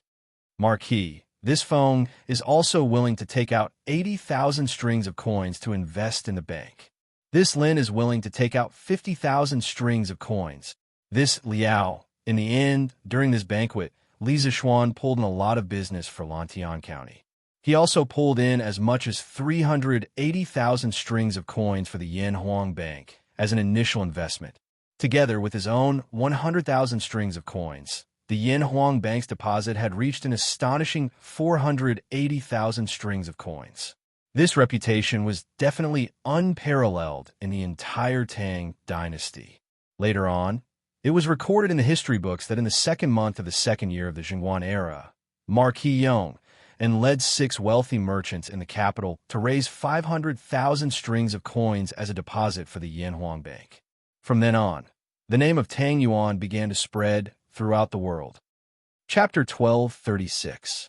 AI. Have you heard? Old Master Fan has been thrown into jail by the county magistrate. This. Why? Chill. Lower your voice. I heard that it was the Marquis of Yong, and who ordered the county magistrate to do so. Marquis of Yong'an? Why would he want to capture Old Master Fan? What else could it be for? For money, of course. Who is the richest in our Lantian County? Of course it's Old Master Fan. It said that the Marquis of Yong and plans to build a manor in Lantian County. But how can the money collected by the county magistrate be enough? Furthermore, he doesn't want to fork out the money himself, so he can only ask the merchants in the city for money. AI, who asked us businessmen to be the easiest to bully? What? The Marquis of Yong, and can't be this kind of person, right? What's so impossible about that? Everyone loves money. Do you think it's possible that Yong and doesn't like money? If you ask me, the Marquis of Yong and might find trouble with the other merchants in the city. When that happens, our business in Lantian County will really be difficult. In a restaurant in the county seat of Lantian County, a few well-dressed people were sitting around a table, eating and discussing in low voices. The content of their discussion was the huge matter that happened in the city yesterday. What should we do? This Zhang just opened a restaurant in the city last year. What should we do? What can we do?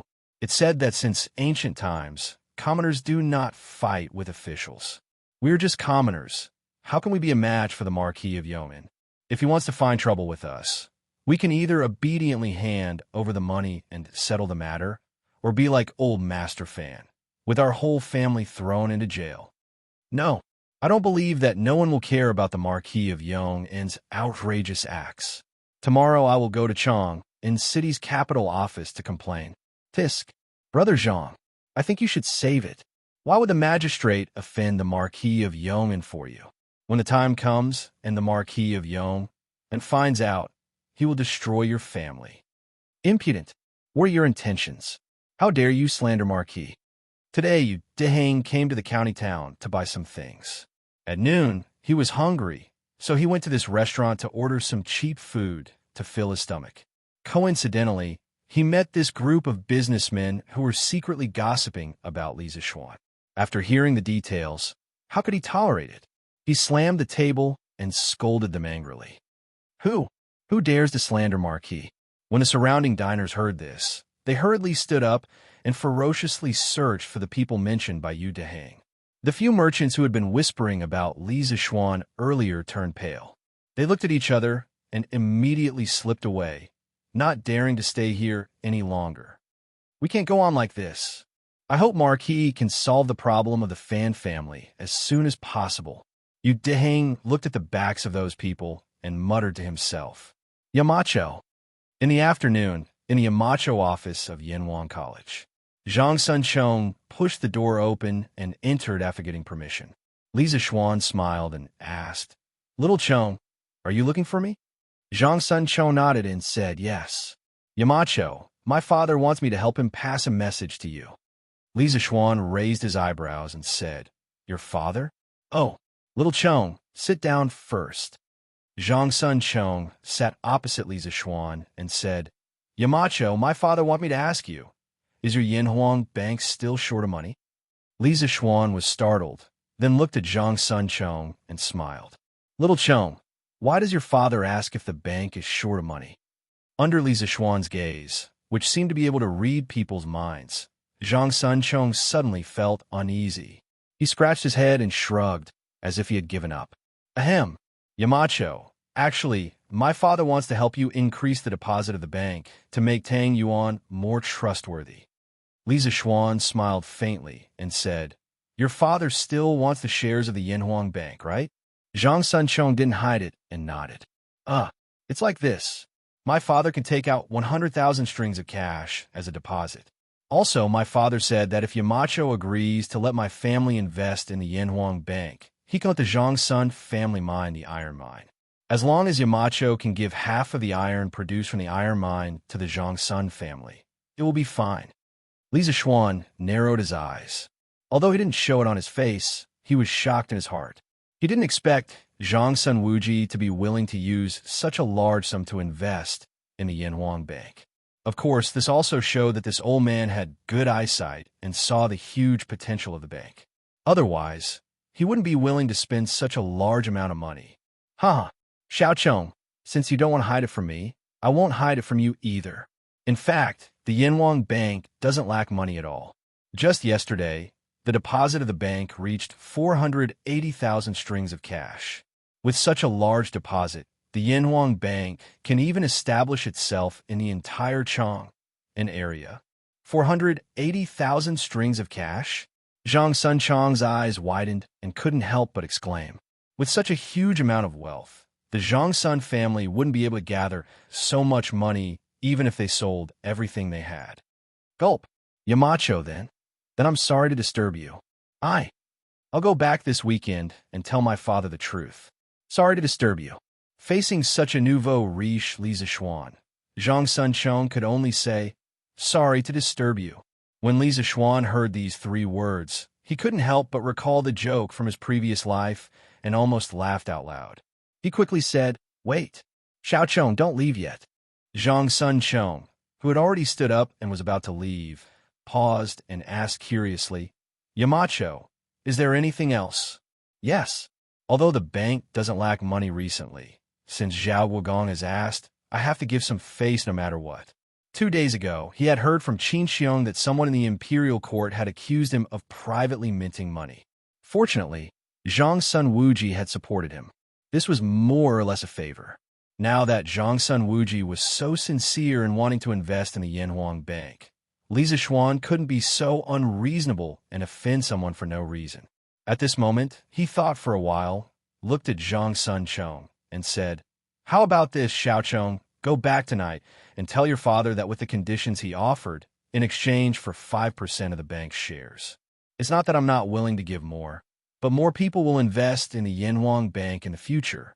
In addition, you have to explain to your father that if there are any copper coins used as deposit in the Yanhuang Bank, they are not allowed to be taken out for at least 3 years.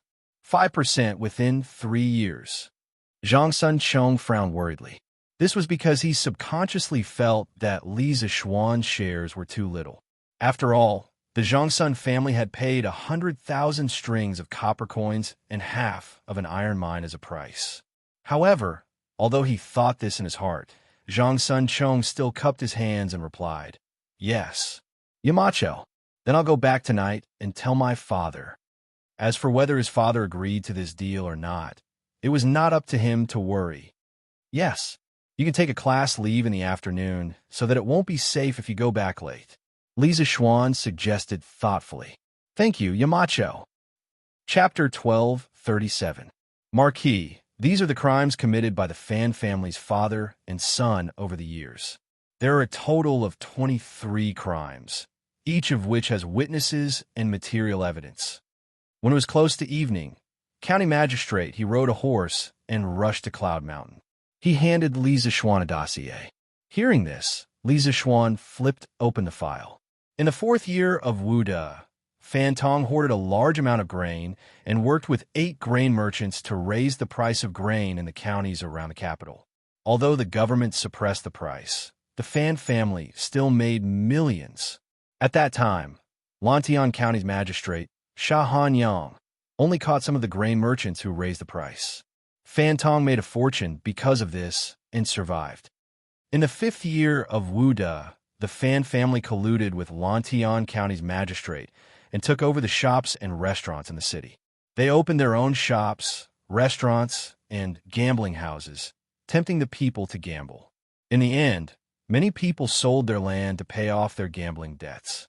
In December of the 5th year of Wu De, because Bai Lang of Baixing village couldn't afford to pay the rent, Fan Tong saw that Bai Lang's daughter was very beautiful, so he brought along a slave and forced Bai Lang to sell his daughter Bai Xiao Dai to him.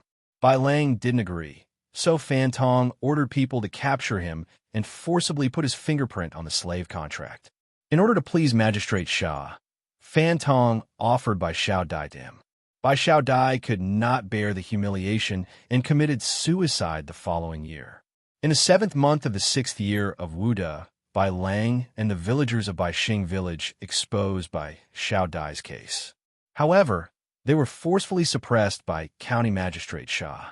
Afterwards, Fan Tong hired a group of Jianghu people to rob the people's village. Bai Lang and the villagers who exposed Fan Tong were all killed.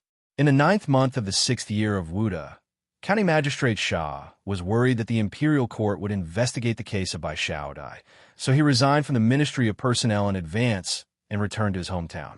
The county deputy of Lantian County also resigned and retired. In the 7th year of Wu De, a new magistrate took office.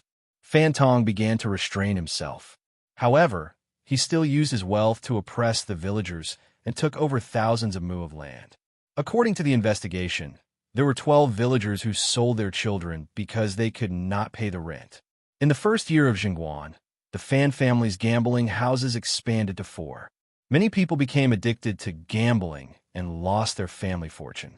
At the same time, in order to suppress the foreign businessmen, the Fan family hired local ruffians to cause trouble, poisoning, extortion, and many other methods. As a result, the Fan family's restaurants and shops were the biggest in Lantian County.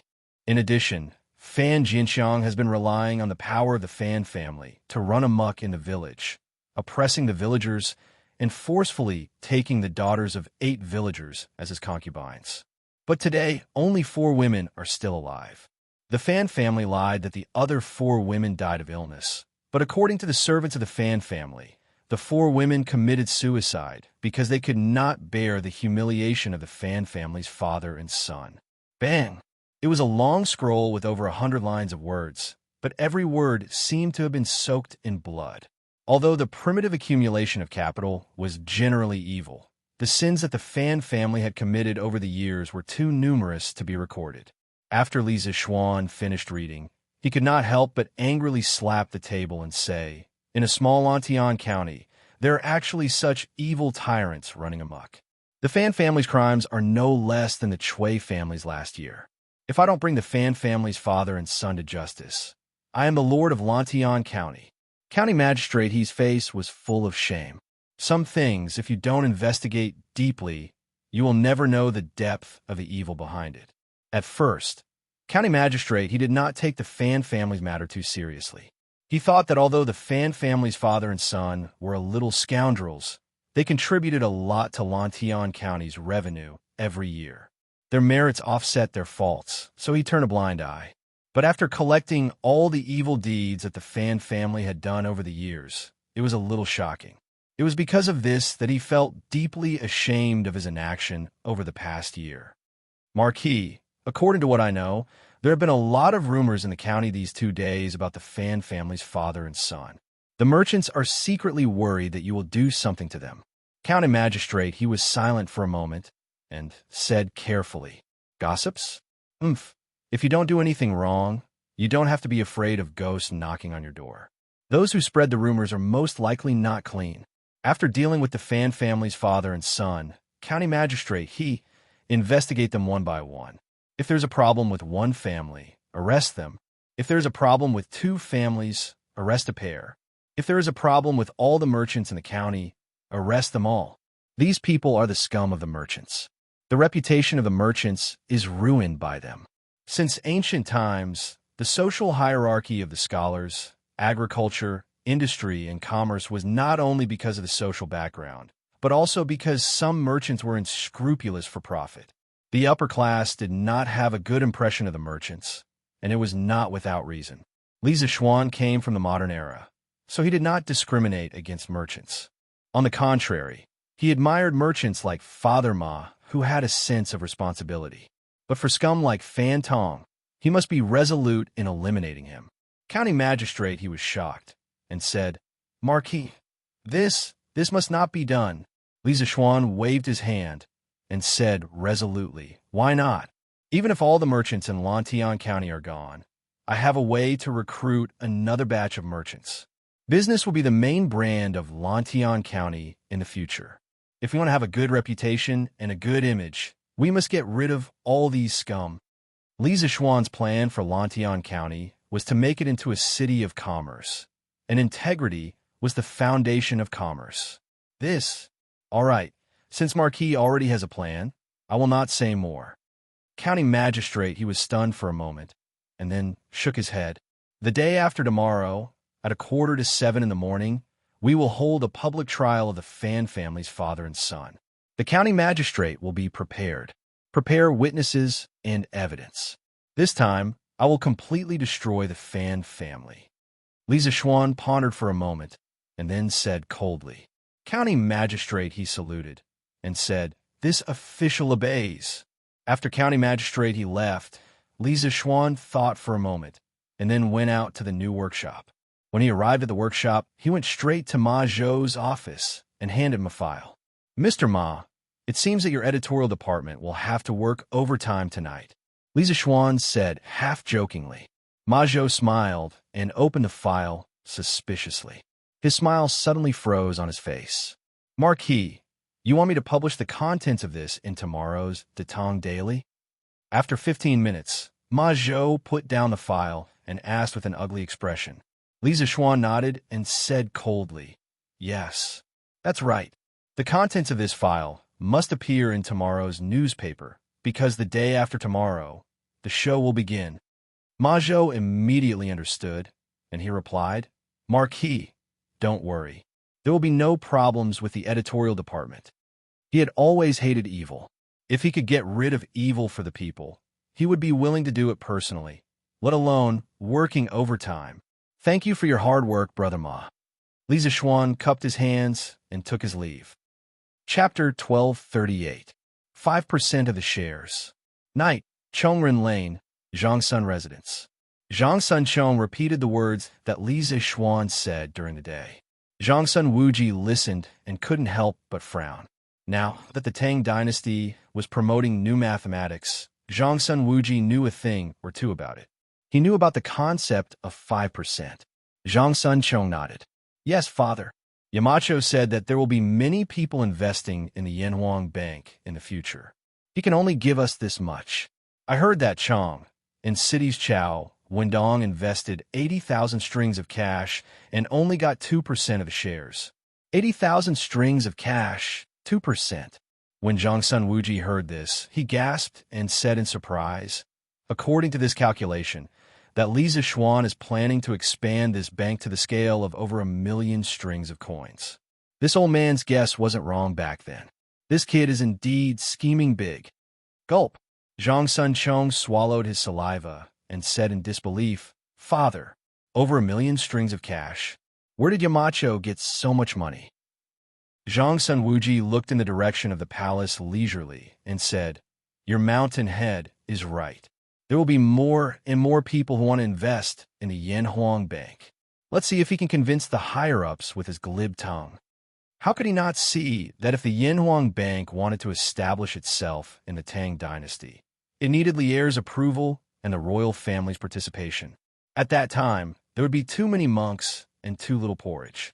Now, that Li Zishuan was willing to give him 5% of the shares, it was really a preferential treatment.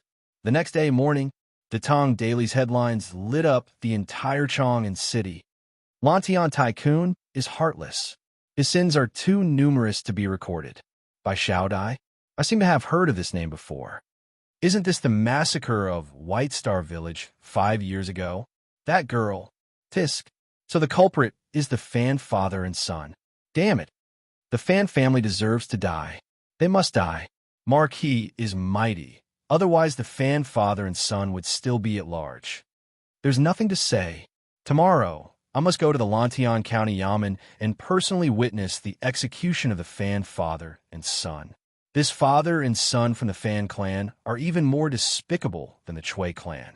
No matter what, this old man must go to the Lantian County's Yamen tomorrow to take a look. Let's go together. The Confucian scholars, merchants, and common people in Chong and city were all filled with righteous indignation and clamored to go to Lantian County the next day. At the same time, Lantian County was also blown up by the news on Tang Daily. So the Fan family has done so many bad things over the years. The father and son of the Fan family deserve to die. Poor father and daughter of the Bai family. Who would have thought that the bandits from White Star Village 5 years ago were hired by Fan Tong? God damn it. Devoid of conscience. If this kind of person doesn't die, the heavens must be blind. It's all thanks to the Marquis of Yong'an. Otherwise, who would dare to capture the Fan family's father and son? Marquis Yong'an Rini. Tomorrow, I will go to the county yamen to testify. When White Star Village was looted, this old man was there. I'll go too. I want to see the Fan family's father and son sentenced. The crimes listed in Tang Daily were so shocking that those who read the newspaper were filled with righteous indignation.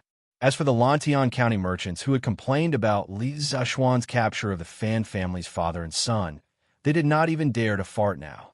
The Tang Daily had been established for almost a year, and the news it reported had never been false. Since it dared to put the Fan family's father and son's case on the top of the news, it meant that the contents were all conclusive evidence. In the face of such evidence, how would these merchants dare to continue to be in the same camp as the Fan family? Their top priority was to draw a clear line between them and the Fan family. In Taiji Palace, the morning court was halfway through. A chamberlain from a yellow door suddenly rushed into the imperial court with a booklet in his hand. Zhao Song knew that something urgent had happened. He quickly took the booklet and passed it to Lier. After Lier finished reading it, he frowned. He patted the dragon desk and ordered in a deep voice, "Aiching Dai, go to the Lantian County Yamen tomorrow morning. There's a big case there that needs your attention. The Dali Temple's vice-chancellor, Dai Ai, was dumbfounded. Due to time constraints, the officials who attended the morning court usually did not see the latest issue of Datong Daily before the morning court, so it was understandable that he did not understand what Li'er was saying. Your Majesty, may I know what's the big case in Lantian County? Dai Ai took a step forward and cupped his hands. Li'er did not want to say too much to prevent it from affecting his mood. He waved his hand and said, "You will know after the court. Iching Dai will represent the Dali Temple to preside over the public trial in Lantian County tomorrow. You must give me a clear explanation." This was the first time Dai Ai had received such a strange task. How could he preside over a case that he had not even heard of? However, it was obvious that Li'er did not want to say too much, so he could not take the initiative to ask. He could only helplessly cup his hands and reply. Your subject obeys the decree. He thought to himself. After the morning court, he had to send someone to Lantian County to investigate the big case there. However, that was now the fief of the Marquis of Yong. He had not heard of any big movements from the Marquis of Yong, and recently. Hiya! Hiya! At 8:45 in the morning, Dai Ai left the palace after the morning court session.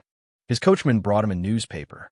After reading the headlines, Dai Ai instantly understood what case Li'er wanted him to investigate, especially the massacre of the White Star Village 5 years ago. It made his expression change. At this moment, he did not even bother to return home. He immediately got on his horse and rushed to Yun Mountain. Yo, isn't this Dai Xiaoqing? What brings you here? Dai Ai finally arrived at Yinshan when it was close to noon. Li Zixuan, who was eating in the courtyard, could not help but laugh when he saw Dai Ai, who was panting and with disheveled hair. My Marquis, you still have the time to joke around at a time like this. Hurry up and tell me about the Fan family case in detail. Dai Ai smiled bitterly as he walked into the front hall. What do you mean? Just now, His Majesty asked me to preside over the Fan family case in court. That is why I rushed over in a hurry to understand the situation in advance. Li Zixuan was silent for a moment after hearing Dai Ai's answer. He then said, since His Majesty asked Dai Xiaoqing to preside over the case, then I have no objections. However, eating is the most important thing in this world. Dai Xiaoqing must have not eaten since you came in such a hurry, right? Come, sit down and eat first. We can discuss proper matters after you eat. Chapter 1239. Begin the trial. Wei Wu. The sound of Wei Wu and Wei Wu from a gavel had shocked countless evil spirits throughout the ages. The next morning, at 6:45 in the morning, Lantian County's Yamen was already surrounded by layers upon layers of commoners. Following Dai Ai's slam of the gavel, the highly anticipated public trial finally began. The fact that the Vice-Chancellor of the Supreme Court was personally presiding over the trial made the people feel the importance the court placed on the case. They all breathed a sigh of relief. Bring the criminals Fan Tong and Fan Jinxiang to court. In the court, as the main judge, Dai Ai naturally sat at the head of the table, followed by County Magistrate He. Li Zixuan, as an observer, sat at the side and became a spectator. Dai Ai slammed the gavel down again and shouted, "Bring the criminals Fan Tong and Fan Jinxiang to court." Someone spread the word far and wide. A moment later, Fan Tong and Fan Jinxiang were escorted into the courtroom by 4 Yamen runners. Compared to a few days ago, the Fan father and son were no longer as spirited and arrogant as before. Fan Tong's heart sank when he saw Dai Ai sitting at the head of the table, wearing a dark red official robe, representing a 4th-rank official. If the presiding judge was a 4th-rank official, it meant that the court had begun to interfere with his case. As for the things he had done in the past, how could they withstand an investigation? Are you Fan Tong and Fan Jinxiang? Dai Ai's eyes flashed as he shouted. As the head of the Supreme Court's prison, Dai Ai's aura was incomparable to that of an ordinary county magistrate. His shout sent the Fan father and son into a panic. "Yes, sir. I am Fan Tong." "Yes, I am Fan Jinxiang." Fan Tong was relatively calm, but Fan Jinxiang was so frightened by Dai Ai's aura that he almost wet his pants. He even stuttered a little. Good. Fantong, let me ask you. During the 4th year of Wuda, did you and 8 grain merchants hoard grain to drive up the price of grain? Daishin did not beat around the bush and went straight to the point. Fantong's eyes flashed. He stepped forward and replied, Sir, I've always been honest in my business dealings. I've never done anything as evil as hoarding. Oomph. You refuse a toast only to be forced to drink a forfeit. Men, summon the witness. Hu Jinhua. Dai Ai sneered and ordered. Here. A Yamen runner went to bring the witness. When Fantong heard the name, Hu Jinhua, his expression changed. A moment later, a Yamen runner brought an old man in plain clothes. Dai Ai asked, Is the person in the hall Hu Jinhua? The plain-clothed old man cupped his hands and said, replying to Shang Wan, I am Hu Jinhua. Hu Jinhua, let me ask you, 6 years ago, did you collude with Fantong and other grain merchants to drive up the price of grain around the capital? Hu Jinhua said with a pained look, replying, Your Excellency, it's true. Back then, Lord Fan found me and the others and said that he was taking advantage of the drought and the war between the Great Tang and the Turkic Khaganate to stockpile provisions and make huge profits. At that time, the price of provisions around the capital rose from 3 copper coins per bushel to 10 copper coins per bushel. Not long after, the imperial court became aware of this. His Majesty ordered the government to suppress the price of provisions and issued a decree ordering Lantian County Magistrate to investigate the merchants who drove up the price of provisions. At that time, I and a few others were arrested, stripped of our property, and punished with flogging. Only Fantong was spared. Because of County Magistrate Shah's power, after we were released, we immediately changed our names and never dared to do business again. Nonsense. You're lying. I don't know you. Fantong was furious. His eyes were red, and he wanted to skin Hu Jinhua alive. Oomph. This who also has the account book of Master Fan's purchase of grain with us. At that time, Master Fan didn't have enough money, so he borrowed some money from this who. The account book and the IOU are all here. Whether this who is speaking nonsense or not, Sir will know with a glance. Hu Jinhua sneered and took out 2 items from his sleeves. Bring them up. Dai Ai said hurriedly. The Yamen runner took the evidence from Hu Jinhua and handed it to Dai Ai with a bow.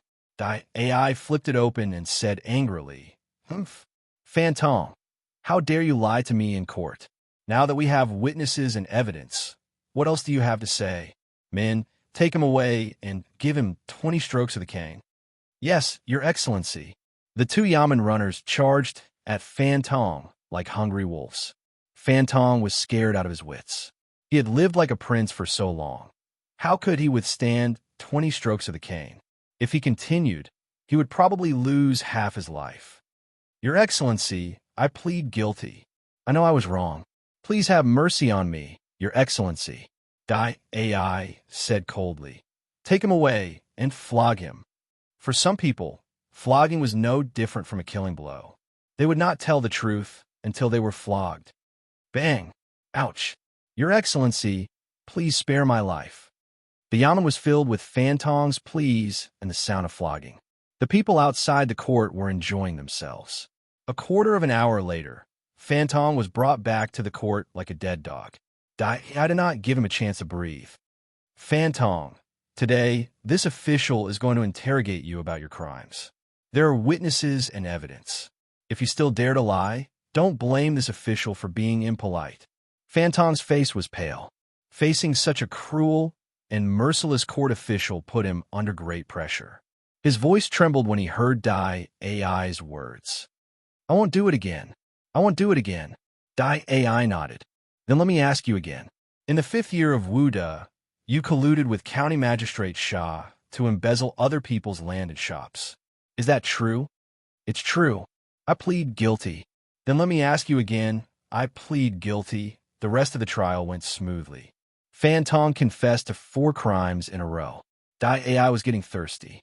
He pursed his lips, his eyes focused, and said in a low voice, In the 6th year of Wuda, White Star Village was attacked by bandits and suffered several massacres. Did you have anything to do with it? Were you afraid that Bai Xiaodie's case would be exposed, so you asked the bandits to help you kill her? Fan Tong, who had admitted his guilt without hesitation, was now shocked. He quickly shook his head and denied, My lord, this case has nothing to do with me. I'm just a merchant. How could I know bandits? My lord is wise. I've been wronged. He could admit to other crimes.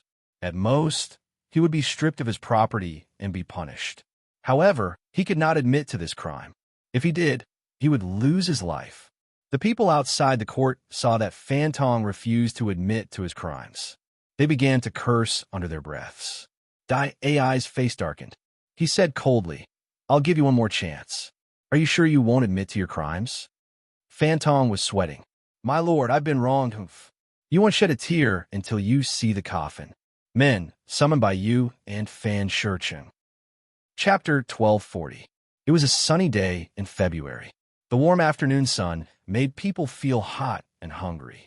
However, the countless people gathered outside Lantian County's government office had no intention of going home to eat, because a great show was about to unfold. When Dai Zhou said the name Bai Yu, Fan Tong's expression didn't change. However, when he heard the name Fan Shicheng, his expression changed to one of anger and fear. Not long after, a white-haired skinny old man and a middle-aged scholar entered the hall. Dai Zhou slammed the gavel on the table and asked, Are you Bai Yu and Fan Shicheng? It is Bai Yu, Fan Shicheng. The old man and the middle-aged scholar cupped their hands and answered, one after the other. Dai Zhou frowned and said, Bai Yu, as the former village chief of White Star Village, do you still remember the robbery of the village in the 6th year of Wuda? When the old man heard that, he said with a sorrowful look, Your Excellency, how can this old man possibly not remember? They were a bunch of animals. At that time, most of the villagers were cooking in their rooms. Everyone suddenly heard the rumbling of horse hooves. When they went out to take a look, they saw more than 10 fierce-looking large men holding knives. They were riding around the village. They seemed to have come with a purpose. After killing Bai Lang and a few other families, they also stole some valuables and left the village on horseback. When the county soldiers arrived, the village was only left with blood and corpses. This old man clearly remembers that Bai Donglin's eldest child was only 1 year old, but those bastards still killed him. At the end of his speech, the old man actually started to cry with tears and snot, causing the commoners outside the hall to sigh uncontrollably. There was such a tragedy back then. How come I've never heard of it? Who dared to say back then? If they did, they might have lost their lives. Why? Isn't it written in the newspapers?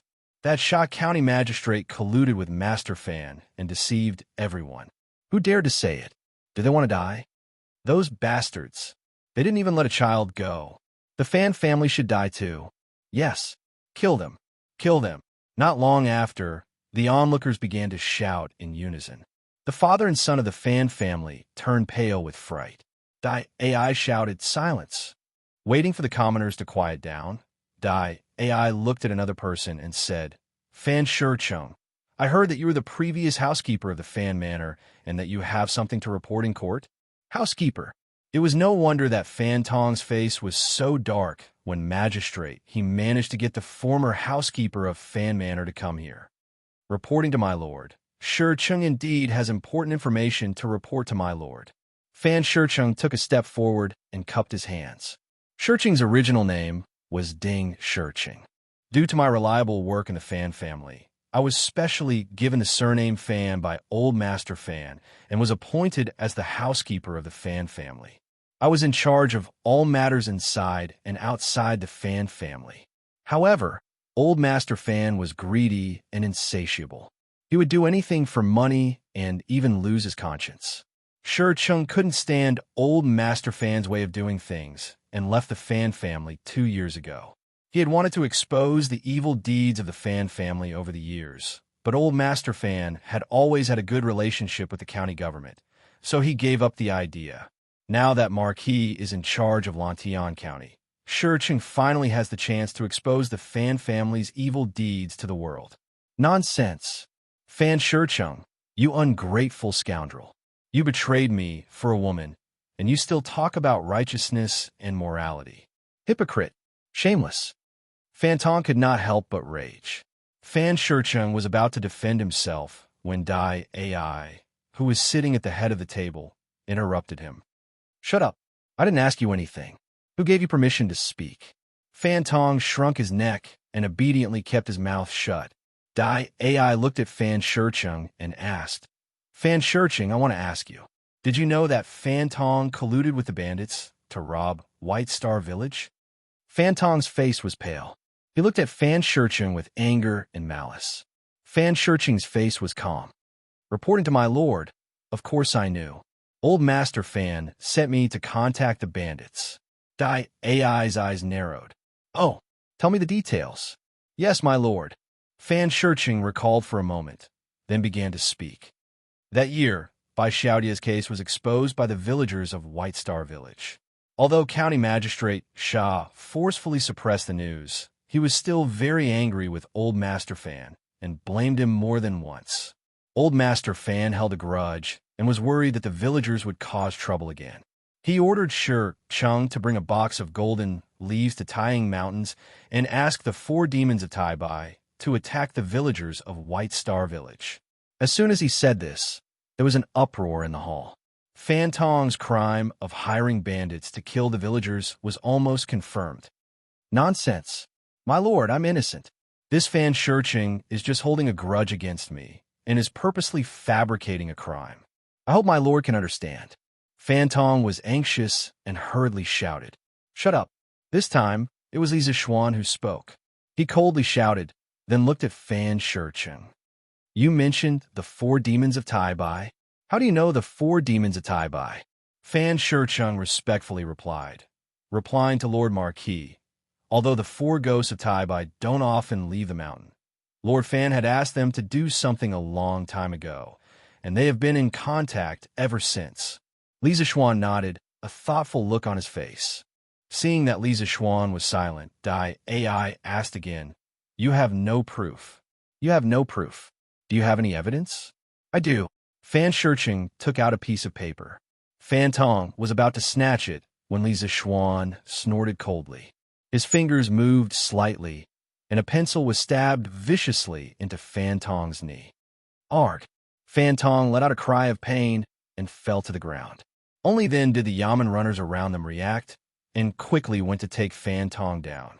Fan Shecheng wiped his sweat with lingering fear and said, replying to my lord, when Master Fan asked Shecheng to contact the dead Tai Bai ghost, he wrote a letter. Shecheng only brought the message and kept the letter secretly, waiting for the day when I would expose Master Fan. Fan Tong's face was ashen, and there was no trace of life left. Beside him, Fan Jinxiang was so scared that he was in a daze. He didn't speak or move. Dai Ai ordered someone to present the evidence. After looking at it, he slammed the gavel on the table and shouted angrily. Humph. Now that we have evidence and witnesses, what else do you have to say, Fan Tong? Men, Fan Tong bullies the people, harms women, and disregards human life.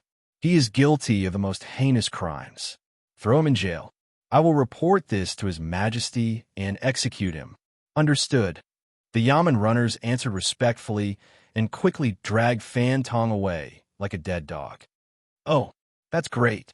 Dai Ai is wise. Marquis is wise. This bully is finally gone from Lantian County. The villagers of White Star Village who died tragically can finally rest in peace. After Dai Ai's announcement, the people immediately cheered. They didn't know if it was an illusion, but when they looked up at the sky, they realized that the sky of Lantian County seemed to have become bluer and clearer. Chapter 1241. The public trial lasted until noon. The father and son of the Fan family were sent to prison to await Li Er's final verdict.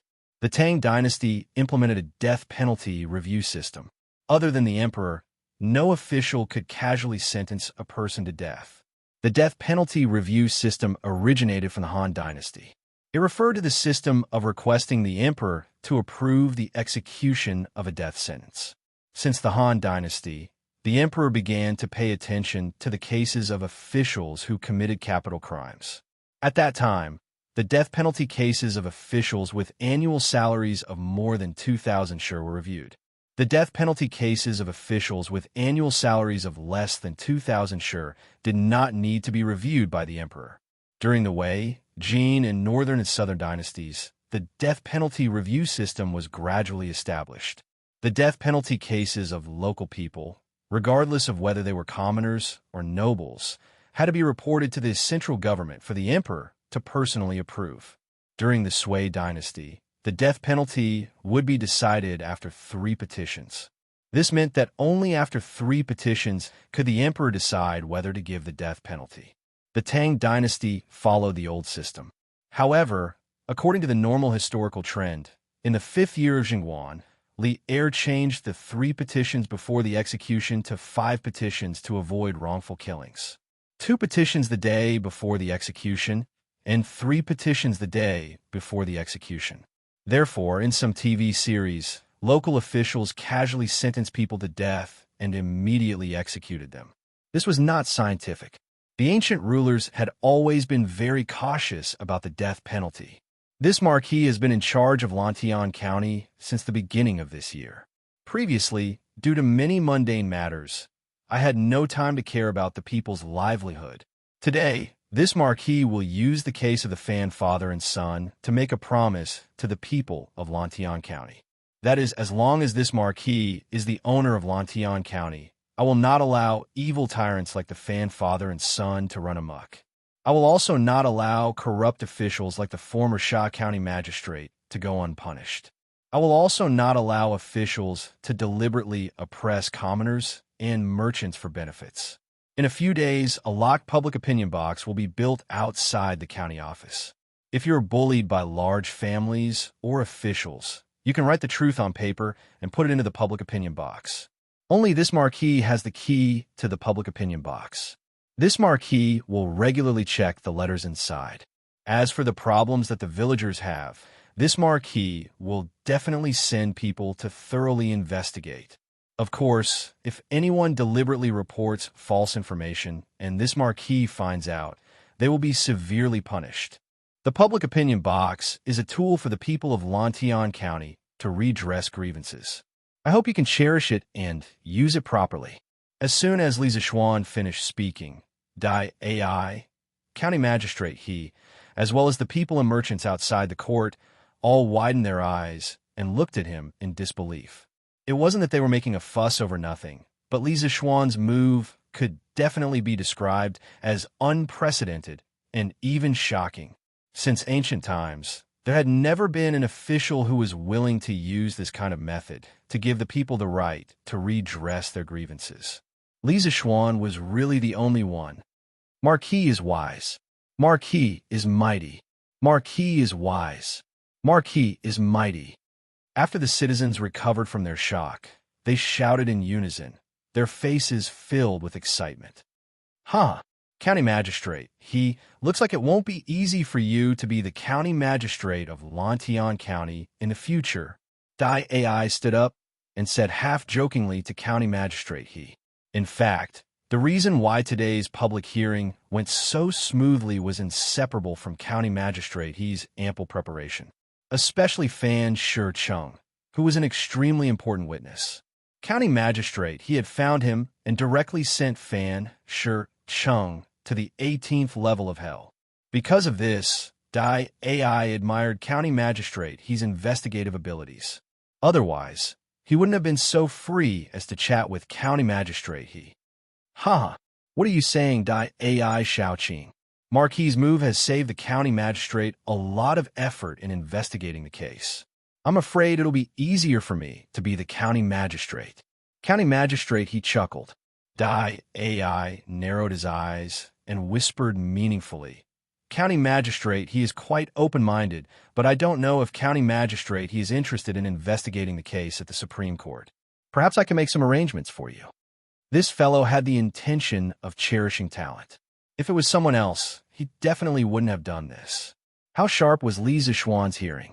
Although Dai Ai deliberately lowered his voice, he still heard it. He glared at the two and interrupted their conversation. What is the meaning of this, Dai Ai Xiaoqing? You actually want to poach my people in front of me? Isn't that too unreasonable? Do you think I can't give you the same conditions as the Supreme Court? Dai AI love talent. So how could Li Zixuan not love talent? Logically speaking, what he lacked the most now was talent. After experiencing so many things, County Magistrate He's ability was beyond doubt. Li Zixuan planned to put County Magistrate He in an important position after this matter was over. He didn't expect Dai AI to take the initiative to poach his people in his territory. This was really intolerable. Ahem, Marquis, I was just joking. With County Magistrate He's loyalty to you, Marquis, how could he follow me to the Supreme Court? Dai AI knew he was in the wrong and quickly laughed dryly. It's getting late. Xiaoqing Dai must be in a hurry to report back to Chang, right? Then I won't keep you here for lunch. Let's meet again another day. Li Zixuan raised his chin, trying his best to hold back his laughter. Dai AI was stunned. If he was a modern person, he would only want to say, "Is it so real? You won't even let me have lunch?" Yamacho, my father, agreed. He agreed to your suggestion, Yamacho. In the afternoon, Zhang Sunchong came to Li Zixuan's office again and said. Li Zixuan was slightly surprised. He didn't expect Zhang Sun Wuji to agree so readily. At first, he thought he would have to waste a lot of time. Since that's the case, I'll personally visit your father and discuss the details in person. Xiaochong, you don't have to worry about these things. Studying is the most important thing. Yes, Yamacho. Zhang Sunchong responded and left. And Mo Zhong called Pang Feiji over. In the office, Li Zixuan was first happy about the Yanhuang Bank's growth. Then he shouted towards the door. Yes, Marquis. After about 15 minutes, Pang Feiji came in under Mo Zhong's lead. He bowed and said, Greetings, Marquis. Li Zixuan nodded and asked directly, Feiji, it's been so long. Have you found out the whereabouts of the other 3 Taibai ghosts? Ever since the Chui family fell, Li Zixuan had been secretly sending people to search for the Taibai ghosts. After all, there were 3 fish that escaped the net. If the 3 of them secretly took revenge, his family wouldn't be able to take it. Pang Feiji said with a guilty face. Marquis, I haven't found them yet. Chapter 1242. What's going on? There's no useful information at all? Yanhuang College, Yamacho's office. Li Zixuan frowned unhappily. It had been almost 4 months since the 4 demons of Taibai had infiltrated the right Marquis household to assassinate Wan Jinggang. However, Pang Feiji hadn't even caught a single hair on them. This efficiency made him very unhappy. Seeing the dissatisfaction on Li Zixuan's face, Pang Feiji said bitterly, Marquis, after the Chui family fell, the remaining 3 of the 4 demons of Taibai seemed to have disappeared from the face of the earth. I've interrogated the Chui family servants, but they didn't know anything about the 4 demons of Taibai. This year, the Chui family's people in Chang, and were all sent back to Zhengzhou. I have no way to investigate. Moreover, the Marquis household is lacking in manpower, especially those who can fight with the 4 demons of Taibai. Other than you, Marquis, there's almost no one else. Li Zixuan was silent after hearing this. Although Li Er had assigned Pang Feiji's group of Marquis to Li Zixuan as his personal guards, as Li Zixuan's businesses grew larger and larger, such as the workshop and Yanhuang College, these personal guards were inevitably sent to various places. As a result, the number of personal guards that listened to Li Zixuan at all times was even fewer. Recruit people everywhere. Recruit loyal people, recruit capable people. The Marquis household's personal guards need to be expanded to at least 100 people.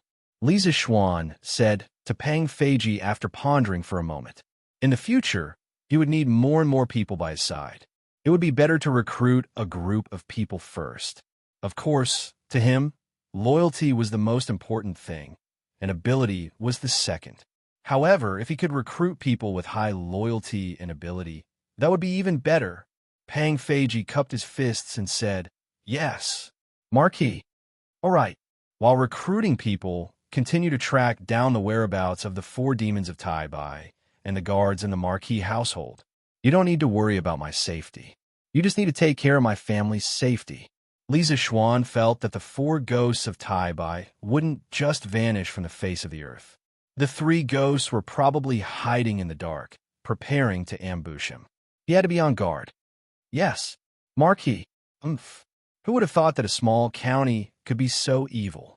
If we don't kill, we won't be able to appease the anger of the people. If we don't kill, we won't be able to uphold the law. Lier was also very concerned about the public trial in Lantian County. He was mainly worried that Li Zixuan would use the same method to destroy the Chui family to deal with the Fan family. The power of public opinion was too great, and he had to be careful.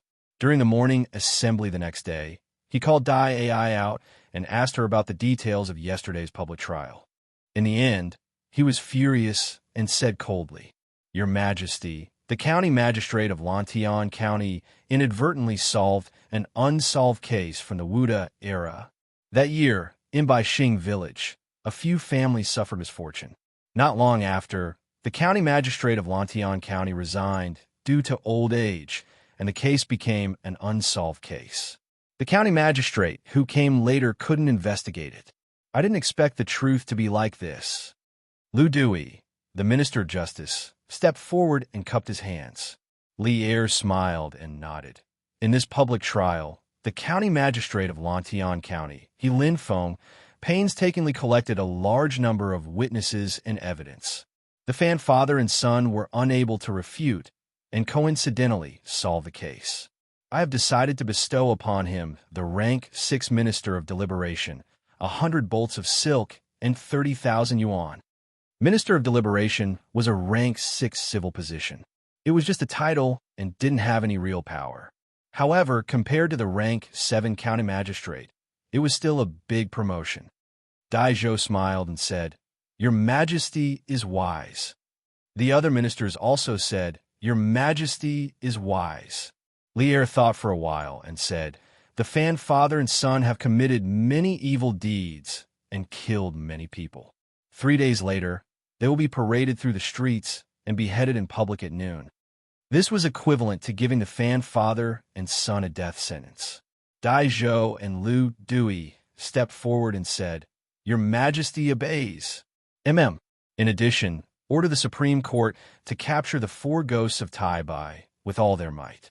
Capture these bandits at all costs. It wasn't only Li Zixuan who wanted to eliminate the 4 demons of Tai Bai. Li Er also wanted to do so. After all, the 4 of them had once robbed and slaughtered villages near Chang'an. It was fine if they didn't find out in the past, but now that they found out, if Li Er didn't capture them, where would he put his face? Lu Dui's face was solemn as he bowed and said, "Your Majesty obeys. I will do my best to apprehend the bandits." The news of the Fan father and son being punished by Li Er and being paraded through the streets 3 days later quickly spread to Lantian County. When the people heard it, they rushed to spread the news and rejoiced. As for the merchants, they were divided into 2 factions. One faction was the law-abiding faction. They had been suppressed by the Fan family and their superiors in Lantian County all these years, so their business wasn't going well. Now that Li Zixuan had banned the officials from eating, taking, and demanding from the merchants, and had even created a public opinion box, these law-abiding and honest merchants finally saw a glimmer of hope. The other faction was the merchants who had followed the Fan family and drank the soup to make a fortune. They had more or less done some dirty things in private, so how could they withstand an investigation? Now that the political environment in Lantian County had changed, they were caught off guard. Some of the more sensitive people had already started to move their businesses to other counties. At the same time, the dozens of shops that the Fan family had occupied in Lantian County were all cleared out and auctioned off in a public auction. It could be said that the Lantian County government had gained a considerable amount of income. Of course, these shops were all bought by a few big members of the Yanhuang Chamber of Commerce at a high price. Now, no one understood better than them the huge business opportunities in Lantian County. The shops that others thought were expensive were completely worth it in their eyes. 2 days later, in Lantian County, another 5 businessmen were arrested one after another. These people were all involved with the Fan family and had done things for the Fan family. What awaited them was a hefty fine and physical pain. Those unclean merchants of Lantian County. In an instant, all of them were in danger. Go, go, go. The Fan father and son are going to be beheaded. Go see. Go see. You won't be able to see it if you're late. Hey, wait for me. I want to go see too. On the third day, the Fan father and son were to be paraded through the streets of Chong and City. Lantian County streets were empty. Early in the morning, the commoners all brought their families to Chong and City to watch the show. Of course, the younger children were not allowed to go. After all, the scene was too bloody. Chapter 1243. It's time to eat. It's time to eat. Eat your fill. Don't look for us when you go to the underworld. In the Supreme Court, a prison guard opened the door of a cell with a lunchbox in his hand and spoke to the Fan father and son inside. Big brother officer? What do you mean? We're going to be beheaded? Fan Jinxiang was dressed in a prison uniform, and his hair was disheveled. He was no longer as spirited as he used to be. Yes. Otherwise, do you think you'll be able to eat such good food today? Hey, hurry up and eat. This drumstick is still warm. The prison guard looked at the fragrant chicken drumstick in the food box and couldn't help but swallow his saliva as he grumbled. So soon? Even if His Majesty wants to behead us, shouldn't he wait until after autumn? Fan Jinxiang was shocked. In ancient times, most of the criminals were executed in the autumn. Fan Jinxiang's desire to live was strong. He knew he would die sooner or later, but he was willing to live as long as he could. He was willing to pay any price other than his own life. At this time, he regretted chasing that peasant girl on the street. If he had stayed at home that day, he would not have been caught, interrogated, or sentenced to death. If you want to blame someone, you can only blame yourself for being too ruthless. His Majesty is furious, and you want to live until after autumn? What a joke. The prison guard looked at Fan Jinxiang mockingly and sneered. Fan Jinxiang suddenly froze, and then this guy actually cried, "Official brother, I beg you to let me go. I don't want to die. Our Fan family still has a lot of money. If you let us go, all the money will be yours." The prison guard jumped far away and then said sternly, "Shut up, hurry up, and eat your last meal. Don't starve to death in the underworld." Although he liked money, some money could only be obtained with a life, but not with a life to spend it. After that, he led his men away without looking back, leaving Fan Jinxiang and Fan Tong alone in the cell. Eat. Eat until you're full. If you want to blame someone, you can only blame our family for meeting Li Zixuan. Fan Jinxiang was sobbing uncontrollably. After a while, Fan Tong stood up and walked towards the food box. He spoke to Fan Jinxiang with a weary expression. "Beat him to death. Kill these two evildoers. Kill them. Hey, I hit him. Wow, I hit it too." At 5 in the morning, Fan Tong and Fan Jinxiang were stuffed into the prison wagon for the first and last time in their lives. Because their hands and feet were tied to the prison cart, the bailiffs of the Supreme Court were not afraid that they would escape. They all stayed far away from the prison cart because they were afraid of being caught in the crossfire. After all, not every commoner could throw so accurately. But the bailiffs were not idle either. Whenever they saw a commoner carrying something that was too excessive, they would immediately step forward to stop them. After all, those big bricks, stones, and the like could easily kill the Fan father and son if they were hit. Before long, Fan Tong and Fan Jinxiang's heads and bodies were covered with eggshells, rotten eggs, and mud. Of course, there were also some strange things like smelly shoes and the like. Fortunately, the bailiffs had run away in advance. Otherwise, they would have suffered a lot. The so-called parade did not mean that they would go around every civilian square. They just circled around the main road of Chang'an. The civilians knew the route and ambushed in advance on the road that the prisoner's wagon had to pass. They all presented the big gifts that they had carefully prepared for the Fan father and son. Fan Jinxiang was happily received by the commoners. Halfway through the parade, he fainted happily. When he woke up, he was already tied to the execution platform. Fan Tong, a merchant from Lantian County, is a heartless tyrant who oppresses commoners, rapes women, colludes with bandits, and disregards human life. His Majesty has decreed that he will be beheaded today. His son, Fan Jinxiang, has taken advantage of his position to rape many women and cause the deaths of 4. His Majesty has decreed that he will be beheaded. It is now 12:15. Men, carry out the execution. The executioner was Dai Zhou. After reading the imperial edict, he threw out the arrow with the word behead carved on it. Good. Kill Fan Tong. Kill Fan Jinxiang. The commoners were not afraid of the bloody scene that was about to happen. Instead, they cheered excitedly, especially the commoners from Lantian County. They had been waiting for this day for so long after being oppressed by the Fan father and son. The executioners took a sip of wine, then sprayed it on their blades. Then, they raised their hands and cut down. Fan Tong and Fan Jinxiang did not even have time to scream before the executioners ended their evil lives. Cloud Mountain. Although it was the day of Fan Tong and Fan Jinxiang's execution, Li Zixuan was not so bored as to watch the show. Cleaning up the Fan family was just a casual move to purify the environment of Lantian County. He did not take it to heart at all. At this moment, he was confirming the final construction plan of the dam with Mo Huai. I plan to divide the commoners into 3 teams. One team will be responsible for preparing, transporting materials, and stones. The other 2 teams will start construction from the south and north respectively. Of course, the most important thing is to build a drainage canal to temporarily divert the Bar River. If we can use the crane that Yamacho built before, it should be faster. Mo Huai pointed at the map and spoke with assurance. Li Zixuan nodded thoughtfully and said, "No problem. I will modify the crane to be more suitable for the construction of the dam. Mr. Mo, if you need anything, just say the word. I will definitely solve it for you if I can." The dam was his top priority this year. Everything else had to be put aside. Mo Huai thought for a moment and stroked his beard. "I have calculated before.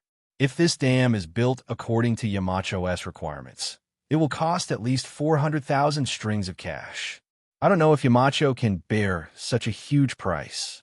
Although he knew that Li Zixuan was rich, he definitely did not know how much money Li Zixuan had. Moreover, 400,000 strings of cash was not a small sum. It was equivalent to an entire year's revenue of the Tang Dynasty's imperial court. 400,000 strings of cash. Yin Shaoning, Mo Lingwei, Mo Chue, and the others all gasped with their mouths agape. Although they had expected it, they were still shocked by the number. Li Zixuan didn't look surprised. He nodded and said indifferently, "Mr. Mo, you don't have to worry about money. Since I've already decided to build this dam, I naturally won't be stumped by money. I will prepare all 400,000 strings of cash before the start of construction." Chapter 1244.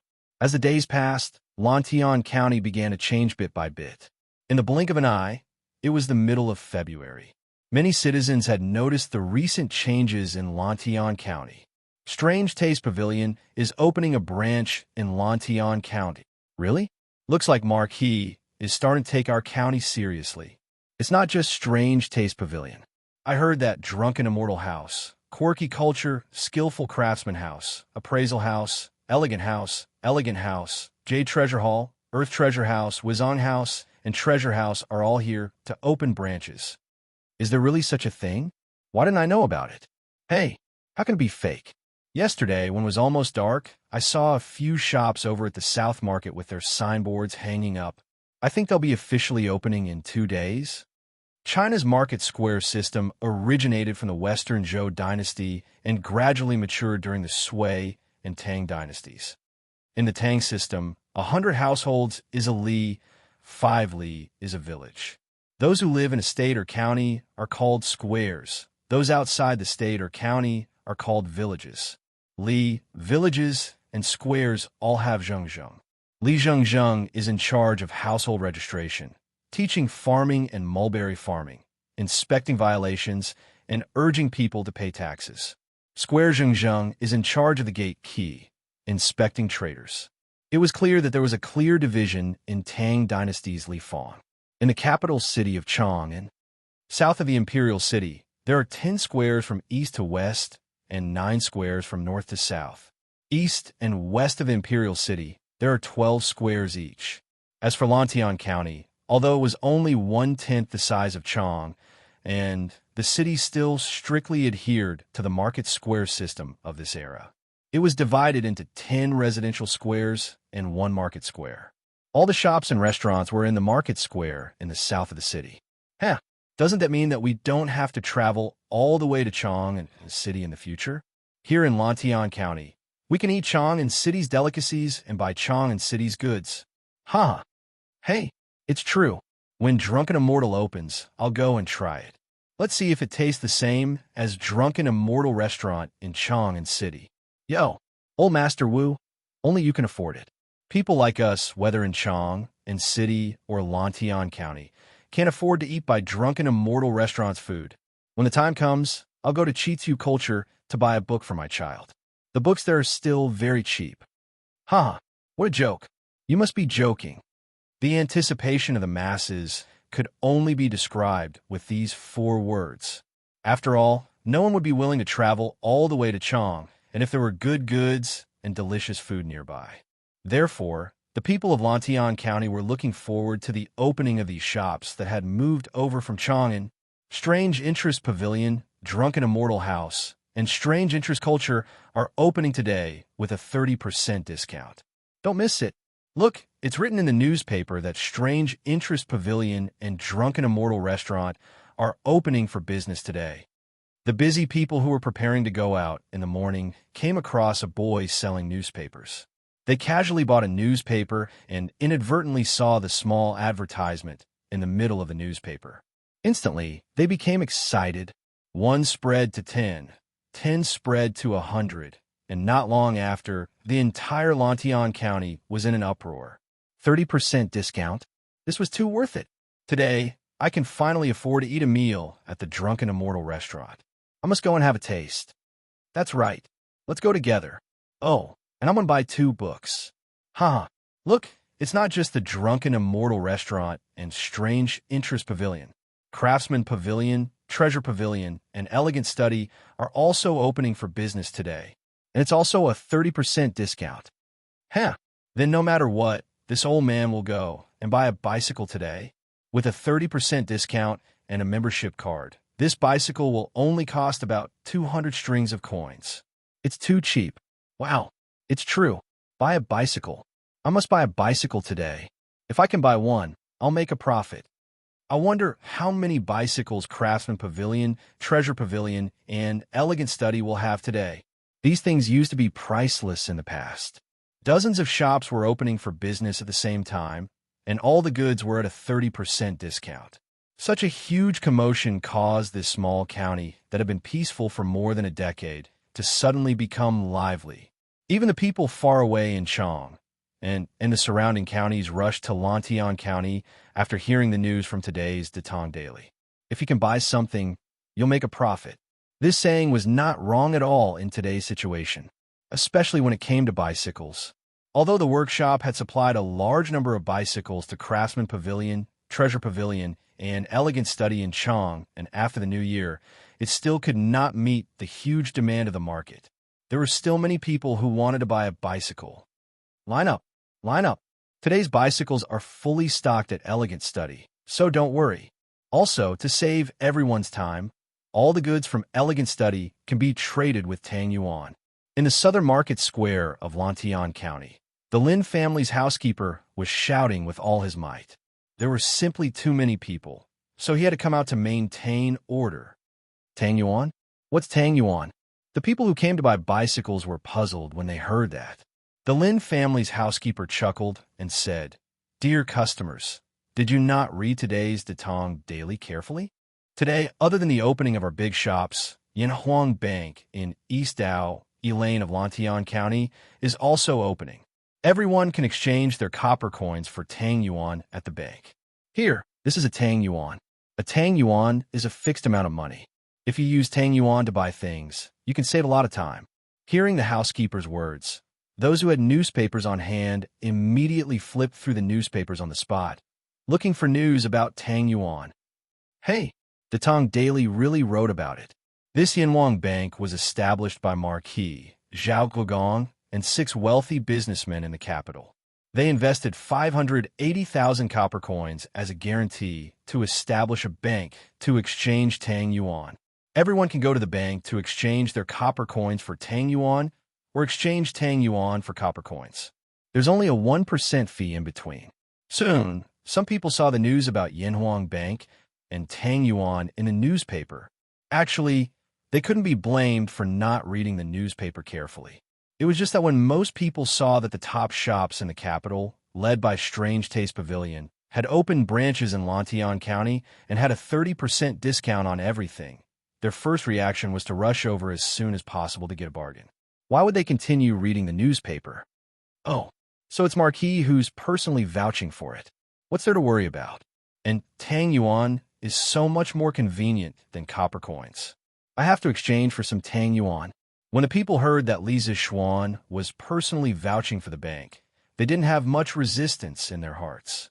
But if I go to exchange for Tang Yuan, what if I run out of bicycles later? Someone said worriedly. Hee hee. Dear customers, don't worry. Our shop will only officially open at 9 in the morning.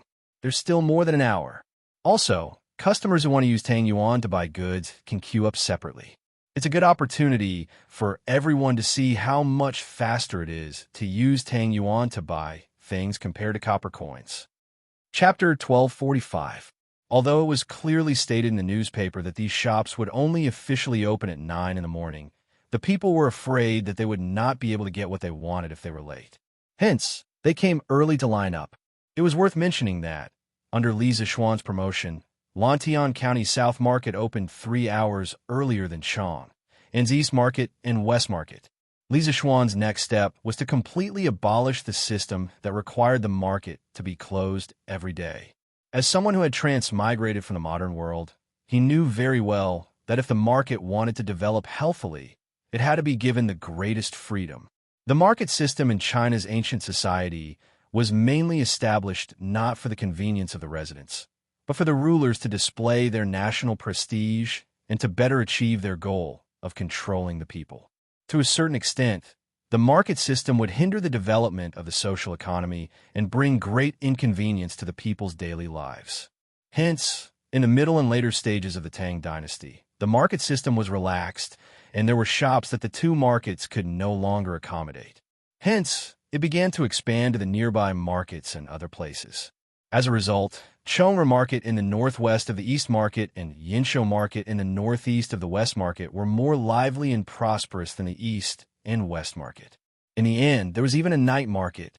The development of business had to meet certain conditions, and an open market was one of the important conditions. The market opened in the middle of the day and closed at sunset. The strict opening and closing of the market caused the market to lose its freedom. Coupled with the night ban and strict control of the market, many rich and colorful public activities could not be carried out. Furthermore, the market implemented a strict opening and closing system. As a result, the people lost the right to exchange ideas and share entertainment, narrowing their physiological and psychological horizons. Since Li Zixuan wanted to turn Lantian County into a one-of-a-kind trading city, he had to reform the current market system. Today, the early opening of the market was just a small step for him to reform the system. In the South Market, the people who had come early to line up were somewhat moved after hearing the praises of the bank and the convenience of the Tang Yuan from the various shop managers, especially those who were at the back of the line. When they heard that they could stand alone in a line with the Tang Yuan, they did not hesitate and immediately pushed their small carts full of copper coins to Yanhuang Bank. At 9 in the morning, all the new shops in Lantian County opened on time.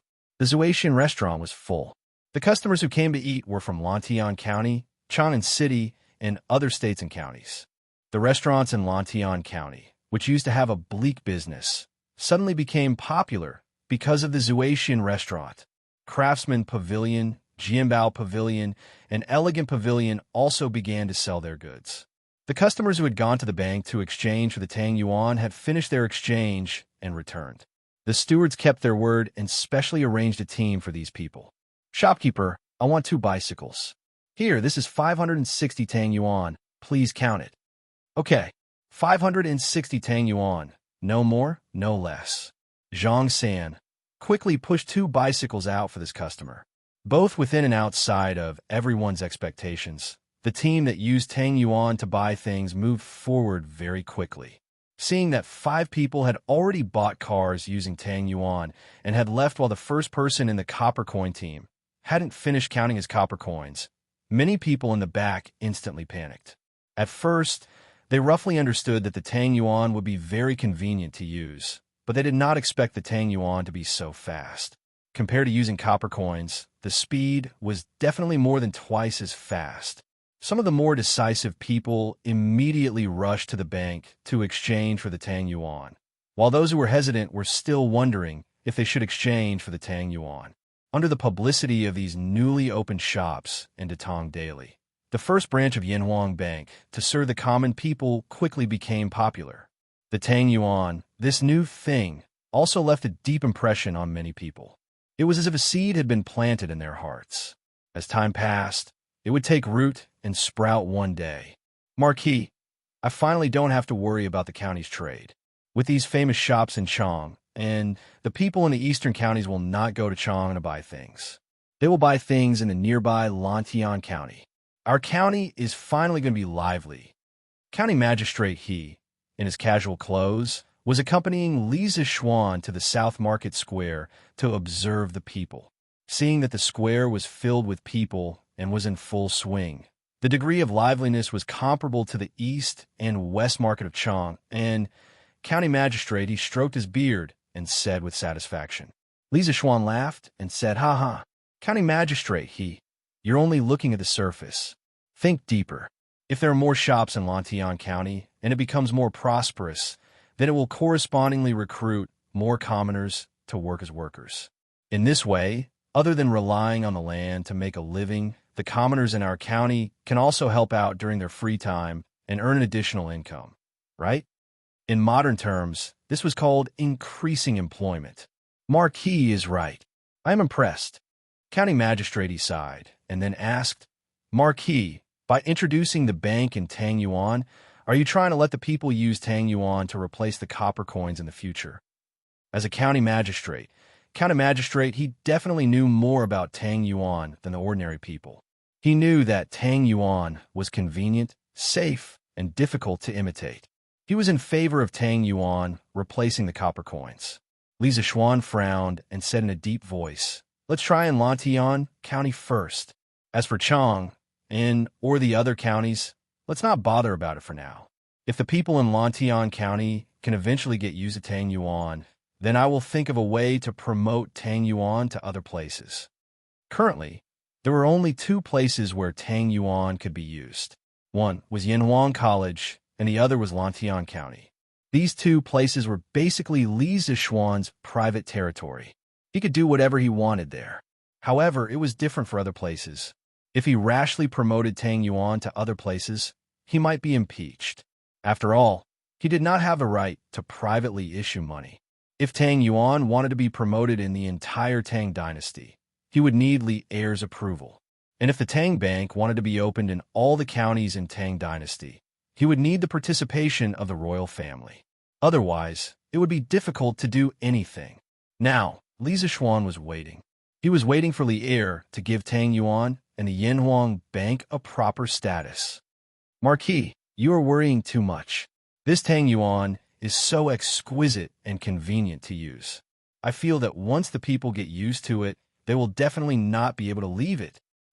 Chapter 1246. County Magistrate He's analysis was reasonable, and things were slowly developing in the direction he expected. Craftsman Pavilion, Jianbao Pavilion, and Qingyazhai also had ample stock of bicycles today. It took them an entire morning before they ran out of stock. An interesting phenomenon was that in the entire morning, the number of people who bought bicycles with Tang Yuan was 10 times more than the number of people who bought bicycles with copper coins. In other words, Tang Yuan settlement speed was 10 times faster than copper coins. At the beginning of the morning, those customers who were hesitant and didn't exchange their coins for Tang Yuan's bicycles were envious and regretful when they saw the Tang Yuan's procession moving forward. If they hadn't hesitated, wouldn't they have been able to buy a bicycle? Therefore, after leaving the shops such as Skillful Craftsman Pavilion, Jianbao Pavilion, in Xingyuzhai, many people went to the bank to exchange all their money for the bicycles for Tang Yuan. Since they had to buy bicycles sooner or later, it would take a lot of effort for them to carry the carts of copper coins back. So it was more convenient to exchange them for Tang Yuan. Manager, give me a pot of Wenru, a serving of meatballs, and a serving of dompa pork. At noon, those who came from other counties to Lantian County to buy bicycles went to Drunken Immortal Restaurant for lunch. Logically speaking, those who could afford bicycles were all rich people. Of course, they would choose a good place like Drunken Immortal Restaurant for lunch. Okay, please wait a moment. The dishes will be served immediately. The innkeeper responded and instructed the waiter to inform the chef to prepare the dishes. After a while, the dishes were served. It's the same taste. Could it be that the chefs of Drunken Immortal Restaurant in Chong and are all here too? The customers who came from Chong and could not help but praise after tasting the dishes of Drunken Immortal Restaurant in Lantian County. You must be joking, sir. This is a business, and so is Chong, and if all the chefs are here, the customers in Chong and will definitely be unhappy. The chefs of our Lantian County branch are all trained. I guarantee that the dishes they make will taste the same as the dishes of Drunken Immortal Restaurant in Chang'an. The waiter smiled warmly. Marquis is so thoughtful. The diner laughed and then began to eat heartily. A quarter of an hour later, all the plates were cleared. The diner wiped his mouth with satisfaction and said, "Waiter, the bill." "All right, dear guest, a total of 4 strings of cash. If you have Tang Yuan, you can pay with Tang Yuan." "Yo, I almost forgot that your shop can use Tang Yuan. Wait a moment. I'll look for it for you." The diner was a little surprised. He took out 4 Tang Yuan notes from his sleeve and said, Here you go. Not to mention, with Tang Yuan around, it's much more convenient to eat." How could this be inconvenient? In the past, when he went to the Drunken Immortal Restaurant to eat, he had to carry a dozen or so pounds of copper coins. But now, a few Tang Yuan was enough. The waiter took the Tang Yuan and said with a smile, "Sir, the Tang Yuan is not only convenient for eating, it's also convenient for you to buy other things. Today, our Lantian County's newly opened stores are selling food, drinks, clothes, and other necessities. You can use Tang Yuan to buy them all. And according to this trend, I reckon that in a while, all the stores in our Lantian County will be able to use Tang Yuan to buy things." The waiter was advertising Tang Yuan for free. The diner said with a yearning look, "When that time comes, it will be too convenient. It's a pity that my home is not in Lantian County. I wonder if Chong and city will be the same as here, using Tang Yuan all the time." This diner was not an exception. Those who had experienced the convenience of Tang Yuan were basically fans of Tang Yuan. If they were to use copper coins again, they would feel uncomfortable. For example, a certain restaurant in Lantian County. "What? You can't use Tang Yuan here? This Tang Yuan was made by the Marquis of Yong. You guys are doing business in Lantian County, and you don't even trust the Marquis of Yong'an?" A diner finished his meal and took out 2 Tang Yuan when he paid the bill. In the end, the diner's manager did not recognize this thing. The diner was instantly enraged. It was impossible for him not to be enraged. The copper coins he brought in the morning were all changed to Tang Yuan. Although a meal in this restaurant was not expensive, it still cost a few hundred copper coins. Where is he going to find a few hundred copper coins now? "Customer, please calm down. It's not that this old man does not trust the Marquis of Yong'an, but this old man has never heard of any Tang Yuan or Tang Jiao, much less seen one." The manager frowned and said gloomily, "If it weren't for the fact that this diner was dressed luxuriously and had expensive accessories on him, he would have already arrested this person as a freeloader and brought him to the authorities." If you haven't heard of it, go out and ask around. If you haven't seen it, then it's even easier. You can just go to the Yenwang Bank in Dao, Elaine, and take a good look. Really, do you think I will lie to you? The Drunken Immortal Restaurant next door can use Tang Yuan to pay the bill today. Why can't you guys do the same? If not for the Drunken Immortal Restaurant being full today, I wouldn't even be willing to eat here. The diner got angrier as he spoke. After all, he was from a well-to-do family. Now that he had been tricked into not having money to pay the bill, it would be strange if he was not angry. This brother is right. If other places can use Tang Yuan, why can't you guys do the same? Isn't your restaurant too backward? In his eyes, a place that could not use Tang Yuan was a place that was backward. Yes, even Tang Yuan can't be used. Then we won't come here to eat in the future. As soon as this was said, many diners from other places immediately responded. The manager of the restaurant was sweating profusely. He hurriedly waved his hand and said, "Everyone, please calm down. Calm down. This old man will send someone to the drunken immortal restaurant next door to ask." Wait a moment. Wait a moment. Those who liked Tang Yuan were not only the people who bought things. Many of the people who sold things also liked him. Qing Yuzhai.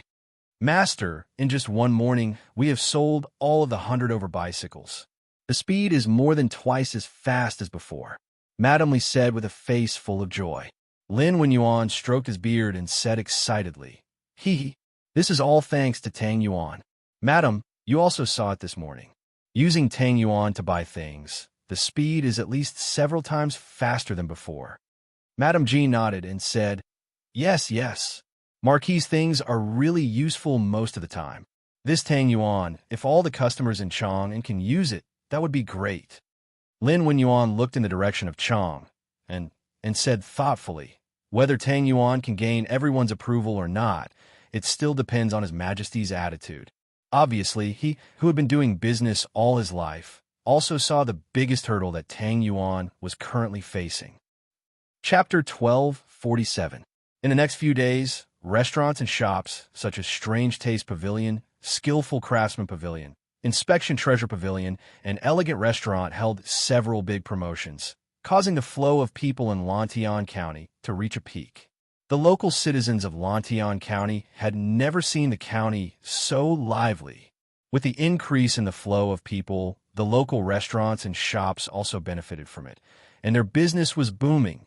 On the other hand, the business of Yanhuang Bank was also constantly rising. On the first day after the branch was established, they exchanged 100,000 Tang Yuan, and on the second day, 120,000 Tang Yuan. Now, they could make around 200,000 Tang Yuan in a day. But on the other hand, the retention rate of Tang Yuan was frighteningly low. Many merchants were forced to allow customers to use Tang Yuan for transactions. But after they received the Tang Yuan, they would almost always bring the Tang Yuan to the bank and exchange it for copper coins on the same day or the next day. There were only two reasons for this phenomenon. First, many people had dealt with copper coins their whole lives. They would only feel at ease when they received the copper coins and would feel unsure when they received the Tang Yuan. Second, when they went to other places to buy goods, under normal circumstances, the other party would not recognize the Tang Yuan, and they would still need the copper coins. Ultimately, it was because the Tang Yuan did not have a legitimate copper coin and could not be recognized by everyone in the world. Now, most people only treated the Tang Yuan as a proof of copper coins, a medium, and not as a currency. This was what Li Zishuan did not want to see. If the Tang Yuan could only be used as proof and not as a currency, then all the effort he had put into design and print the Tang Yuan, as well as the establishment of the Yanhuang Bank, would be meaningless. Only when the Tang Yuan became a trustworthy currency that everyone believed and could be directly circulated in the market would the existence of the Yanhuang Bank have meaning and value. Otherwise, the current phenomenon of immediately exchanging Tang Yuan for copper coins upon receiving the Tang Yuan was no different from some countries going bankrupt and their currency being run by the people in the country. What he wanted was a modern bank, and not a simple proof of concept institution. However, there was a good thing now, and that was that the Tang Yuan's influence was growing. The number of people who knew about the Tang Yuan was also increasing. As long as he could become famous, then the rest would be easy. That day, morning court, Taiji Palace. Your Majesty, a few days ago, something called Tang Yuan appeared on Cloud Mountain. It could be used as copper coins to buy food and clothing. Recently, Tang Yuan has spread to Lantian County. It can be said that it is extremely popular. It is said that all the shops, restaurants, and inns in Lantian County can now use Tang Yuan to pay their bills. I personally went to the Yanhuang Bank in Lantian County to exchange for a few Tang Yuan notes. I realize that they are very exquisite and are easier to carry around than copper coins. It will save a lot of time and effort when used for daily transactions. This old subject believes that Tang Yuan has a lot of merits. Perhaps the imperial court can also use Tang Yuan to replace the copper coins. Within the Taiji Palace, the Minister of Revenue, Xiao Yu, actually mentioned Tang Yuan of the Yin Huang Bank during the morning court assembly. As soon as he finished speaking, the rest of the officials in the court began to whisper among themselves. Obviously, they had more or less heard some news about Tang Yuan these days. Zhang Sun Wuji's closed eyes suddenly opened. He looked at Xiao Yu with some surprise. He was thinking about how to tell the heir about the Yin Huang Bank and Tang Yuan. After all, he had shares of the Yin Huang Bank. He did not expect Xiao Yu to be one step ahead of him and mention this issue. This had unknowingly helped Zhang Sun Wuji a lot. Li Er, who was sitting at the head of the table, was silent for a moment before he said, I already know about the Tang Yuan and the Yin Huang Bank. However, when it comes to the Tang dynasty's currency, the decision must be made carefully. As for using Tang Yuan to replace the copper coins, what do all of you think? Your Majesty, this old subject objects. Fang Xianling stepped out from the crowd and clasped his hands. Just as Your Majesty said, when it comes to the Tang dynasty's currency, it is definitely not a small matter. Firstly, the right to make the coins must be in the hands of the imperial court. According to what this subject knows, Tang Yuan was printed by the Marquis of Yong and using a special paper and a special printing method. If the imperial court wants to make Tang Yuan to replace the copper coins, it will not be easy. On the other hand, even if the imperial court has the method of printing Tang Yuan, since the method came from the Marquis of Yong, then the Marquis of Yong will always use this method. When the time comes, it will inevitably cause criticism. Logically speaking, Fang Xianling did not have any enmity with Li Zishuan. The reason why he jumped out to object now was because he did not want Li Zishuan to be attacked and criticized by the officials in the court. Zhang Sun Wuji frowned. Although he had the intention to use Tang Yuan in more places, he had to admit that Fang Xuanling's words made sense. Li Er frowned and did not speak. At this moment, Cheng Yaojin jumped out and said, Your Majesty, although Xuanling's words make sense, what is the saying again? Oh, you can't not eat because you're afraid of choking, right? Since Tang Yuan is more convenient than copper coins, then let's use it. If there is a problem, then let's think of a way to solve it. Although I, old Cheng, am a bore, I understand that we should use whatever is convenient. Hearing the first half of his sentence, the crowd could not help but want to laugh. However, after listening to the rest, most of the officials could not help but ponder. Li Er's eyes lit up as he nodded and praised. Your words are crude but not crude. I will carefully consider the matter of Tang Yuan. There is no need to discuss it today. Your Majesty, go and summon Li Zishuan to see me. After lunch, Li Er returned to Ganlu Hall to review the memorials. Just as he picked up his pen, he suddenly ordered Zhao Song, who was behind him. Understood. Zhao Song's heart skipped a beat as he cupped his hands and replied. More than half an hour later, Yunshan, Yanhuang College. After hearing Zhao Song's order to summon him, Li Zishuan hurriedly returned to the courtyard to change his clothes. He rode a fast horse and rushed to Chang and with Zhao Song. He was secretly delighted. Oli finally could not hold back. Looks like Tang Yuan and the bank are finally going to cross that hurdle. Your Majesty, the Marquis of Yong is here. Summon. In Taiji Palace, Li Zishuan heard the summons and walked in from outside the palace. After a round of greetings, Li Er went straight to the point and asked, Marquis Yong, what do you think of Tang Yuan? What do you think of Yin Huang Bank? When Li Zishuan heard this, he almost vomited blood. If this became Li Er's catchphrase, then there will be no more, what do you think of Yuan Fang? It would be replaced by, what do you think of Marquis Yong? When he thought of this, Li Zishuan could not help but shudder. Old Li, please don't do this. Chapter 1248. I know that your Majesty is worried, but the appearance of Yin Huang Bank and Tang Yuan will definitely bring more benefits than harm to Tang. Your Majesty, please consider this carefully. Li Zishuan bowed and said in the Sweet Dew Hall, the bank and Tang Yuan, which had been around for more than half a month, were finally going to face the super test that they had to go through. If they passed, they would live. If they failed, they would die. Lier asked calmly. Oh? Then tell me, what benefits can this bank and Tang Yuan bring to Tang? Li Zishuan organized the words in his mind and slowly said, Your Majesty, first of all, Tang Yuan is lighter than copper coins. It is more convenient for merchants and commoners to trade, especially for large transactions. For example, buying a horse carriage. Nowadays, horse carriages are mostly priced at a few hundred strings of coins. A few hundred strings of coins would weigh at least 1,000 caddies. It would take at least 2 to 3 ox carts. If we use Tang Yuan to pay, we only need a few hundred Tang Yuan notes to easily complete the transaction. Regardless of whether it is the buyer or the seller, it saves a lot of time. As he spoke, Li Zishuan took out a 100 Tang Yuan banknote. Lier had Zhao Song present the banknote to him, and after examining it carefully, he said, Just as Xian Ling said, your Tang Yuan is very exquisite. We already have some understanding of what you just said, but we can't abandon copper coins and use Tang Yuan just because it's more convenient than copper coins. If it causes unrest in the country, you will not be able to bear the responsibility, and neither can I. Li Zishuan cupped his hands and said, Your Majesty is right. This Tang Yuan can indeed cause unrest in the country. It is definitely right to be cautious. Lier frowned and said unhappily, You were just saying how good Tang Yuan is. Why are you saying this now? Your Majesty, the reason why Tang Yuan can cause unrest in the country is because it is too easy to use and has too many advantages.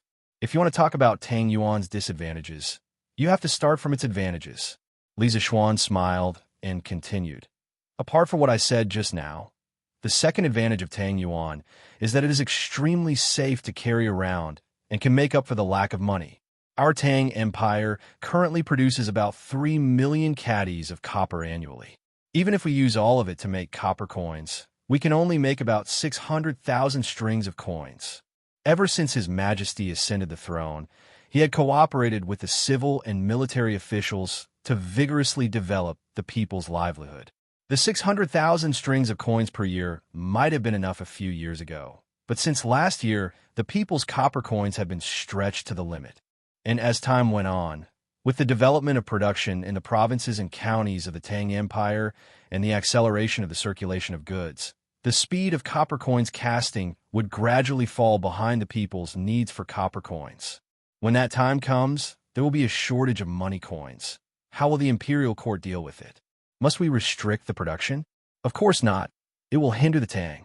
If there is a bank in Tang Yuan, and the imperial court enforces a rule that Tang Yuan can completely replace the copper coins, then there will be no shortage of money. Li Zishuan's words had indeed poked at a sore spot in his heart. He knew his own situation. The Tang Empire's annual coinage was actually less than the 600,000 strings of coins mentioned by Li Zishuan. Furthermore, it was undeniable that ever since the world was at peace, the people's agricultural production had recovered very quickly. The speed at which the Tang Empire's copper coins were increasing could not keep up with the people's demand for copper coins. If this continued, the imperial court would really have no way to deal with it. When that time came, could the imperial court suppress the value of all commodities? For example, if a bushel of rice was suppressed to 2 copper coins, the people's demand for copper coins would naturally decrease. But how could that be possible? At this time, commodities were already very, very cheap. They could not be suppressed any further. You mean that after Tang Yuan replaces the copper coins, we can use Tang Yuan to alleviate the shortage of money? Lier frowned and asked. There was indeed a problem with the Tang Empire's current currency system, but he always felt that Tang Yuan would have hidden dangers and would not be reliable when using it. Li Zishuan quickly shook his head and said, Your Majesty, this is one of the disadvantages of Tang Yuan, and also where the hidden danger lies. Tang Yuan can solve the shortage of money and can quickly generate a large amount of wealth for the imperial court. But there is a huge risk behind it. Your Majesty is wise and has outstanding self-control. But can you guarantee that the future emperors will be like you? What if there are emperors in the future who are greedy for temporary profits and use Tang Yuan to deal with the imperial court's financial difficulties, causing the Tang Yuan flowing to the people to be much higher than what the people need. The people will feel that Tang Yuan is worthless and will frantically try to exchange Tang Yuan for copper coins. At that time, the new currency system established using Tang Yuan will quickly collapse. Furthermore, if it is not handled properly, the country will also collapse. Lier was suddenly enlightened and finally understood what the problem in his heart was. He asked, "Then what is the basis for the distribution of Tang Yuan?" Li Zishuan replied, "Currently, it is based on the amount of copper coins prepared by the bank. During the initial stages of the distribution of Tang Yuan, the bank must provide 100% or at least 80% of the reserves for the Tang Yuan. In other words, if the bank wants to issue 100,000 Tang Yuan, it must have a reserve of at least 80,000 strings of cash for the commoners and merchants to exchange for. To put it bluntly, Tang Yuan is just a proof of trust. Only when everyone believes that Tang Yuan can be exchanged for copper coins will they feel at ease using Tang Yuan. Furthermore, as the commoners and merchants' trust in Tang Yuan increases, the number of times they exchange for copper coins will obviously decrease. At that time, the reserve that the bank needs to provide can be reduced to 40 to 60%. At that time, although the Tang Empire can only produce 600,000 strings of cash every year, it can issue at least 1,000,000 Tang Yuan. Lier's eyes lit up. He finally smiled and said, "That's not a bad idea. But from what we heard, in the future, won't the Tang Yuan issue be based on the amount of copper coins prepared by the bank?" Li Zishuan replied, "Of course not. This method of using copper coins as a guarantee to issue Tang Yuan is just the most basic method of the bank. When Tang Yuan is accepted by the majority, there will be no need to use copper coins as a guarantee. At that time, it will be using the reputation of the imperial court as a guarantee. The amount of Tang Yuan issued will be based on the value created by everyone in the Tang Empire every year. Thus, the bank must be in the hands of the imperial court. In modern society, there are three basic stages of currency issuance. First, gold and silver reserve system. Under the metal currency system, it was stipulated that the bank notes issued by the central bank must have 100% reserve, because the bank notes could be exchanged for gold and silver freely. Second, guarantee reserve system. After the non-cash credit currency system replaced the metal currency system, the central bank's currency issuance was guaranteed by securities, foreign exchange, and even other assets. This was also one of the reasons why the country placed great importance on foreign exchange reserves. Third, managed currency system. To prevent the central bank from issuing excessive banknotes, many countries used to issue a maximum amount of banknotes. In Li Zishuan's plan, Tang Yuan had to develop from the initial exchange currency to the credit currency system, and finally develop into an official currency issued by the country, completely replacing copper coins. After all, from his point of view, other than being used to make money, copper was still very useful in other aspects. Chapter 1249. Oh, you intend to hand over Tang Yuan and the bank to the imperial court? In the Sweet Dew Hall, Li Zishuan's financial wisdom made Li Er's eyes light up. However, Li Zishuan's last sentence shocked Li Er the most. He did not expect Li Zishuan to hand over the bank and Tang Yuan that he had painstakingly set up to the imperial court. Li Zishuan smiled and cupped his hands. "Your Majesty, the bank has the right to issue Tang Yuan. If it is not in the hands of the imperial court, how would it look? Although I can be a little reckless at times, I still know what is right and what is wrong." Lier was stunned.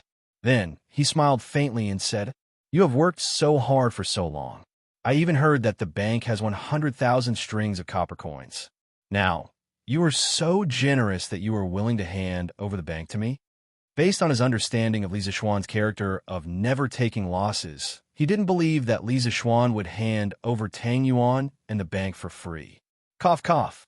"Your Majesty, to be honest, the bank only has 60% of the shares that can be given to the imperial court. The rest has already been given out." Li Zishuan coughed dryly and said with an embarrassed face, "Oh, I knew that you would not be taken advantage of, right? Then tell me, who did you give the remaining 40% of shares to?"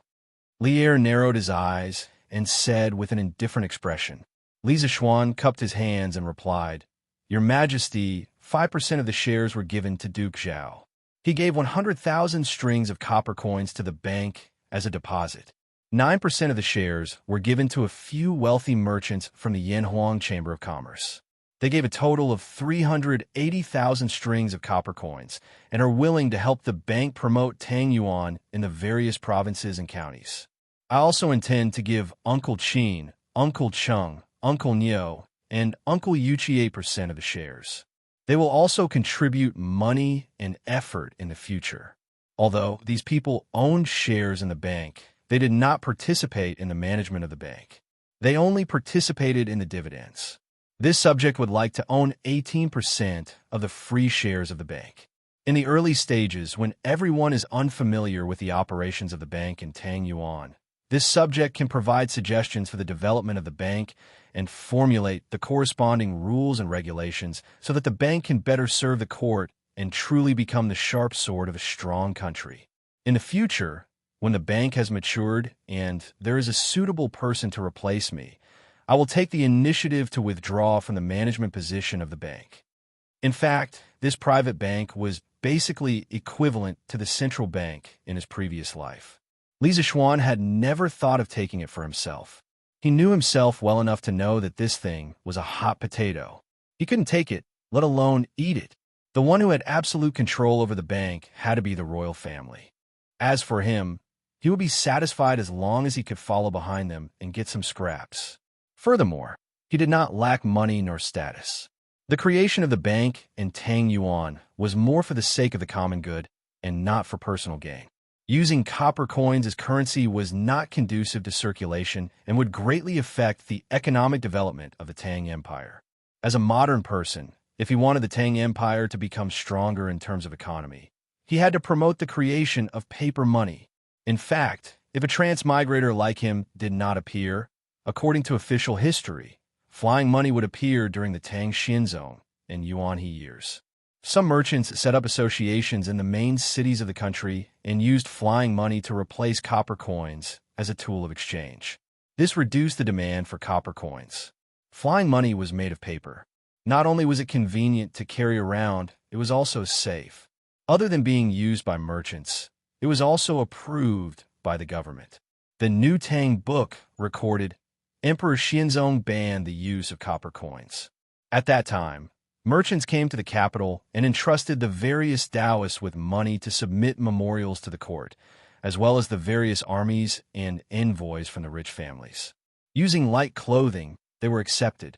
When Li Er heard that Zhang Sun Wuji, Qin Xiong, and the rest also had shares in the bank, his expression did not change much.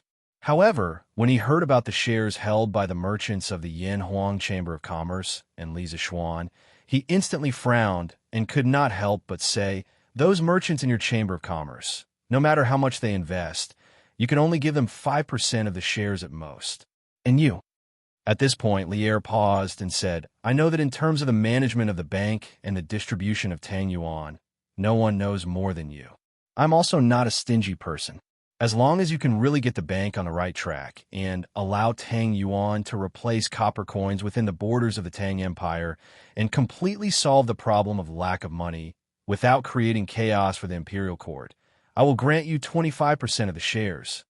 Li Zishuan's face lit up with joy and said in surprise, "So, your Majesty agrees to use the name of the imperial court to distribute Tang Yuan?" Li Er said in a deep voice, "Yes. The problem of lack of money that you mentioned previously does exist, and the bank and Tang Yuan are indeed a good way to solve the problem of lack of money. I wish to put the Yin Huang Bank under the Ministry of Revenue and let you have full authority to manage it. Strive to get the bank on the right track as soon as possible. Your Majesty is wise," Li Zishuan said excitedly. In this way, the Yin Huang Bank and Tang Yuan were finally in the right. In these 2 days, you will draw up a detailed report on the internal system and development plans of the Yin Huang Bank. When the time comes, I will discuss it with Fu Ji, Xianling, Xiao Yu, and the rest. Li Er thought for a while and instructed. Changing the currency system of the Tang Empire was a big matter. No matter what, He had to discuss it with the important officials of the imperial court beforehand. Great, this was going to be a treasure again. When Li Zixuan heard this, he felt bitter in his heart. However, he replied, "As you wish." After leaving the palace, Li Zixuan directly returned to Yanwang College. When Ma Zhou heard that he had returned, he hurried to his office. Marquis, this year's Tang Empire FIFA ranking competition is about to begin. Now, many teams from the state and county have already arrived in Chang'an. How and where should we compete? We have to have a plan in advance, Ma Zhou said as he entered Li Zixuan's office. Li Zixuan was stunned when he heard this. At this moment, he recalled that when football was first introduced last year, he had mentioned on Datong Daily that each state and county would select the 3 strongest teams to participate in the ranking competition in Chang'an in March this year. According to the results of the competition, a batch of League A and League B teams would be determined. From the end of August to May of the following year, each team would participate in the corresponding league according to their level. Counting the days, it would be March in another 10 days. No wonder he often saw many unfamiliar faces when he went to Chang and recently. I almost forgot about this. Brother Ma, let me think about it carefully. I have been too busy recently. Li Zixuan patted his head and said with a vexed expression. Speaking of which, he had been busy with the national affairs of the Yanhuang Bank and Tang Yuan recently. How could he have the time to think about this? However, since he had already bragged about it back then, he had to make sure that he got back at them. The ranking competition was a must. Chapter 1250. So far, how many teams have reported to the FIFA? Yanwang College, Yamacho's office. Li Zixuan recalled the plan he made when the Tang Empire's FIFA was first established. For the past half a year, he had many things to do. The FIFA was completely managed by Ma Zhou and the bearded guest. He didn't ask about the details, so he could only ask Ma Zhou. Fortunately, Ma Zhou's temper was not bad. He smiled and replied, "Master Ho, last year there were more than 100 states and counties, and more than 600 of them, that had reported to the FIFA. Our FIFA personnel have already been assigned to these states and counties. The remaining states and counties are expected to be fully staffed this year. This year, there will be more than 300 teams coming to Chang and to participate in the ranking tournament. Even if there are 10 matches a day, it will take a month for all 300 teams to compete. So, Marquis, we have to prepare early." Li Zixuan was shocked when he heard that there were so many teams coming. In his previous life, he had never heard of so many teams in the country. However, he quickly recovered from his shock. In his previous life, football was the pain of all the people. But now, he was in the prosperous Tang Empire. Football for the descendants of the Yellow Emperor would be the first to start in the entire world. Furthermore, with his own leadership and arrangements, he did not believe that the Tang Empire would still be a weak country in football. He did not believe that the Han people's football would still be squashed on the ground by teams from small countries like South Korea and Japan. The glory of the Han people's football would be led and protected by him. He wanted to cultivate China into a big football country from now on and form a football culture from top to bottom. More than 1,000 years later, no matter how disappointing his descendants were, they would not be humiliated by teams from small countries like Japan. Inwardly encouraging himself, Li Zixuan suddenly felt that there was an additional responsibility on his shoulders.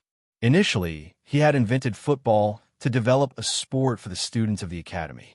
However, now that he had made a big deal out of it, he might as well give the Chinese football a helping hand. After all, in his previous life, he was also infuriated by the national football team's incompetence. Brother Ma, first of all, we have to solve the problem of the competition venue. The academy's football field is definitely not enough. The ranking competition will be held on the 8th day of the 3rd month. There are still 20 or so days until now. In these 20 or so days, I plan to build 2 more soccer fields.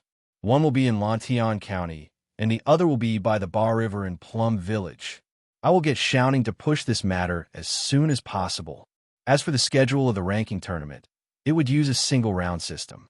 Through drawing lots, the 300-plus teams would be divided into 10 groups. A, B, C, D, E, F, G, S, F, and X. Within each group, Each team would challenge the other teams in turn. If they won a match, they would get 3 points. If they drew a match, they would get 1 point. If they lost a match, they would get no points. After all the group matches were over, the top 5 teams in each group would enter the knockout stage.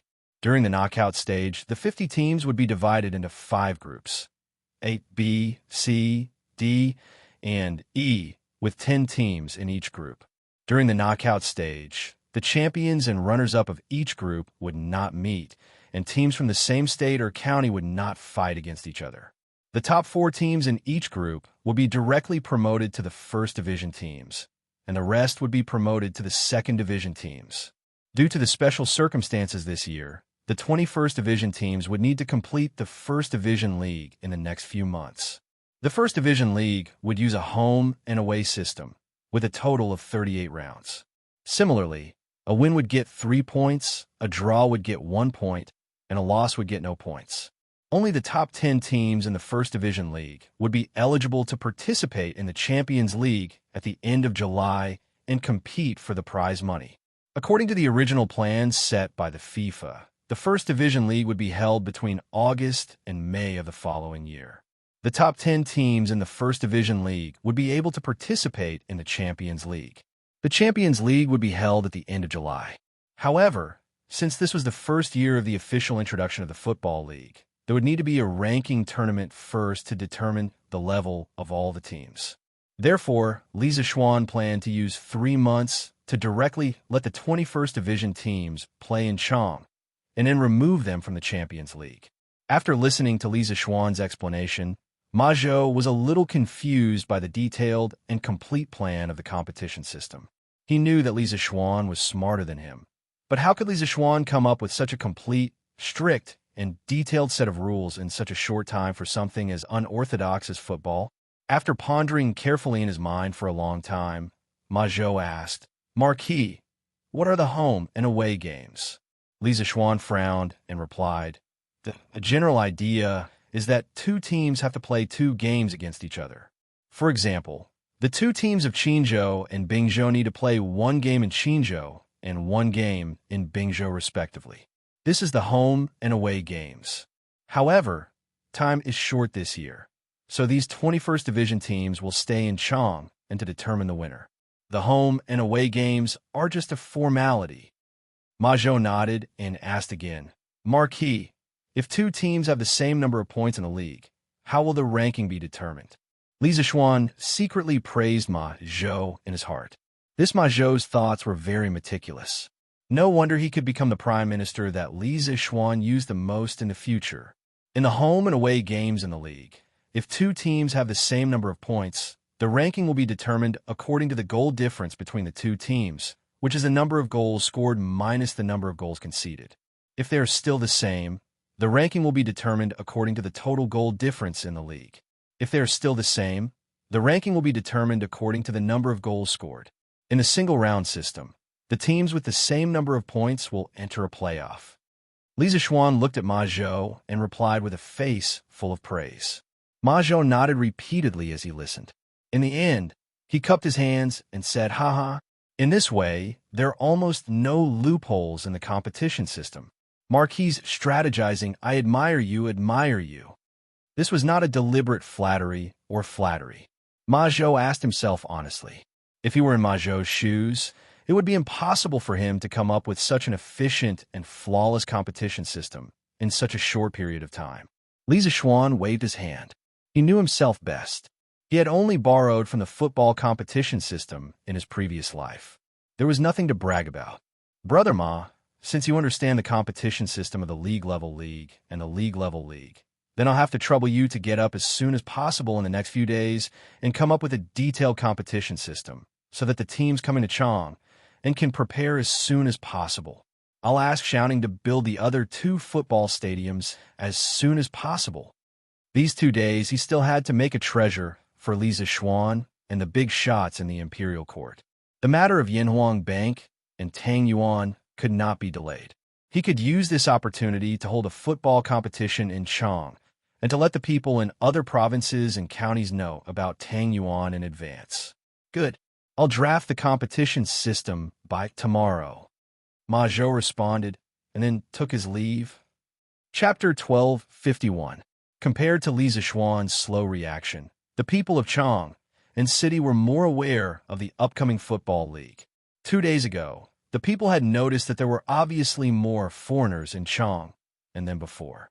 After a little inquiry, they knew the purpose of these people coming to Chang'an. Naturally, they thought of the league system announced to the public when the Tang Football Association was just established last year. Thus, countless football enthusiasts were boiling with excitement. Yes, football enthusiasts. In the past half a year since the introduction of football, its unique viewing value and unparalleled passion made every small-scale football game attract many people to watch. Moreover, in a football game, the teamwork between the teams, the tacit understanding between the players, the battle tactics between the two teams, the dazzling passing of the ball, and the fatal shots at crucial moments, all made people tighten their toes and feel their blood boil. Those who had personally watched a football game, regardless of the scale, as long as they were at the scene and felt the intense atmosphere, they would never forget it. The most exciting moment was, of course, the moment when the goal was scored. The cheers of the whole stadium, the state of the protagonist. At that moment, the whole stadium treated him as the focus, and he was the hero on the field. Cheers for the hero, pride for the hero, salutations for the hero. The hero was the focus of the whole stadium. The excitement that the heroes could bring to people was more attractive than a football game. Because of this, although football had only appeared in Tang Empire for half a year, it had already attracted a large number of people who liked to play or watch football games. This was the charm of the #1 sport in modern times. Gold would shine no matter where it was, and something with charm would attract people regardless of the era. Therefore, when the people knew that a series of top football games would be held in Chang and City from next month onwards, they cheered loudly and spread the news. At this moment, they were only waiting for the Tang Empire Football Association to announce the specific date and schedule of the games. At this moment, the people realized that the Tang Empire Football Association was also such an important department. It was not insignificant. 2 days later, the Tang Empire Football Association's notice about the league in March finally appeared on Datong Daily. The originally lively Chang and City was completely boiling. Wow, according to the newspaper, doesn't that mean that we can watch football games for the next 3 to 4 months? Haha, that's great. We won't be bored for the next few months. In ancient times where entertainment was lacking, once football became popular, it was undoubtedly the best way to relieve boredom for those who were bored out of their minds. That's right. Let's hope that there are a few strong teams among them. That will be more exciting. There's nothing to say. If there really is a good team, this young master will buy it. Damn it, I formed a team last year, but they couldn't even enter the top 3 in Chang and City. Then, they wouldn't even be qualified to participate in the ranking competition next month. What bad luck. Ha ha. Young Master Chow, with those weak little bastards that you found, do you really think they can enter the top 3? I think they can't even beat my team. Scram. Let's see. Let's see which team is the better team. Huh. Let's compete. Who's afraid of who? Last year, when football was just on the rise, many rich young masters in Chang and City and other provinces and counties had formed teams. It was not that they wanted to form teams to participate in the competition and win the prize money of the league. Most of them formed teams just for fun or to compete with their friends on a daily basis. That was all. Compared to the people of modern times, the Tang people's passion for football was still quite high. At the very least, at this time, there were many more civilian teams than in modern times. Although the quality was still unknown, with a good start, after years of training and competition, there was naturally no need to worry too much about the overall football skills.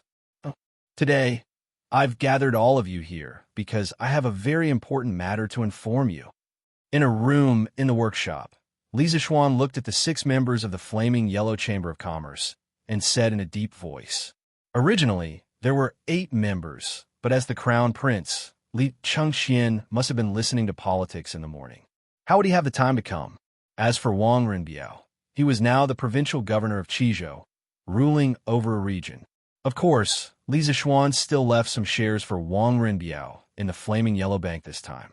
When he met Wang Renbiao in the future, he would give a portion of his shares to Wang Renbiao. Strictly speaking, Wang Renbiao was a friend worth making, and the Wang family led by Wang Yu was also a good power to make friends with. Marquis, please speak. We're all ears. Chao Wendong and the rest clasped their hands together. Li Zixuan nodded and said, 2 days ago, His Majesty summoned me to the palace to talk about the Flaming Yellow Bank and the Tang Yuan. During this time, I've already convinced His Majesty to issue the Tang Yuan in the name of the Imperial Court and use the Tang Yuan to gradually replace the copper coins.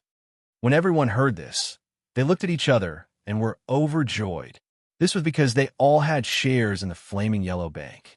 If the Tang Yuan could be given credibility to the Imperial Court, then wouldn't it be just a matter of time before the Tang Yuan became the mainstream currency in the Tang dynasty?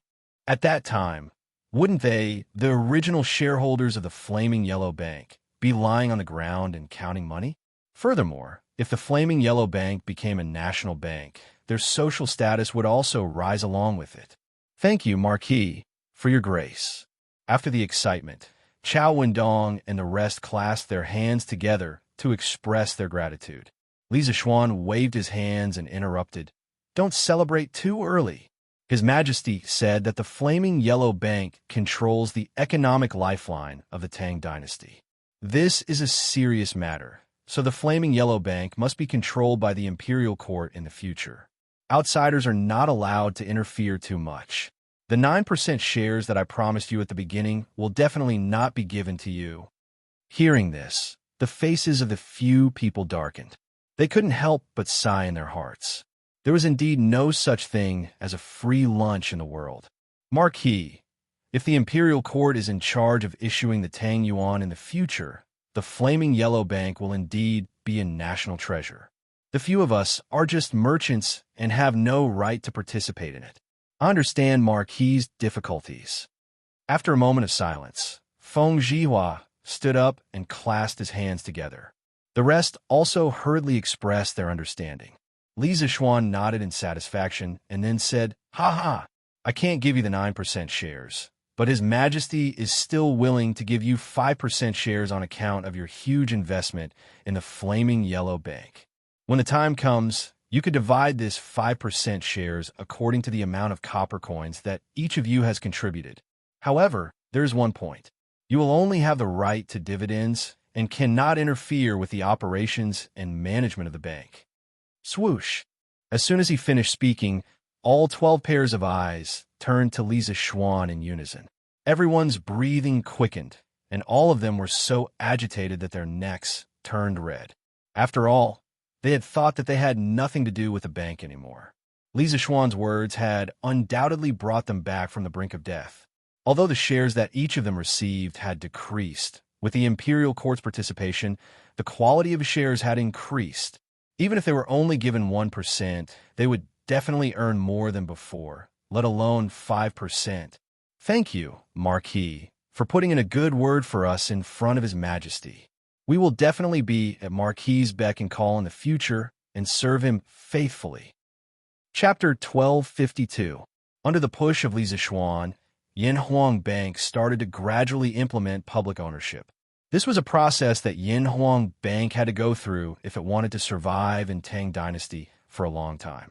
Although the first batch of people who invested in Yinhuang Bank received less shares, their benefits were not reduced at all.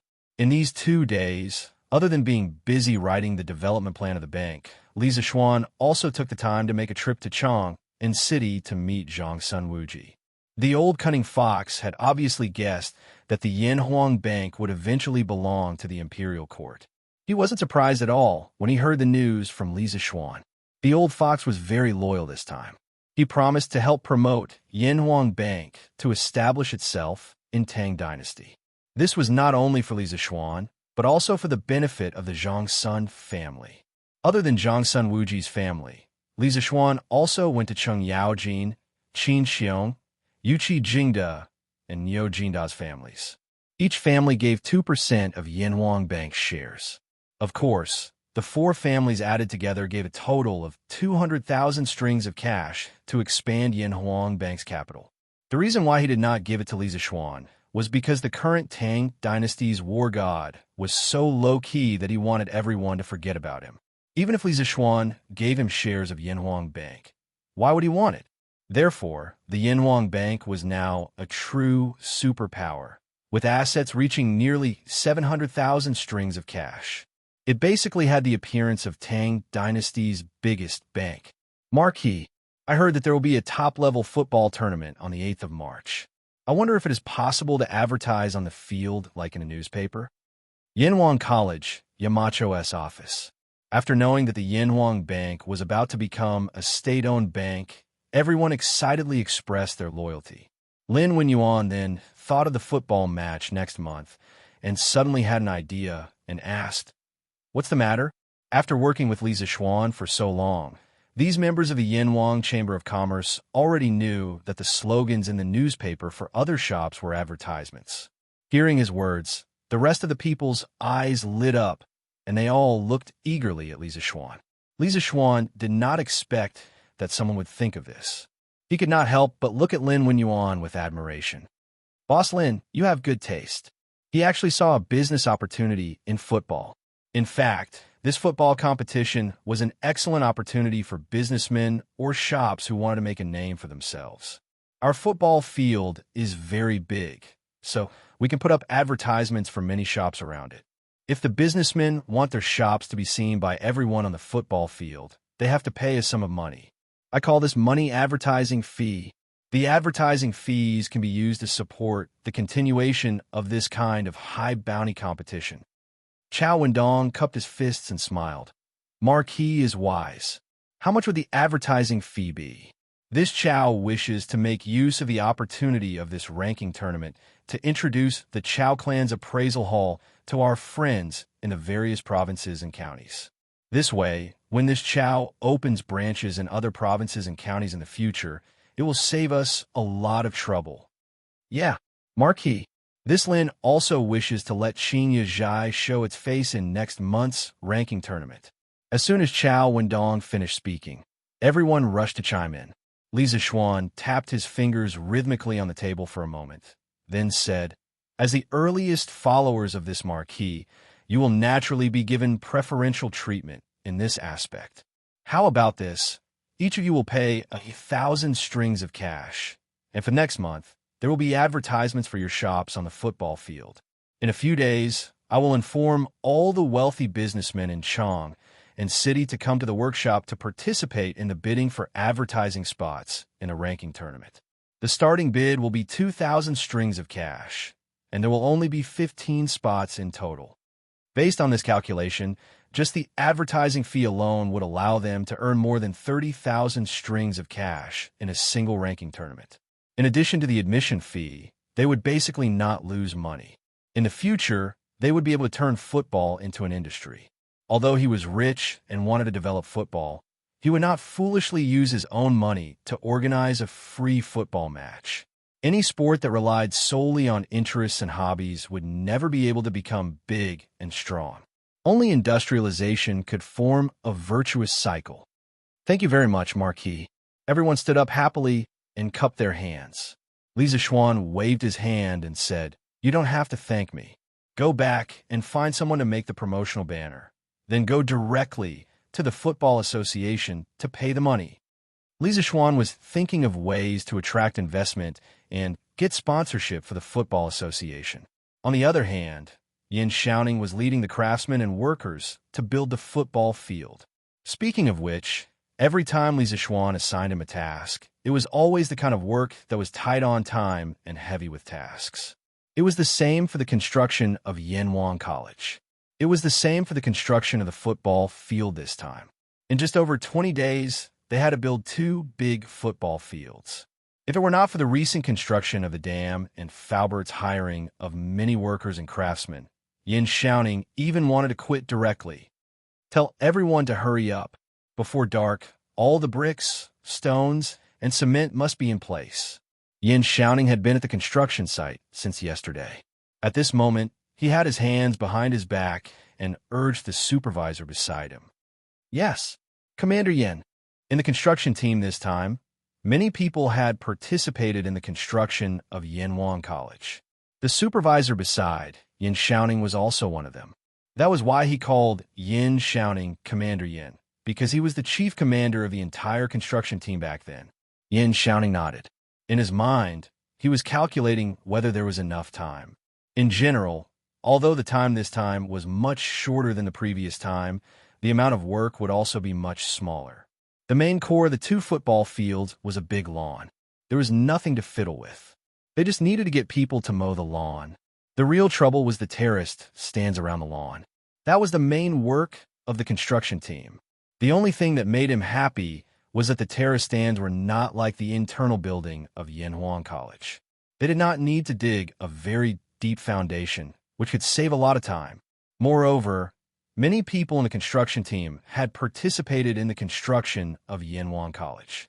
They were very experienced in building cement walls, which could save a lot of time. Therefore, in total, it was not impossible to finish in 20 days. As long as there were enough people and materials, there was still a chance. F***CK. Xiao Xian tricked me again this time. I'm going to have a hard